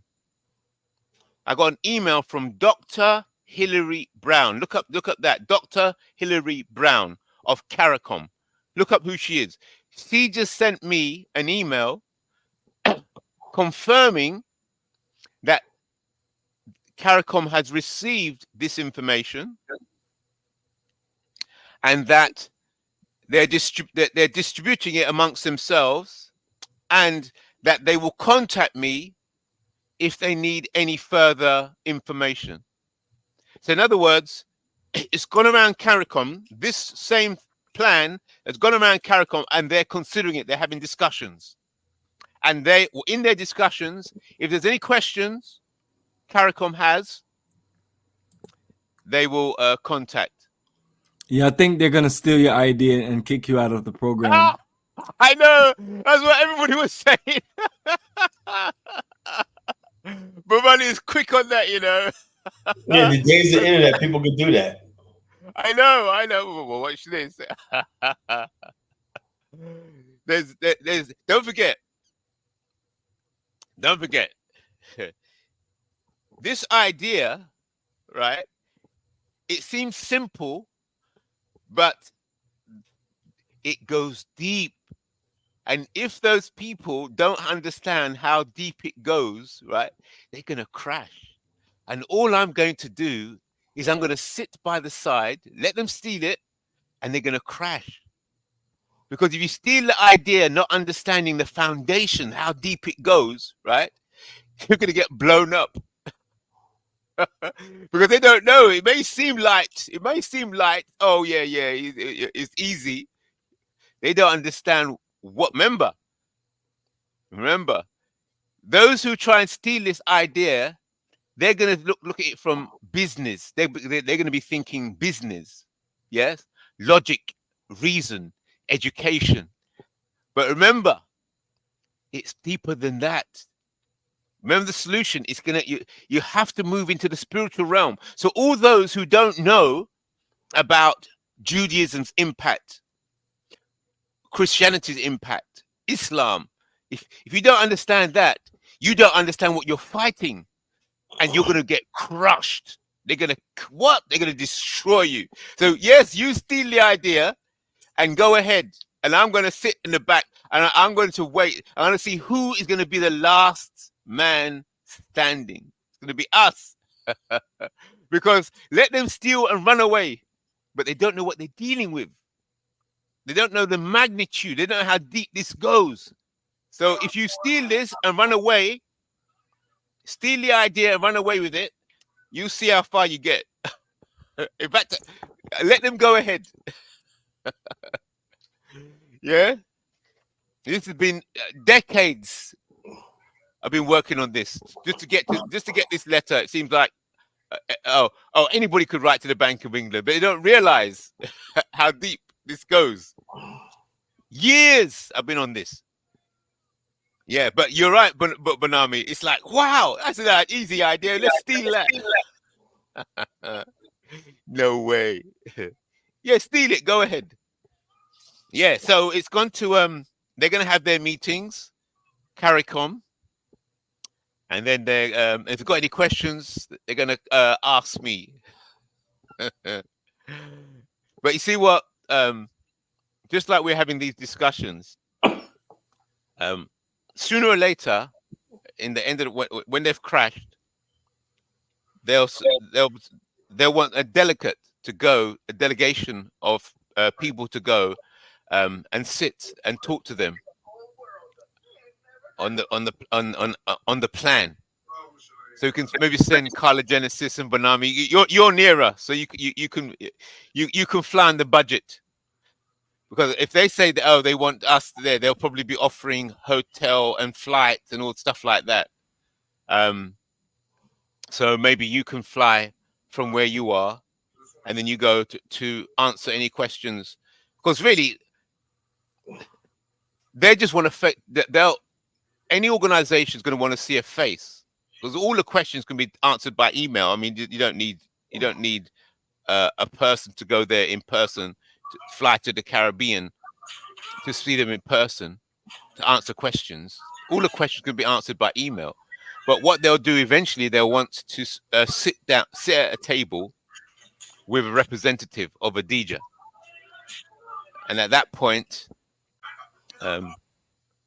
we can select people amongst ourselves to go there to be the face, to say, because you have to shake hands and walk around, have a few drinks, and walk around CARICOM, or you know how they do it, international business.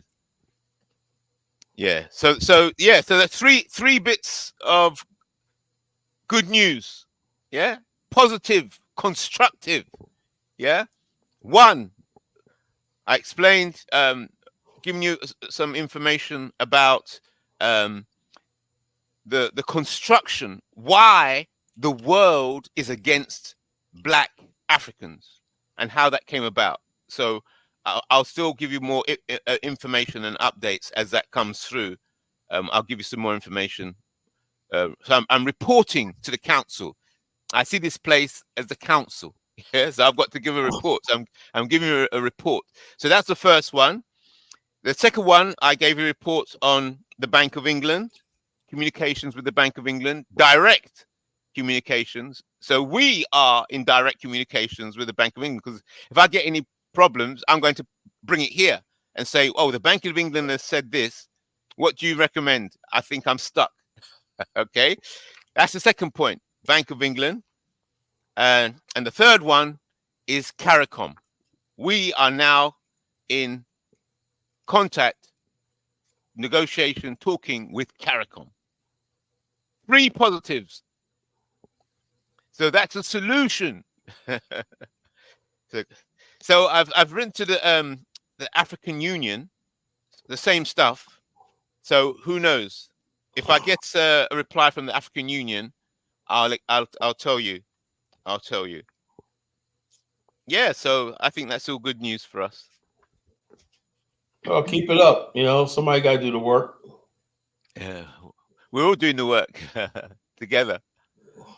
Yeah, because it's so therefore. Oh yeah, if it's a case that some people might not be able to talk about the spiritual realm, they all understand money. Yeah, they'll understand money. So if you start talking about banking, everybody's ears are going to open up. If we start talking about money, they don't understand the depth of this situation, but they understand bank, and they understand Bank of England. Yeah, so they understand money and they understand Bank of England, and they understand we are talking to the Bank of England about money. Pay attention. Pay attention. So they'll listen to that. But these people are dangerous, man. Yep. Well, it's getting late. Yeah. Okay. Yes. Because sooner or later, we're going to have to sit down around the table with the white supremacists. You on one side of the table and them on the other. Okay. All right. Greetings, not Measy. Welcome. Not Measy now. I can stick around. Towards nationhood. And appreciate the super chat. Yes, brother. That's what we have to lead. We have to lead with our wallets when it comes to each other, even if it's a small donation, to show our appreciation. I've seen this brother IC3 with harebrained schemes and things, talking about reparations and sharing them with white people. Now he's talking about sitting down with supremacists. I think this is absolutely what's wrong with the current Pan-African movement, is that we allow people who are wearing hats that are inspired by the Nazi regime to come and speak on behalf of black people. That Bro, means he's dangerous, go ahead. Yeah, I am, because I don't play games when it comes to our people, bro. Right. Good. Keep going. I don't want to. I'm just saying, brother. Do you realize that the visuals, the optics matter, brother? You up here with a Michael Jackson glove and a Nazi hat, talking about reparations to share reparation with white people and sitting down with white supremacists. Okay, brother. The movement that these brothers are pushing right now. There's no time for these kind of games, bro. Okay, you raised a good point, Misi. So let's address it. You raised some good points, strong points, and very. So let's try. Let me try and address it. So it's okay. So let's go into this discussion. Right. First thing, you raised a good question. How can you be sitting down? What am I talking about? Sitting down around a table with white supremacists on the other side and us on the other side. What are you talking about? Good question, Natmizi. Good point. So here's my explanation. That when you have two entities at war, two nations at war, just like when you had the Germans fighting, the Germans fighting the Americans or the Western Alliance, the Allies, So the Axis versus the Allies.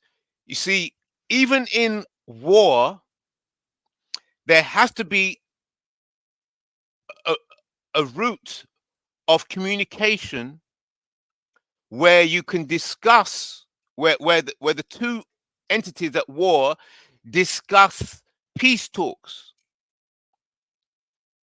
or a ceasefire. So whilst the bullets and the bombs and the planes and all these wars going on and people are dying, right? There's always a line of communication between the two warring entities. So not always. Okay, yeah, so I'm waiting for them to finish so I could just. So let me finish, and then you come back. So I'm sure Israel don't agree with you. Yeah, okay. Exactly. So I'll hear. I'll listen. So in the same way, I'm communicating with the Bank of England, who's directly Lloyd's, the finance and banking. I mean, it goes right the way back to the history of the enslavement of black people. I mean, so I'm talking to them. Yes. So this is the beginning of the direct communication. So I'm saying, so that's what I'm saying. That even when you have two entities at war, they keep. No, I get you. You're going back to I made explain the the point you point. just explained. So now, so look, I hear what you got to say. and let's say that this war, right, is a real war.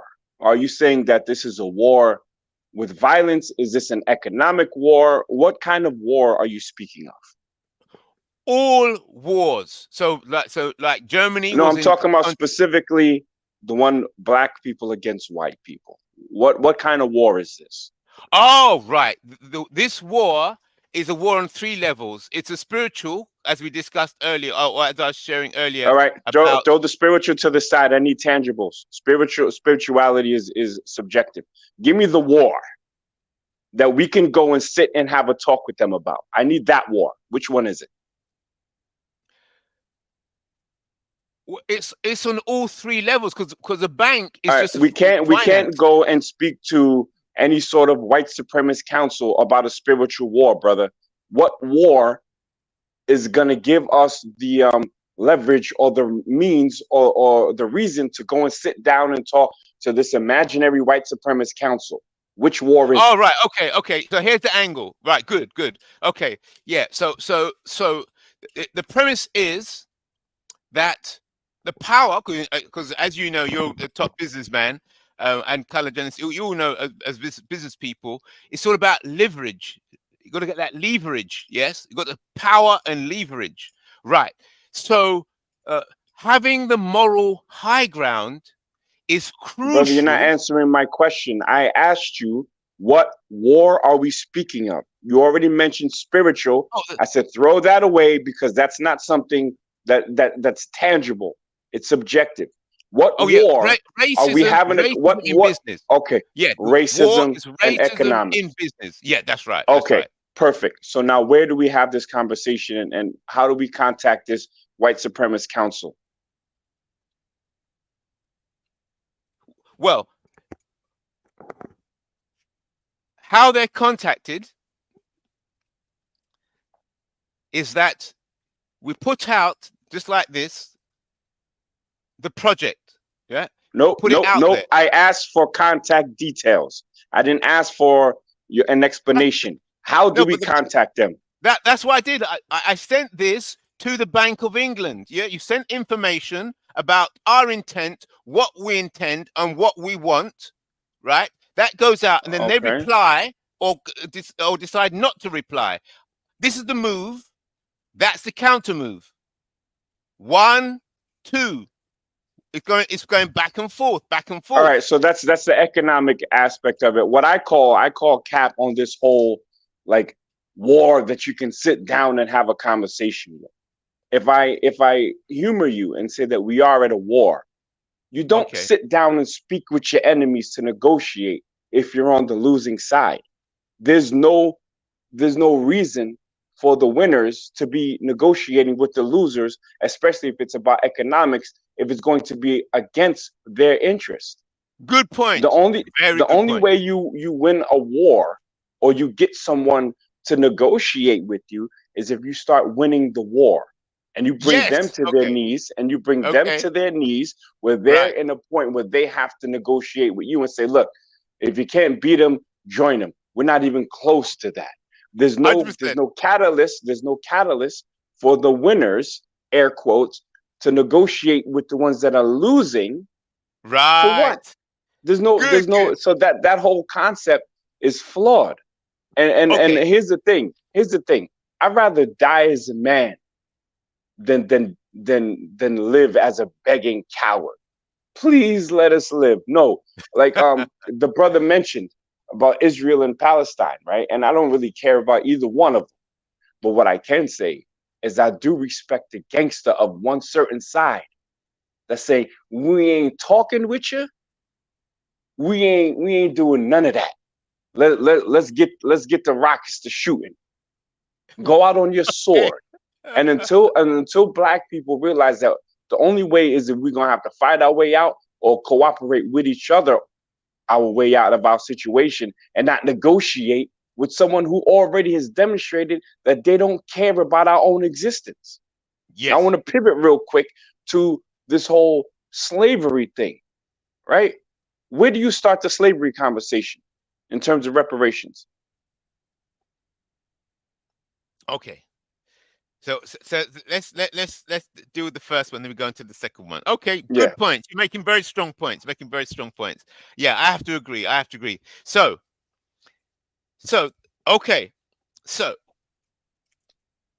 war on multiple levels. And I think you would agree, before any physical fighting takes place, just like an individual or with a group or with a family or with a nation, there's talk first. Yes. Oh, you insulted me, or you done something that's brought up this fight.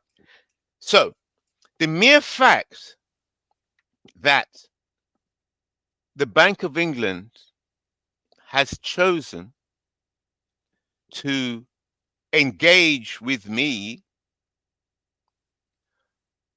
or us on the issue of reparations, because they're not obliged to answer the letter, and it went. Why didn't they put it in the bin? Why didn't they just put it in the bin? Why did it go straight to the governor? What was their response to you, so that I know what I'm dealing with? What was your you came on late. Okay, let me explain. Yeah, what was your concern and what was their response? Real quick, give me the cliff notes. Yeah. Okay. So this is what I sent. So the project is called Adidja. And this is what I sent to, I'm just going to give you a quick summary. This is what I sent to the Bank of England. Yeah, it says here, Adidja, a name that resonates with meanings of remembrance and déjà vu, now represents a powerful initiative by the Repatriation Nation Limited, based in London. The Repatriation Nation Limited is actively seeking endorsements, not funding, for Adidja, an acronym that stands for the African Diaspora Equity and Justice Alliance. This visionary project aims to establish an international Black African autonomous entity dedicated to the empowerment and empowerment and reparatory justice. So this is what I sent to the Bank of England, saying to them, look, we're not asking for money, and we're not asking for partnership. We're asking for endorsement. That's all. What would endorsement entail? Endorsement would entail the recognition of this project, this international Black African project, just to recognize that it exists, or that it's a good idea, or that it's an idea. That's all. Right. So that's what I sent to them. Then this is their first reply from the bank.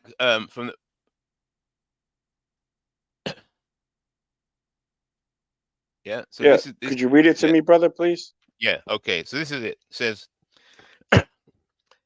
thank you for contacting the governor of the Bank of England regarding the creation of the African Diaspora Equity and Justice Alliance. We have carefully reviewed the contents and the nature of your request as outlined in your letter on the 15th of September 2023.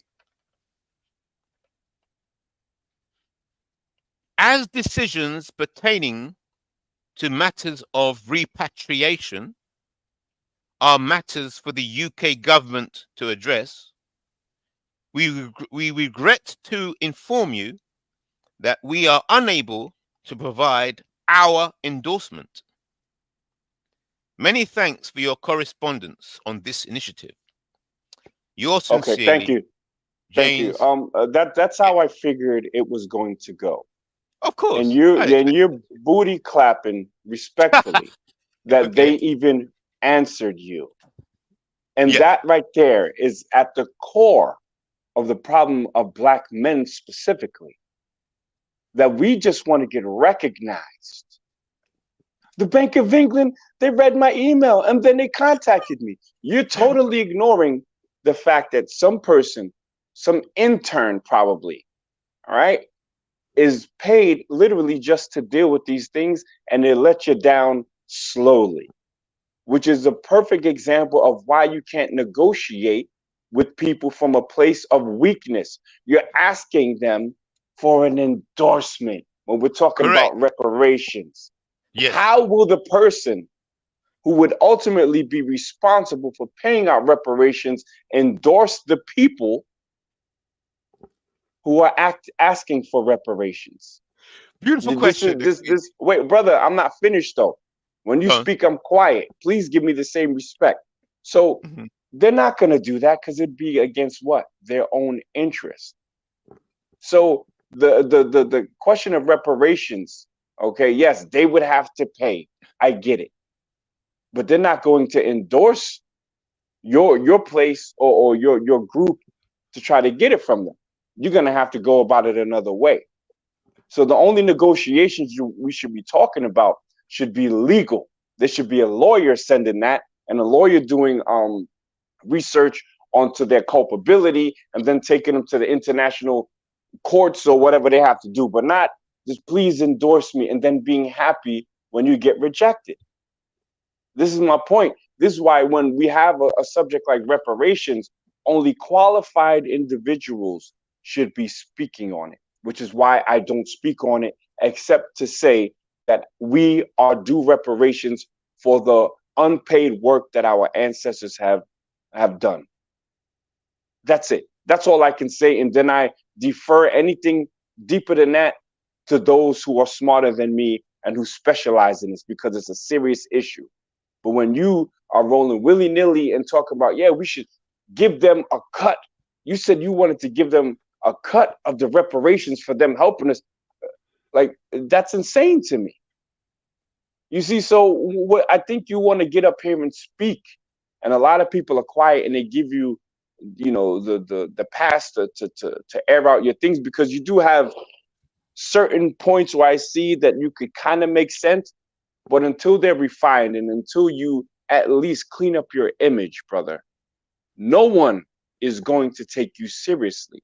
And this is not a space where people who aren't taken seriously should be given light.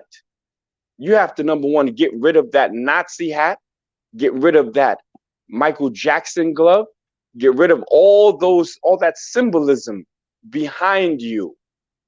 Scrub the internet for the video where you were dressed up as a Nazi with a black leather coat standing somewhere by Speaker's Corner. Get that down. Please, wait. Please, Oh, no, brother, I'm not finished. I'm gonna land my plane now, because I don't want to go back and forth. No. Hold on, brother. Hold on. Because you got to hear this. Apparently, or maybe they did. Ain't nobody telling you this, bro. You're not in a position to be speaking on us when you're looking crazy in these streets. And I want to be sensitive to whatever things you're going through, brother, but you are not dumb. So I hope I can resonate to your intelligence and say, look, right now, you're not optically fit to be representing black people on any sort of level. Hey, yo, Caligenesis, what up, brother? I'm done speaking to this dude. What up, Caligenesis? That means, could I address some of the points that you made? Nah, because we're gonna circle talk, and I ain't in the mood for a circle jerk. Okay, Caligenesis, peace. Like I said, that's why we had a topic tonight. We're going through reparations, and we're going to talk about that. It should be just a small thing. That's not the main talk. All right, okay, yeah, the topic tonight. But mind, put the thing up there. I want to NACME's opinion on this. I said the Black Separatist movement is undermining the the real Pan-African movement, because, in my opinion, right, and I read what the difference between a Black nationalist and something like that. Somebody believes in their culture and everything. You don't necessarily have to be into a nation state or to be a Black nationalist. Black nationalist means you believe in the Black family, the Black culture, Black everything like this. The Black Separatist movement, we've proven tonight, right, it's all about this continuing battle between blacks and whites. That's the eternity. And like I said, I started off by saying in 1993, I got my first start in Norfolk, Virginia, in 35th Street. That's like the mini 125th Street in Harlem. And there's all types of Black nationalist movements, everything. I was out there. Y'all go up there, get my incense, my oils, my final call. Sit down rap. We had study groups and everything like that. 30 years later, and there hasn't been any progress, right, towards nation building in the community. At the same time, the Black Separatist movement is vehemently against Black people, what they call integration in society. I don't think there's ever been any integration into a society. Black people basically had to get jobs, had to have families. They had to move where the opportunity was, right? But the Black Separatist movement, right, says, no, we should stay in the community, blah, blah, blah, blah, blah. And there's no example of any successful Black Separatist organization inside of America, you know? And so we're saying, if that's what you want, is Black power and everything like that, you have to take it off America and then let Black people that stay in America do what they have to do, whether it's going to the Ivy League schools, going to whatever they have to do, going to the military, going to wherever they have to do to survive in America, because we have never had the ability to build this separate black community inside of America. And so I said, and so that was my main point of the tonight's show.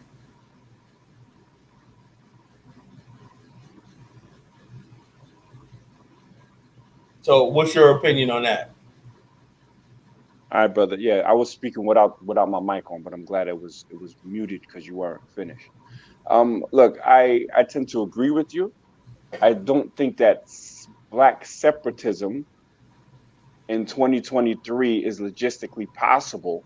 I don't think that there's even people that have the stomach to carry something out like that. I think it sounds good in talk, but not in action. I will mention Dearborn, Michigan, right? I think there's Palestinians or some sort of Arabs that live up there. What are they? Kala? Yeah, they're all Middle Easterners, and they're mostly Muslim, you know, and they basically congregated together and basically took over. That's how Talib's Ilhan Omar and all of them got elected, you know. Right. So I don't know. Would you classify that as an Arab separatist enclave? But look at this though; those same Arabs also do business with the general white community. Let's be honest. I know. I got you, but I'm asking: would you consider that an Arab separatist enclave? It's I don't want separatist. I would say separate development. You know. Okay, so I think if we really focus on separatists, you can't have a nation within a nation. I'm always saying that, right? You're always gonna have to do business with other nations, and when I say other nations, I mean other races of people on the same land. But something like what they've done in Dearborn is something that I can support, right? And to do that, there would have to be a reset in the mindset of Black people in America, and I'm including in this example, people from the Caribbean and Africa as well that are living in America, and that's a tall order, but it's possible. The whole separation thing, that's impossible. So I do agree with you, but I do think that there is room, at least logistically, to have like Black business economic zones or something like that. What do you think? I agree with that. And this keep walking is trying to. I said Talib is from Minnesota. Excuse me. Talib is from Michigan. Ilya, Minnesota. You know, I crossed the two up, but I said the Talib lady is from Dearborn, Michigan. When Ilya Omar is from Minnesota. You know, that's what I said that. Oh yeah. So what I'm saying is, Black America is also. We got to remember something. What group of people was the poster child for racial pluralism and America moving forward? It was Black people, right? While other groups of people were allowed to come here, like the Chinese and everything, and they were able to stay in their own enclaves and be unbothered by the pressure of integration, or what it means by assimilation. When they talk about integration in Black America, that means they wanted us to dismantle institutions we had. They wanted us to get rid of the Black colleges that we had, the Black news, everything we see over the years that we've lost. Ebony magazine, we used to have Black newspapers, Black people to get their information from. You know, integration means that instead of building up a Black news network that we should have right now, we are working for getting on CNN. We're on their networks and stuff like this.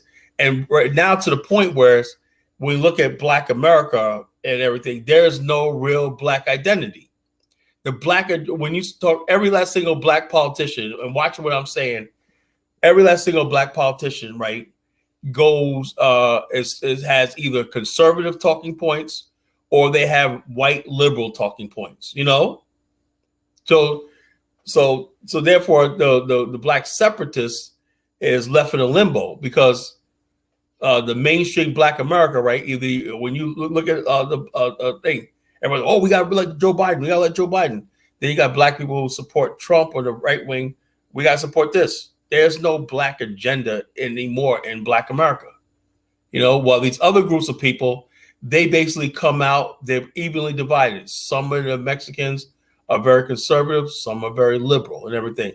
they're allowed to have their own thing because they have their own way of life, and they could pick and choose what politicians or what they want to agree with or disagree with. They could sway back and forth, just like white people.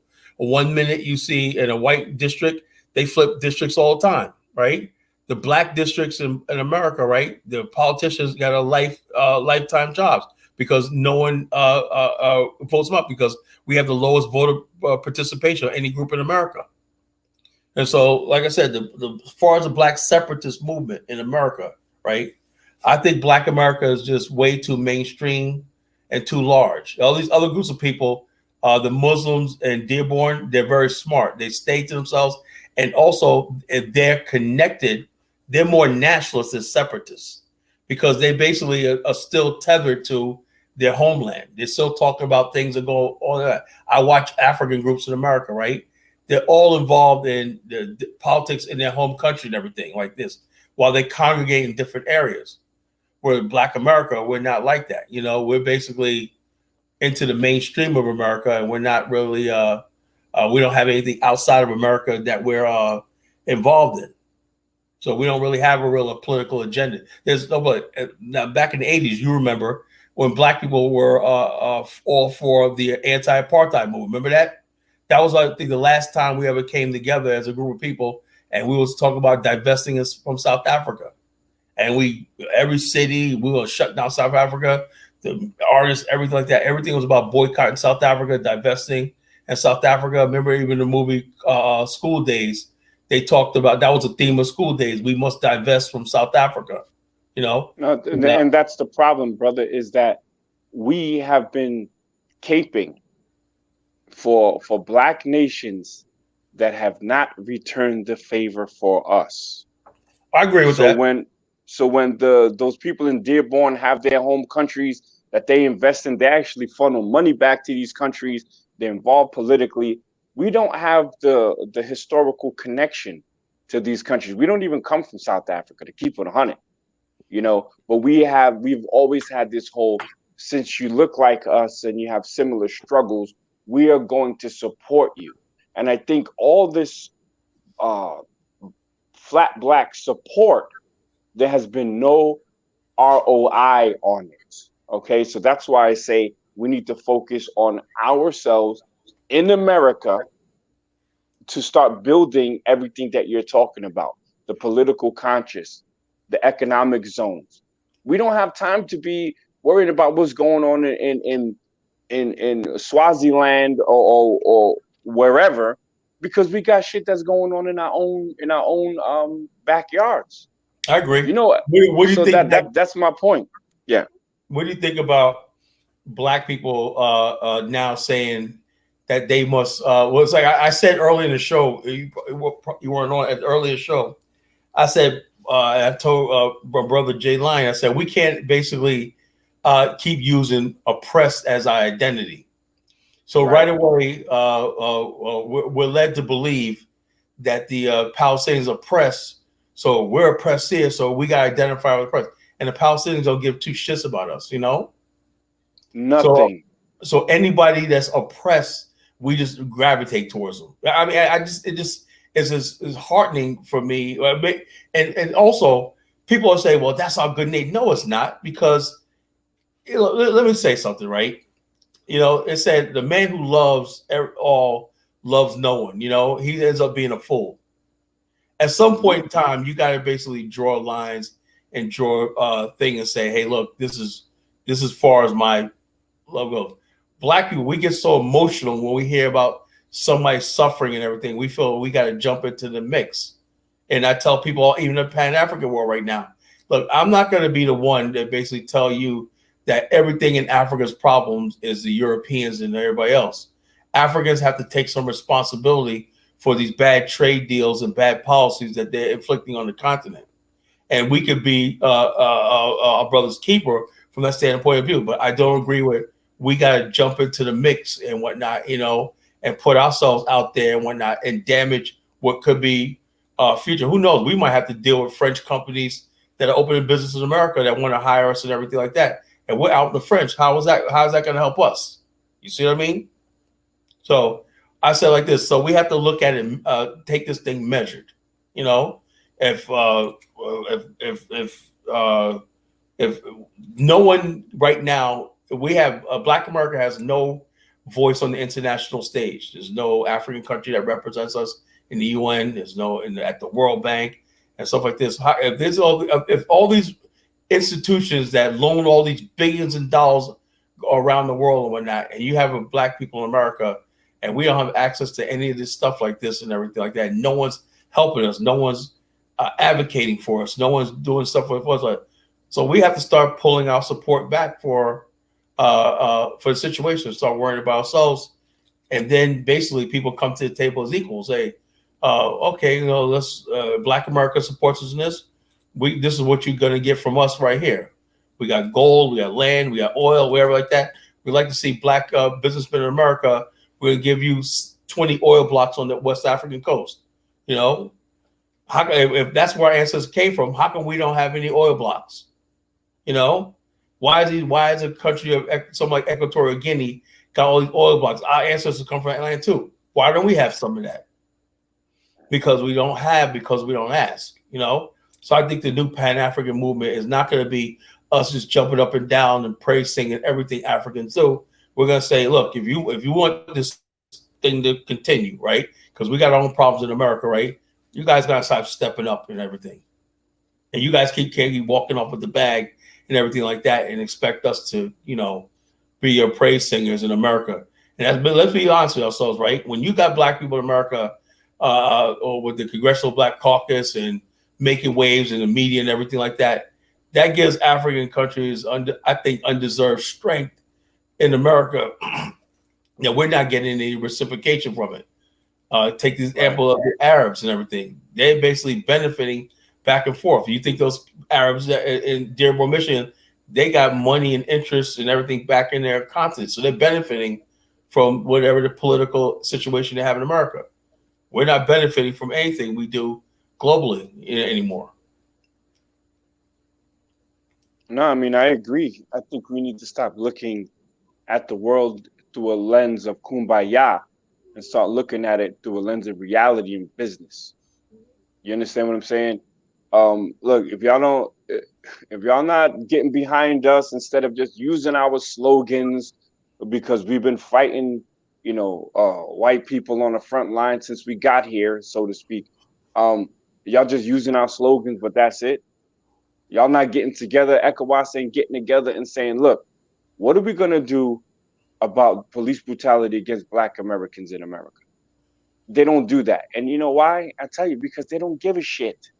They literally don't care. And I want to say it's not that they don't care because they don't care because they have their own problems primarily, right? The other fact is that there's a lot of them that they recognize the fact that they don't know us. They don't know us. We're not the same people anymore. We're literally not the same people. We're a mixture of every people that was sold off of that continent, and therefore don't have a direct connection to any one people. And when you understand how Africa works, these one people are ethnic groups. So when they vote based on ethnic groups. They organize based on ethnic groups. And there are cross-ethnic group partnerships, right? A lot of them break down because they're marriages of misery, which are destined for divorce. So when you take them and they can't even work with each other, and we're looking at, how come y'all don't help us? They're literally the bad news bears. Why are we teaming up with the bad news bears who can't get the shit, their shit on point in their own countries, and expecting them to help us in the most powerful country on the planet? We're literally riding in a Rolls Royce, looking at Africans on a goddamn wooden rickshaw, talk about, how come you don't help us? How come you don't let us ride with you? How come you're not calling us over? Why you don't stop at the bus stop for us? Nah, we're in the Rolls Royce already. We gotta recognize it and work to get in the front seat. And no, we can't take over the Rolls Royce because America was built by multiple people. We built it under duress. White people laid the foundations for it. Chinese jumped in, to help build some of the infrastructure. Eastern Europeans jumped on to try to get jobs because their countries was suffering.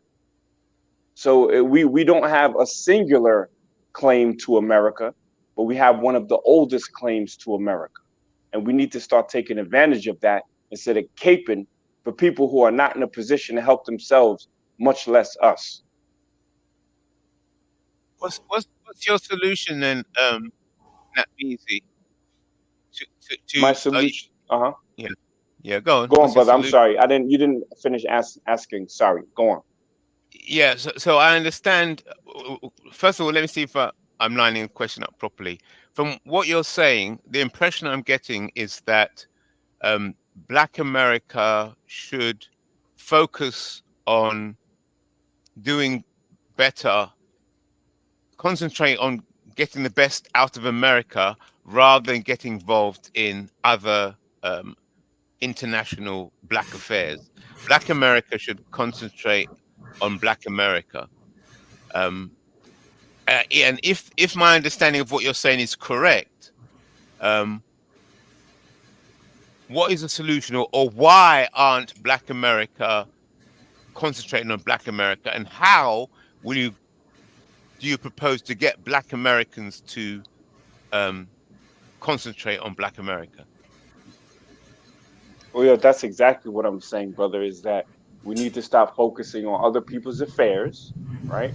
When you mentioned CARICOM don't give a shit about Black American reparations. They're focused on their reparations for the Caribbean area. They're not worried about us, and nor should they. We're not the same people. We got our own issues. So what I'm saying is that movements, albeit some of them problematic, like the FBA and the ADOS movement, who says, look, we have to, mobilize based on our common ancestry or history and say, look, we want this for us. That's what I'm saying. Call it whatever you want. But Black people in America who can trace their lineage back to America need to start working together so we can get things done in America. Oh, right. So you support the FBA and ADOS. Then you're saying that model is a solution, and your focus. You're like, you agree with Tariq Nasheed and the FBA. Well, I don't agree with a lot of his talking points, and I agree with a whole bunch of them. He's a man, I am a man. I tend to form my own political and political ideologies, and so to speak. So I don't really wave the flag for another man unless we're moving at the same tempo, right? He has some things that are problematic. I get it. I wish he would stop getting into flame wars with people so much and start focusing. But no matter where you look, Black men, Black people who are in positions of leadership, there's always something that's almost on point, but then not always totally on point. Right. But So how do you I like the ideology of us focusing on us. Just like in Jamaica, they focus on them. The Caribbean countries focus on them, but then they say, you know what, let's come together to form this CARICOM.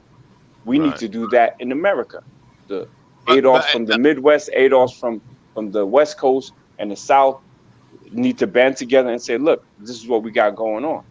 Oh, they're separate. I thought ADOS and no, they're FBA not separate. I'm just saying Black Americans who live in these other areas need to just start linking up. Are you saying? But I thought that's what FBA was doing. It is, brother. What I'm saying, they need to, not the only people who understand what the acronym means. Other people who just are Black Americans need to wake up and say, look, let's mobilize politically and economically. That's what I'm saying. Right. Everyone does it. What's the best way to do that? You ask 10 Black Americans about ADOS FBA, maybe 4 of them will know what you're talking about. The other 6 right. Yeah, that's what I'm saying. Right. So what do you think will be the most effective way to unite all of Black America? Would it be the creation of a new entity, or the promotion of FBA, or the promotion of the AO? What would be your model, your strategy to unite Black America effectively? Here's the thing. Black America is not a monolith, right? So you're gonna have conservatives, you're gonna have liberals, you're gonna have your LGBT pro people. You're gonna have this. You're gonna there's a lot of different ideologies in Black America, and Yeah, I know. as an American, I have to respect their rights to think about what they want, and I'm not going to force my ideology down anyone's throat. But what I won't do is I won't entertain them, and I'll just work with like-minded people to get whatever that I think needs to be done. So no, I'm not unrealistic in thinking there's a magic wand or a magic solution that I can say, look, all Black people get on code. The code for me is different from the code for you, because as a Black American from New York, my reality is different than a Black American from Norfolk, Virginia, in terms of how we were raised. They were raised with front yards and backyards. I was raised with pissy elevators and gunshots. So there's nuance to it, right? But I just say, stop caping for everyone else. Get involved politically in your localities, right? From the small level, and then start working that. It's really about, to answer your question, it's about political engagement, regardless to what side of the political spectrum you stand on. All right. So democracy then, having faith and using the democratic system that's already established within America, using it more effectively. Say that again, brother. So, listening to what you just said there, I understand, or I think that you're locally, Black Americans should get more involved with politics. And in that, you are saying that they should get more involved with the democratic process at their local vicinity. Is that what you're saying? Become more politically engaged. What they're calling it, the democratic process.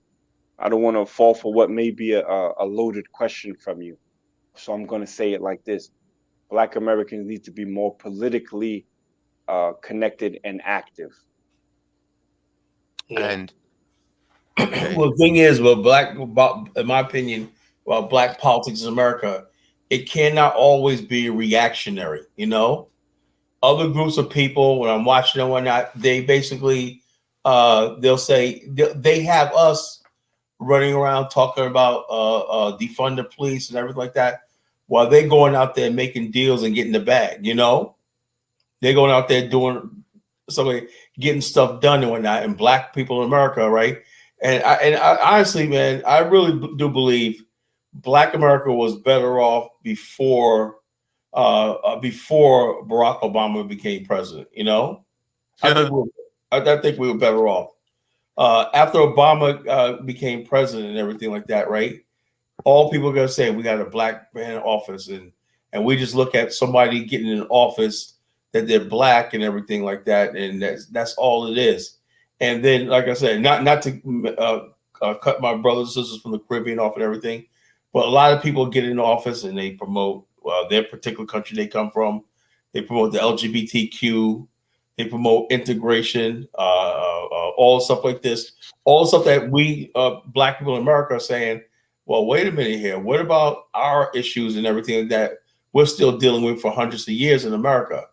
And that goes out the door in Black America. We got Black America right now have no real political thing other than following the democratic Marxist ideology of socialism, equity, and all this kind of stuff like this, right? That benefits everybody. Right now, what you're going to see right now is like this. You see all these millions of people coming across the border. They're going to be absorbed into the Black population in America as one big group of oppressed. So when your whole ideology is centered around being oppressed and everything, you don't have any more racial identity. You can forget about what African Americans, Black Americans, everything like that. You're now part of the oppressed minority group and everything like this. While these other groups of people, they don't lose who they are. You know, those people from Venezuela are still going to be Venezuelan, and they're going to congregate around their Venezuelan ideology and get things going back for their own country, and they're going to take their money and everything back there. And we're going to be left in another 30, 40 years sitting there. What the hell happened? Hey, we joined together with a fellow oppressed group. They're oppressed because they weren't born in America, so let them across the border. But black people are backlashing right now in places like Chicago against all this. But it's a little too late because we didn't see the writing on the wall. When they say, America's are, it'd be funny if it wasn't so sad. Black people are literally voting for their own destruction. There's nothing. They have $100 billion to give Ukraine, but there's nothing to give Black America to rebuild the inner cities, rebuild everything that we need to do, or give us fair access to American capital and everything like that. But these other groups of people, the Afghanistans and all these other people coming over here, they're going to be taken care of. They don't care if they never fought in any wars. We fought in every war in America. We helped build America. That doesn't mean anything. They're stepping over the graves of your ancestors to come over here and live the good life. And a lot of these people, and America is doing this at their own detriment. You see all these people, white people figured that instead of investing in Black America, and this is where I have a problem with the integration in America thing, right? They figured that if they bring in all these immigrants here, that Black people will fall in line and say, hey, look, see how these people come over here off the boat? You could do the same thing. But now, check this out. Did you see the rally that just happened in DC today? There was more people, I think it was like close to 1 million people are rallying for Palestine. There are people basically on college campus. I thought these people were going to be new Americans, right? Black people have been the most loyal group of people to America. We've never betrayed America and everything. You got Palestinians now threatening Jewish professors on colleges, threatening Jewish students and everything like this.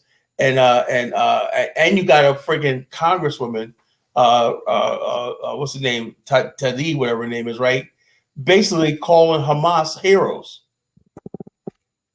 No Black politician has ever said something like that. But these people will always be picked over us because white people have this thing where they think that America, they can make anybody into an American, right?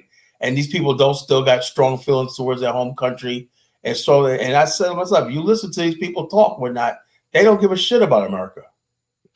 They only hear what they can get out of this country. So let me see if I understand. So the difference between Natmee's point and view and your view, Color, is that Color believes that to help Black America has to be able to work effectively with other Black entities. So an international Black entity. We have to be together first. Right. You know? But Natmee's is saying that forget everybody else and just focus on Black America. Don't. You can do both. That's what Natmee's is saying, though. I think brother, look at you trying to drive a wedge between me and my brother Kala. What I said and what he said are not opposing ideas. The end of my thing, and I always say, and I use a Voltron analogy, is that once we become a stronger Black America, and then at that point, we can start looking to help other people that have been allies to us. But the bad news bears analogy is really one that, if you got a whole bunch of scrubs, y'all ain't winning shit. You see what I'm saying? So every nation needs to get stronger individually, and we haven't gotten a return on investment. So we need to focus on ourselves, focus on our political schizophrenia, and focus on the issues in our community and all the nonsense and the all the bad stuff that we as Black Americans know exists in our communities, and then get that on point first. And Kyle's not saying anything different. Yeah, Right. I'm like this. I'm like this. The bottom line is this. My whole thing is building Black America. And I'm thinking maybe my philosophy of Pan-Africanism is like maybe 100 years out. In the immediate, right? I'm always talking about we need to build Black businesses. We need to work together. We need to get ourselves together, our families and all stuff like that together. Thing. I'm thinking about when you look at Chinese and Japanese, they think 100 years out. And this is what we're talking about, 100 years out, because that gives you a roadmap. Unfortunately, in Africa, right, you go to any African country and say, what's your 100-year plan? There is none. Right. There is none. So what do you think of this then? Having listened to yourself and Nakmizi, I think this is the difference between what I'm pushing. Basically, what you're saying is that Black people need to get their act together. Okay. Obviously, it makes sense. And you're focusing on communicating with other Black people to try and help them get their act together. I think the slight difference with me is that I'm saying that you don't really need to leave the Black people alone. Just focus on dealing with the white supremacists. And if you leave the Black people alone, they will fix themselves. You just got to get the white supremacists off their backs. See, it's a slight difference in my angle and your angle. I understand you're saying, come on, Black people, get yourselves together, sort yourselves out. Fundamentally, I'm saying I'm not speaking to them in that way. I'm saying I'm speaking with the white people and I'm challenging them. And in challenging them, I'm allowing for the Black people to sort themselves out. I'm trying to get the white people off the Black people's backs. I'm focusing on the white. They're not going to let up, brother. Pardon? They're not going to let up because the whole thing is. Let me ask you something. Let me ask you a question, right? Do you see the breakdown of Black culture in America?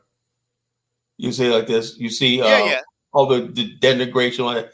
Do you think that's a Black person doing that, or the white people hidden hand behind that? White people deliberately trying to cause destruction. And I look at the destruction of the white people. Yeah, it's not the Black people. Right? And why are they doing that? Because the whole thing is this. Just like they started the Black woman with the feminist movement back in the 70s, right? Gloria Steinem, right? She went into the Black community. She was a CIA agent and told got some Black woman, and nobody knew who the hell she was, right? And talking about we were so united, Black men, Black women. We had look at the songs we sung, about Black love and everything. Next thing you know, we started hearing all this stuff about Black women are being oppressed by and abused by Black men. We're like, what the hell all this come from? We had that's right. Alice Walker out there, you know. And so right now, you see the gender divide in Black America, right?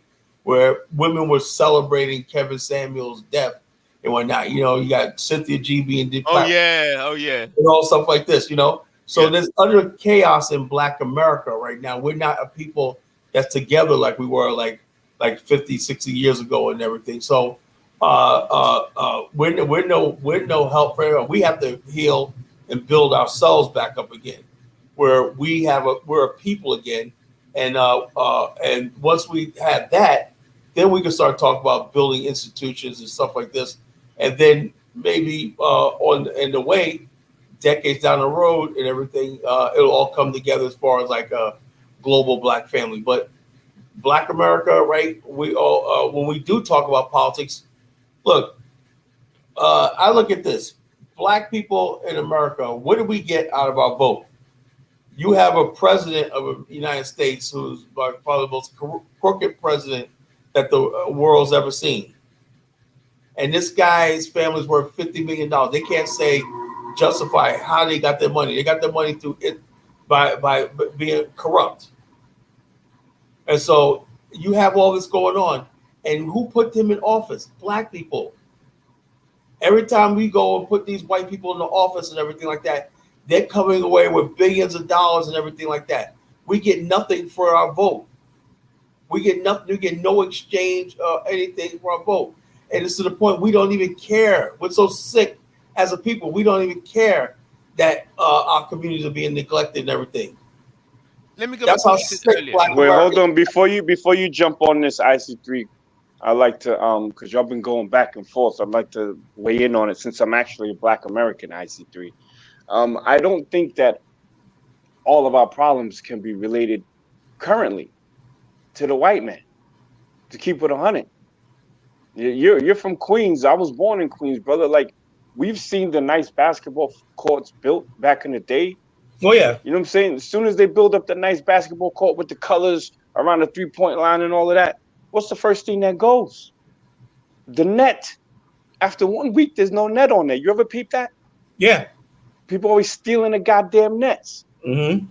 The net is really just a small thing to say that when money is pumped into our communities from the government, we as a people destroy that shit. The white man, aka the police, are coming in trying to stop us from destroying our own shit. Yeah. So the black man's biggest enemy at this point isn't the white man. It's the black man themselves.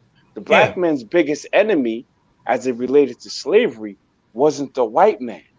It was the black man himself who enslaved each other. So once we come to the realization that we have been our own worst enemy, that's a starting point. But to make the white man the Thanos, and he did, the white man don't let me do this. Yo, son, I remember I worked at Pioneer Supermarket on 155th and Broadway. And it was a brother from Barbados who was teaching me. I was working in produce. This motherfucker used to steal fruit every goddamn day, by the way. But anyway, he would say, because we used to get paid in cash back in the day, in an envelope. He would say, look, this money you put in your sock and you keep a little something in your pocket for the stick-up man. And he said, you know what the stick-up man is going to look like, right? He said, he's going to look like you. I thought he was the biggest coon, but the reality is he was telling the goddamn truth. He was telling the truth. They say, oh, the white man is pumping guns and man, that's bullshit. My brother was in the Navy, and he was stationed in Norfolk. Let me tell you how many Bloods and Crips were at least running around on those Navy bases, bringing guns to New York, bringing these cheap ass high point 45 caliber pistols. Well, I remember them days. I remember them days. It was black people doing that shit. It was black people. You know why is it that black women are afraid to say hello to a black man now? Because we might fuck around and mess around and surround them at a gas station and put them under pressure. Have you ever had that situation where you pull up to a gas station, right? And the sister's like, she's like, hurry up to get in her car. She think you're going to try to holler at her, or and I'm saying to myself, it's a lot to this, man. The community is completely broken, and you like saying this. You want to tell the sister, I'm not like that. You relax, it's not, it is what it is over here, bro. And so we hold on. Let me finish my point though, brother. That stuff is us. So the sisters feeling uncomfortable around black men is because black men been making sisters feel uncomfortable. Right. The police looking at us a certain way is because in certain communities we've been acting a goddamn fool. It ain't just the music, because there was gangster shit going on when rap wasn't invented. What about the black man worldwide makes him fear leadership and embrace chaos, embrace negativity worldwide? Okay. Earlier, worldwide. You see what I'm saying? So we gotta start looking at the white man. Stop looking at the white man as the big The white man controls hip hop, and white man besides Eminem can't write a rap lyric to save his ass. It's the brothers that's doing it. Okay. They writing it. They making a genocide sound cool, and the white man is like, yeah, give me more. Why would the white man tell him to give him more of the genocidal hip hop? Because black people like the genocidal hip hop. And if black people like it, we set the trends and other people are going to like it. So then the non-black people start buying it. They'll buy it. So all the white dude is doing is saying like this, look, I know you're talented, but you know what? Your people gravitate towards the negativity instead of the positivity. It's been like that since the beginning of time. Okay, hold that point there. Okay. Strong points from you, Carla Genesis. Strong points from you, Nat Measy. So I'd like to try and present an alternative view for you to consider how to address that problem that you've all clearly presented. Now, the concept of the scapegoat. Let me know if you agree with this. From my understanding and the conversations I've had over the many years, right? The white people managed, and the Jewish people as well, the Abrahamics, they successfully managed to keep themselves together against the black people by using the black people as scapegoats. They purify their community by passing out the guilt and blame, putting it on the others. That's how they keep their community together. I think you did me wrong, but you know what? I'm going to let you off and I'm going to put it on him. I'm going to make him pay. I'm going to make the darkie pay. And it goes back to what Carla Genesis was saying earlier on. He said, which was classic actually. He says, we have no friends. That's a popular. I've heard that many people say. It's true. But what was classic in what Carla Genesis said today, he says, we have no enemies. I mean, I've heard that before. It's a classic. It's so important. It's so deep. If you have no friends and you don't even have any enemies, you are nothing. It's brilliant. So, and then that lines up with this anti-Africanness, anti-blackness. And from this, I'm understanding is that it lines up perfectly with what Carla Genesis was saying, because it's like they perceive black people, they're not even people. They're actually not part of the world. So just like you set up a corporation and you have a mining operation, you mine for oil, you mine the earth for gold, you mine the earth for diamonds, they set up a corporation to mine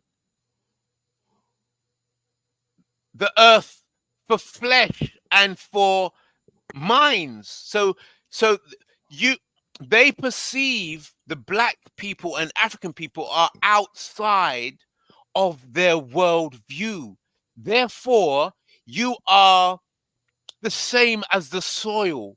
You are in their fundamental mindset as resources. The black Africans aren't actually people. They are resources. It's like oil or flesh or brains or diamonds. So you're correct in what you were both saying, that yes, it seems to be the black people seem to be having a problem amongst themselves worldwide. You mentioned that word worldwide, but the reason it's worldwide is because the world does not accept Black African people as part of the world. You are outside, you are resources, you are the soil,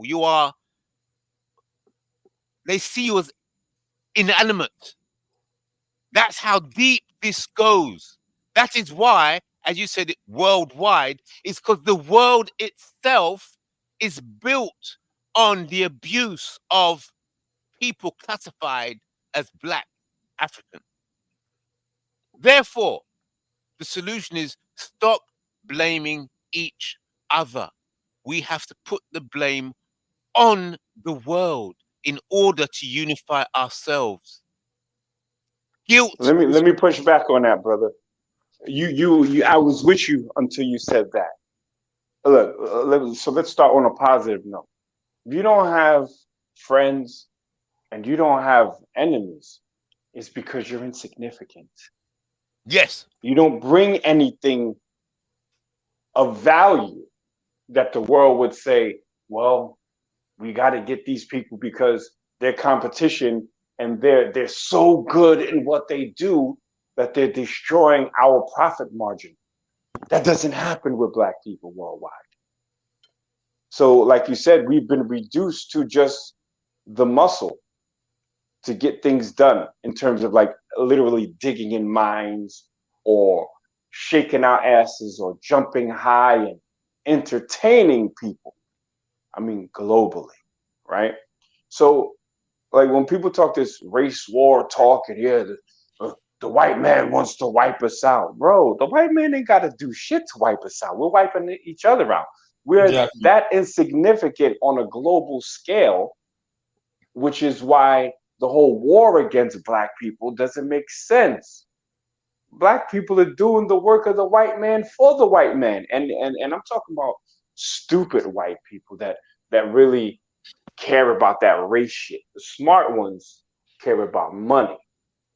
And why a lot of them won't choose to do business with certain Black people. It's not really based in race, but it's based in pattern recognition that a lot of Black people are fiscally irresponsible.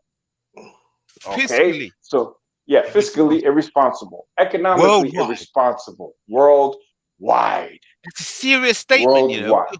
Yeah, and I stand on it, So it's not about getting the white people to leave us alone. You know, the white, you've seen, maybe you haven't been to the continent, but you've seen the UN, I think the UN food program trucks with the long ass antennas. White people have been the face of, after they fucked it over, have been the face of simultaneously of colonialism and help at the same time. So you got some white people that are destroying, you got some white people that are helping, and in the middle, you got Black people being kicked back and forth like a goddamn piece of trash on the floor in between the oppressor and the white savior. That's right. Why?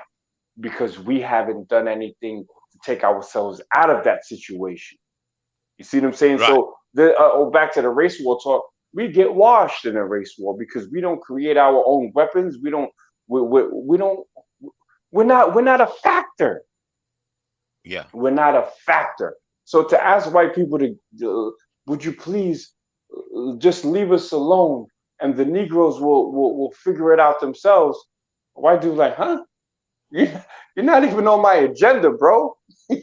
I'm worrying about China manipulating their currency. I'm worrying about Russia making power plays for other countries to gain military advantages. You guys, you're not even on the agenda, bro. Get some accomplishments and then come back and then see if you're worthy of us worrying about you. Yeah, and let me ask you a question, Nakmeezy.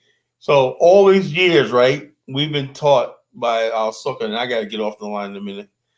We've been taught that, the black, and like I said, I want to conclude this show by saying that all this time we were fighting this imaginary white man and the boogeyman enemy, and the whole time, like we've concluded tonight, that we have no enemy because we don't exist.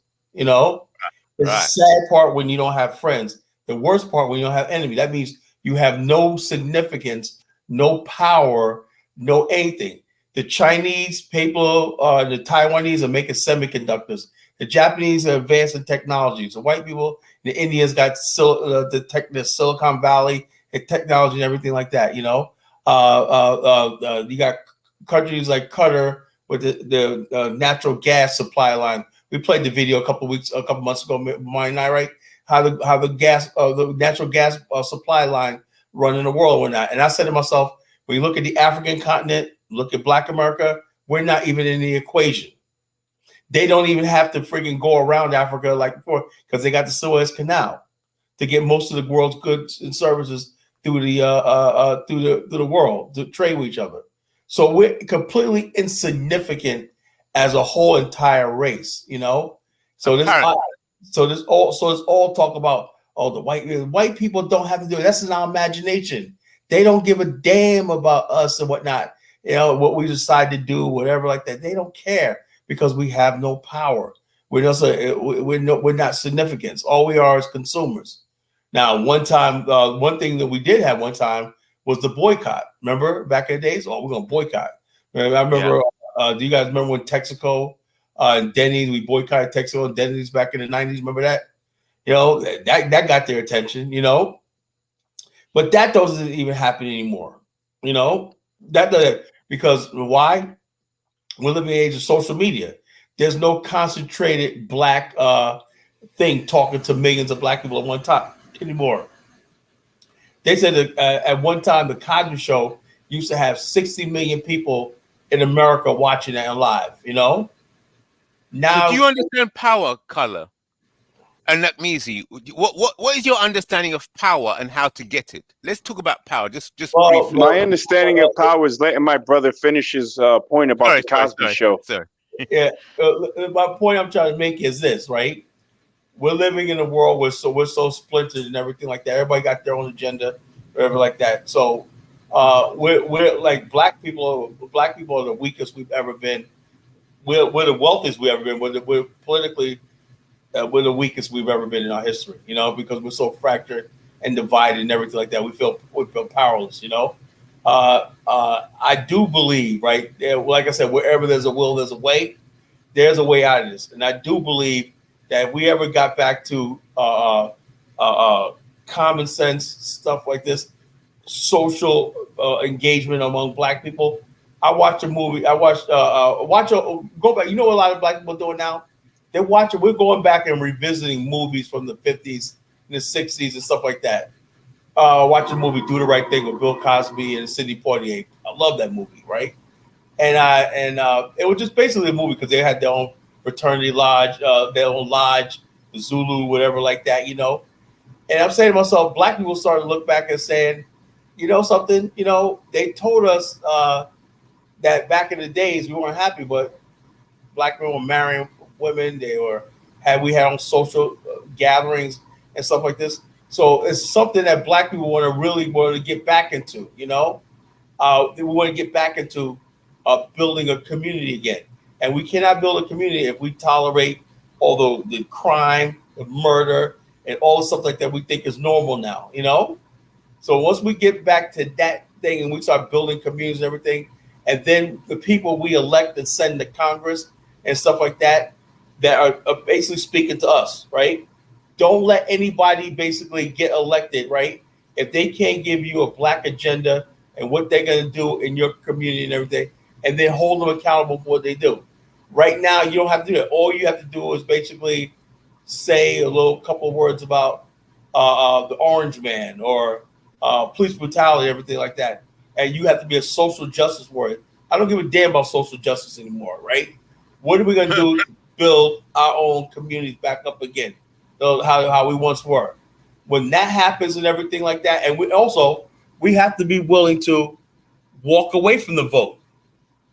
We have to be willing to sit home. We have to be willing to let this system crash and burn.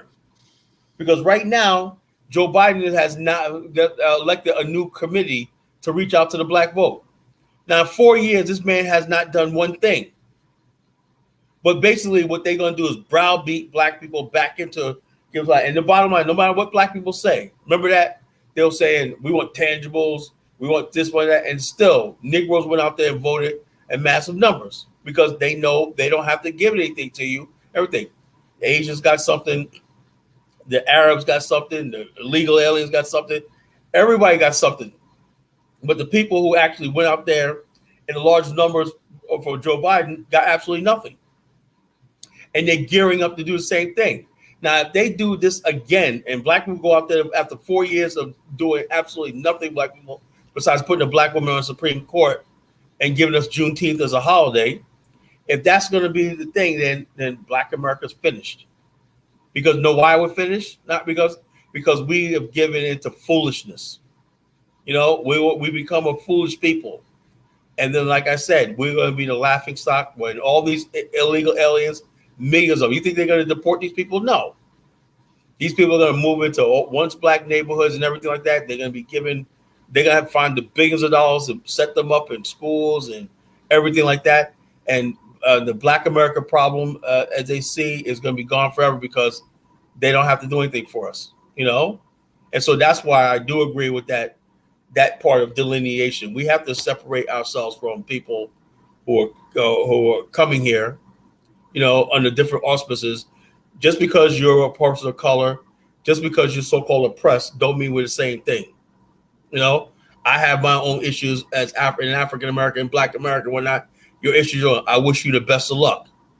But what happens is black people just like to, people that lump all our problems in is we're all people of color and all this stuff like this. And we're saying, what the hell do I care if somebody from freaking Guatemala and all these other people come? What does that got to do with me? Oh, but you're a POC. You know, you're a person of color, you know, and America's too white. I don't give a damn about America being too white. You know, what does that got to do with me? We have to be inclusive. What the hell is that got to be inclusive of me? What is that doing for my community like this? You know, so that's what it is. But I want to read Rudy's statement, then I jump off. Colleges, what economy sectors are Hispanics in control? Are you kidding me? Control, but they're dominating. You know what the Hispanics got? They got those staffing businesses. Something black people can get into right now. Labor staffing businesses. You know, that's a lucrative business. You could start off like I'm in insurance business, right? I'm a broker, right? I have agents that work under me, right? I'm a broker. I'm a high level broker, right? You could do the staffing agency, start your own staffing agency with a little $1,000, right?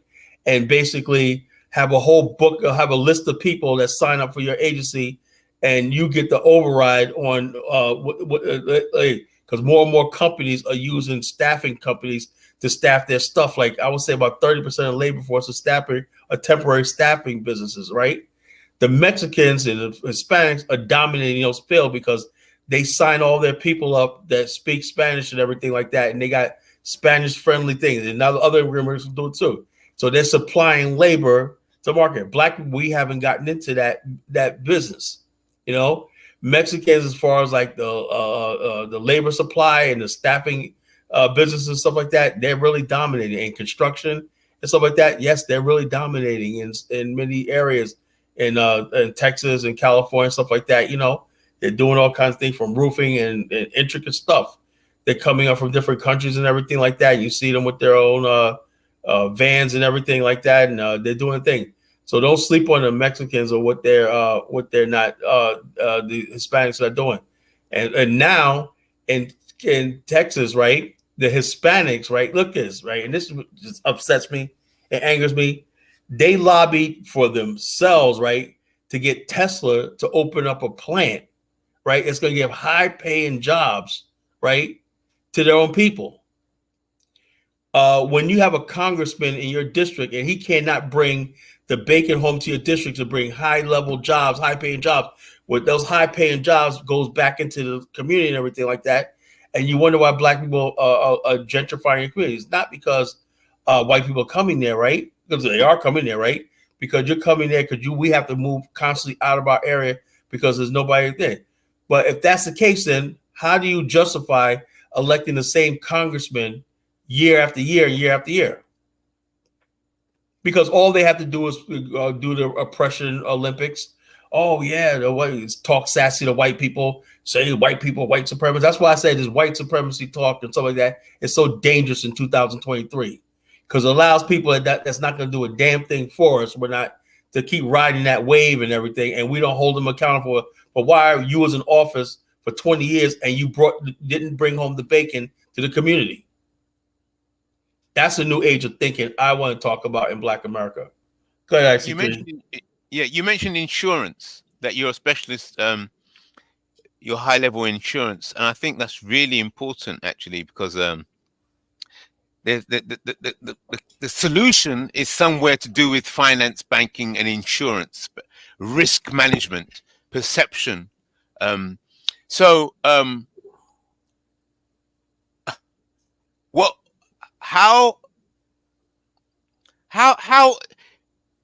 is racism in insurance? How did it work? There's no racism over here. Look, everything when you do insurance, I do medical insurance, I do mostly healthcare insurance, right? And I have white clients, black clients, Indian clients, Filipino clients, Chinese, whatever. I don't give a dang. You know, if you need, there's no racism then. Look, black people are dominating the insurance business in the state of Virginia. You know, we got top level people in the finance. Virginia, but you got to say so. Virginia is the oldest state in America as far as black people are concerned. So this is a little different here in Virginia. You got black people. When you go to any part of Virginia, whether you're in banking, finance, and everything, you're going to see black people there. You know, the medical field, Virginia is, like I said earlier in the show, right? You have to acknowledge. That's what the Black Separatists never do. You have to acknowledge when your people are making success, because if you don't do that, right, if you make it seem like everything is all doom and gloom, right, they're going to lose hope and everything. Yes, there are black people here that are doing tremendously well in every sector of business. There's not any sector of business here in Virginia that, whether it's technology, engineering, like that, you don't see black people in. You know, but I mean finance, though, the sector of finance, banking, everything. You got bank managers all over the place. You know, branch managers, bank managers, loan officers, everything you could possibly imagine is done by black people here in Virginia. You know, in the state of Virginia. And black banks? Yeah, we have black banks here. Yes, you know, we have many black banks here on the eastern seaboard of the United States. Interesting. Yeah. So, but the thing is, though, the black banks. Let's be honest with ourselves, right? Here's a problem with the black banking problem, right? A lot of black banks go into the banking thing, and I always criticize this, right? And I hope I'm right, right? Maybe I was wrong, but right. They go into it with a lot of emotion, like we want to provide loan. Banks have to be submitted to the same underwriting, no matter what it is. You want to see a black family with a house, but if they don't qualify, they don't put the loan amount down, you're not going to get that thing. And a lot of black banks, right? They got to follow the same qualifications and everything like that. A lot of them went out of business because they tend to give loans to people who couldn't pay them back. You know, because they want to help the community. You know, But you said it's successful. You said that in Virginia, the black banks are functional. Is that correct? Yeah, black banks are functional, but I'm talking about other areas, right? Because of black banks in Virginia, just because it's a black bank, don't mean you're going to go in there because you're black, you're going to get a loan. No, it don't work like that. You know, right? But in other states, it was like that. You know, and a lot of black banks collapsed. They loaned the businesses that couldn't pay it back, and oh Lord, the white banks end up buying them out and everything like that, and the rest is history. But I'm trying to say in the future, right? If we're going to be honest with ourselves and everything like that, we have a new culture emerging in Black America as far as business, right? Example, right? And this is what I'm pissed off at Brandon about. He's going off on black people. Brandon, Black America is not California. You know, California, the West Coast black people are gone. You know, Mexicans, you're gone. You know, but over here, right? Earlier this year, we had this thing called Something Under the Water with Pharrell. You know, the rapper Pharrell. Yeah. Beach. That was a big thing. A lot of people showed up and everything like that, right? All the hotels are booked out at Virginia Beach like 2 months in advance. In fact, for next year, the hotels are booked out again, you know? But guess what Pharrell did, right? All the vendors, most of the vendors down there that made money were black. So you had young people in their 20s making everything from tacos to sushi to t-shirts to everything like that, beads, everything like that. And they were walking away with a lot of money. Say it was so successful that these young black entrepreneurs made so much money. Pharrell did that. And I know the mayor, Bobby Dix, right? He's cool. I'm cool with him. He's a cool dude, a white dude from Newark. He told me, man, he said, look, man, even though I moved to Chesapeake, right? He said, hey, you still come to my office sometime, right? And let's talk business, man. He goes, I want to see more black people in business. He goes, look, man, let me tell you something, man. You can't have these white people having everything like that. He said, you got black people, 25% of the population here. I want to see y'all with most of the business here. But how did Pharrell help the black community? Why did you say he helped the black? Because he got all those black vendors, small business people that would never had a chance, right? Opportunity. You know, when you're a vendor, you're like this, like that. You're vendors. That's a big part of the event, brother. So he had his event, and he made all the suppliers for the event, young black people, mostly black people. Yes. Right. Okay. And you're talking about millions and millions of dollars, because most of the people, something where there was a lot of black people there, but there was a lot of white people there, young white people there. They're out there partying, having a good time. The beach was freaking packed. They had the sound stage and everything like that. It was just amazing, you know, the biggest event on the East Coast, you know. And so the bottom line is this. He said, yo, look, you know, and the mayor, Bobby Dyer, is like, you know, he's like, yo, man, you know, he told me one thing. He said, man, yo, come on, you know, we got to, he's from Newark, New Jersey, you know. He said, I'm from Jersey one night. He said, I come down here, man. It's like, yo, man. He goes, y'all got to get it popping. He goes, City of Virginia Beach has a $6 billion surplus. You know, state of Virginia now. State of Virginia got $6 billion. City of Virginia Beach has a $6 billion surplus of money they don't know what to do with. You know? So he what said, do you think? We got black people out there in the business. I want to see more black businesses. And the number of black businesses that open in Virginia Beach is exploding. Okay, well, listen to what you just said there. This thought came to mind. I'm just shooting from the hip now. You know that they say the gypsies, they move with their show. And as the gypsies move with their show, there's always a party wherever they are. They set up their carnivals, whatever. So the gypsies only arrive temporary, then they move on. And they said that the gypsies, that word gypsy comes from Egypt, the Egyptians. Yeah. So basically, listen to what you just said there, that when a black artist arrives, he allows that black artist arrives. He allowed for all the other young black people to have a business opportunity. So that made me think that that model is as if black people operate best following that model. Can that model be applied universally? What you just described there? Well, it is, right? Because we had the Afram Fest that used to be here years ago, and most of the vendors out there on Afram Fest was all black and everything like that. So yeah, there's a whole, like if you would say, gypsy culture of black vendors that do shows, road shows, something. Yeah, there's a lot going on in Black America when we have events. Here's the problem, right? Over the last couple of years, even the Junta have been plagued by violence. You see how when black people started again? I didn't hear what you said. What did you say again? I said over the last couple of years, even some of our events that, like just the other day, 6 people were shot in Cincinnati and 1 person killed at a football game, right? Violence and stuff like this is basically destroying a lot of this event culture where black people have black people are almost scared to go in places where there's large numbers of black people. You see how it works? Well, there's we were money. making There's money we there. want to make progress, but we have a certain segment, you know. Yeah, Virginia's home to the black bourgeoisie. This is what I'm talking about. This stupid, ignorant, black separatist, stupid argument. Virginia home to. What do you mean the black bourgeoisie? Give me an example of bourgeoisie. These are black people. This is what I'm saying. When people who are race traders and enemies, right?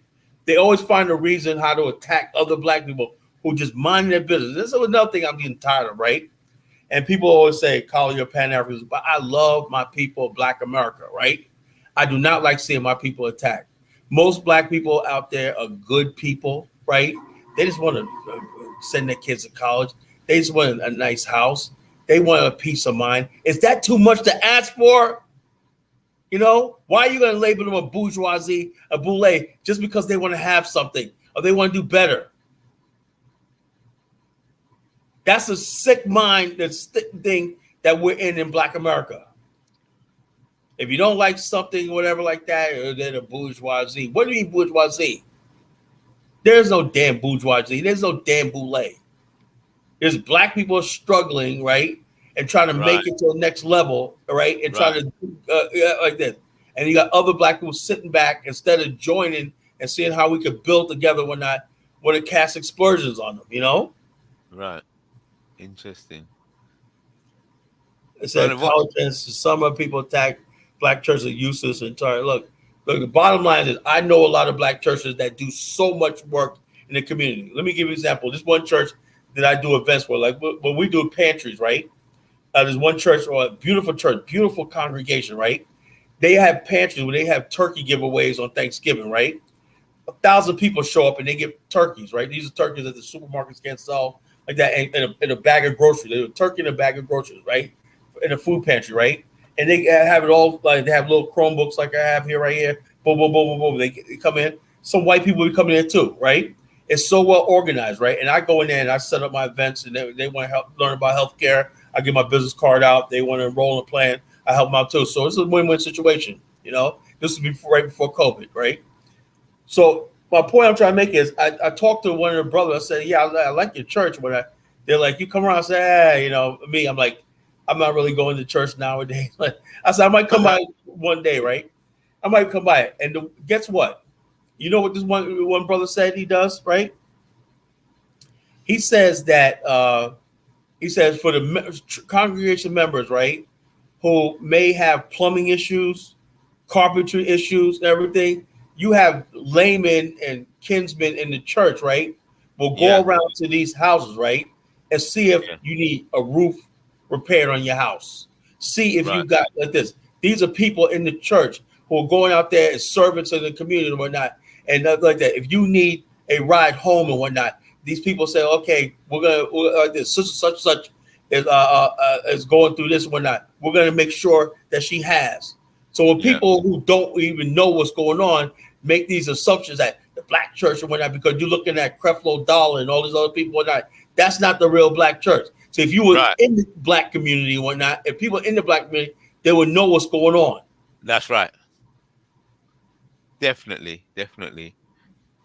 Oh man, this is a complex situation. That's why I see what you're all saying, you know, like Neezy and yourself, trying to talk to the black people to sort themselves out. I just don't. I see them as innocent. They're innocent victims of a prison system. It's a financial, political, and cultural. Well, the biggest threat to us right now is the enemy within, right? You know, anytime like what you call, look at the Juneteenth. They gave a Juneteenth holiday when we got Juneteenth. Tell me why I'm watching old black women, 70, 80 years old, running for their life and whatnot in canes and whatnot because shootouts are happening. You know, what was that festival that you used to have? Just happened recently, Greek Fest. You know, homecoming just a few months ago at the end of the summer, Labor Day weekend. You know, people shooting and killing motherfuckers out there, pull out guns. You know, and I'm saying to myself, this is what I'm talking about. You know, this sort of culture of degradation is destroying Black America. You know, destroying Black America from the inside out. There's billions of dollars we could be making in our community, but if we're scared of each other and we're fearing of each other, we don't want to be around each other. We're not going to do anything. That's the biggest challenge of Black America, sorting out Black America. And it's going to take the strong men in our community, right? But when we start having venues, stuff like that, that men have to man up. You know, we have to have the strong men. I did club security for years, you know. You need tough men of iron and steel in their gut and say, look, we're going to make sure when we did club security one night, one thing we guarantee everybody was you're going to have a come in this club, you have a good time one night. We're going to do, anybody comes in here and start some shit. That's like people, the message is out there. You don't come in our club and start a show, we're going to fuck you up and whatnot, you know? You know, we're going to send you home in pieces. Bottom line, we have to get back to that in our community where that we can't still let we're going to do it. The goons and the thugs and whatnot. When we start having those peaceful venues again in Black America, and people are like, oh yeah, I had a good time, and every time like I have a relative, a friend of mine, my sister, whoever, I go to a concert or whatever, I get nervous. I should have to feel like that. Yeah. You know, I say, well, make sure you leave early before everybody. Well, you know, all the stuff like this, you know, because I'm like this. You always hear, oh yeah, shooting happened at this concert for such as an outside event, and I'm sick and tired of it. We'll find a solution. We'll find a solution. Meezy, what is your specialty? So I know Carlogenesis is a good insurance, you know. So Meezy, what's your skill that can be applied internationally? I'm going to try and bring you all into the a DJ project, one way or the other. All right, well, don't take too long to wrap it up, IC3. We had 6 hours, and we need to be 6 hours, man. I have to go. Just let me ask Meezy, just to say. All right, Bomani, IC3, Meezy, good build tonight. I wanted to ask Meezy, did you ever watch that Blue Mar video that we talked about? Yeah, Meezy is probably knocked out. Yeah, I put him to sleep. No, I'm here. I was just waiting for somebody to throw the ball to me, but yeah, did you watch that? Did you watch that video? Please, no, I didn't get a chance. My question, please. Let me ask. No, my. Go ahead. Can't hear you. Meezy, I think you're on mute. You know, you can lead a horse to water, but you can't make him drink. A lot of brothers are scared to study. They're scared of books. And if you're not on your game and where I work, you end up blowing millions of people up. So, yeah, I missed the first part, Meezy. I missed the first part, what you said. I asked, what is your specialty? What do you do? And I think it cut off. I didn't hear what you said. Technically, I'm a process engineer. That's what I am, but I also have my own business, which supports a lot of things that are relative to what I do in industry. And I'm not going to dox myself. Right, a process engineer. Oh, it's fantastic. Okay. Process engineer. Well, shout out to Morgan State University in Baltimore. You know what I'm saying? Black college gave me my foundation. Salute. Excellent. Yeah, okay. Because but let's respect the show. Let's respect the time. I want to thank you. I want to thank Kala. I want to thank Bomani. Salute to Bomani for letting us cook or whatever. Absolutely. You can use the time to wrap it up. All right, so I'll wrap it up with this, man. Sometimes I just sit back in the cut and I listen. You know, I listen and I take notes or whatever. You know, we got a lot of work to do.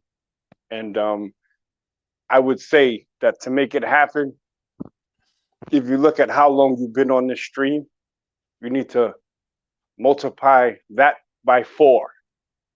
Those hours should also be put to whatever cause you're trying to work for our people.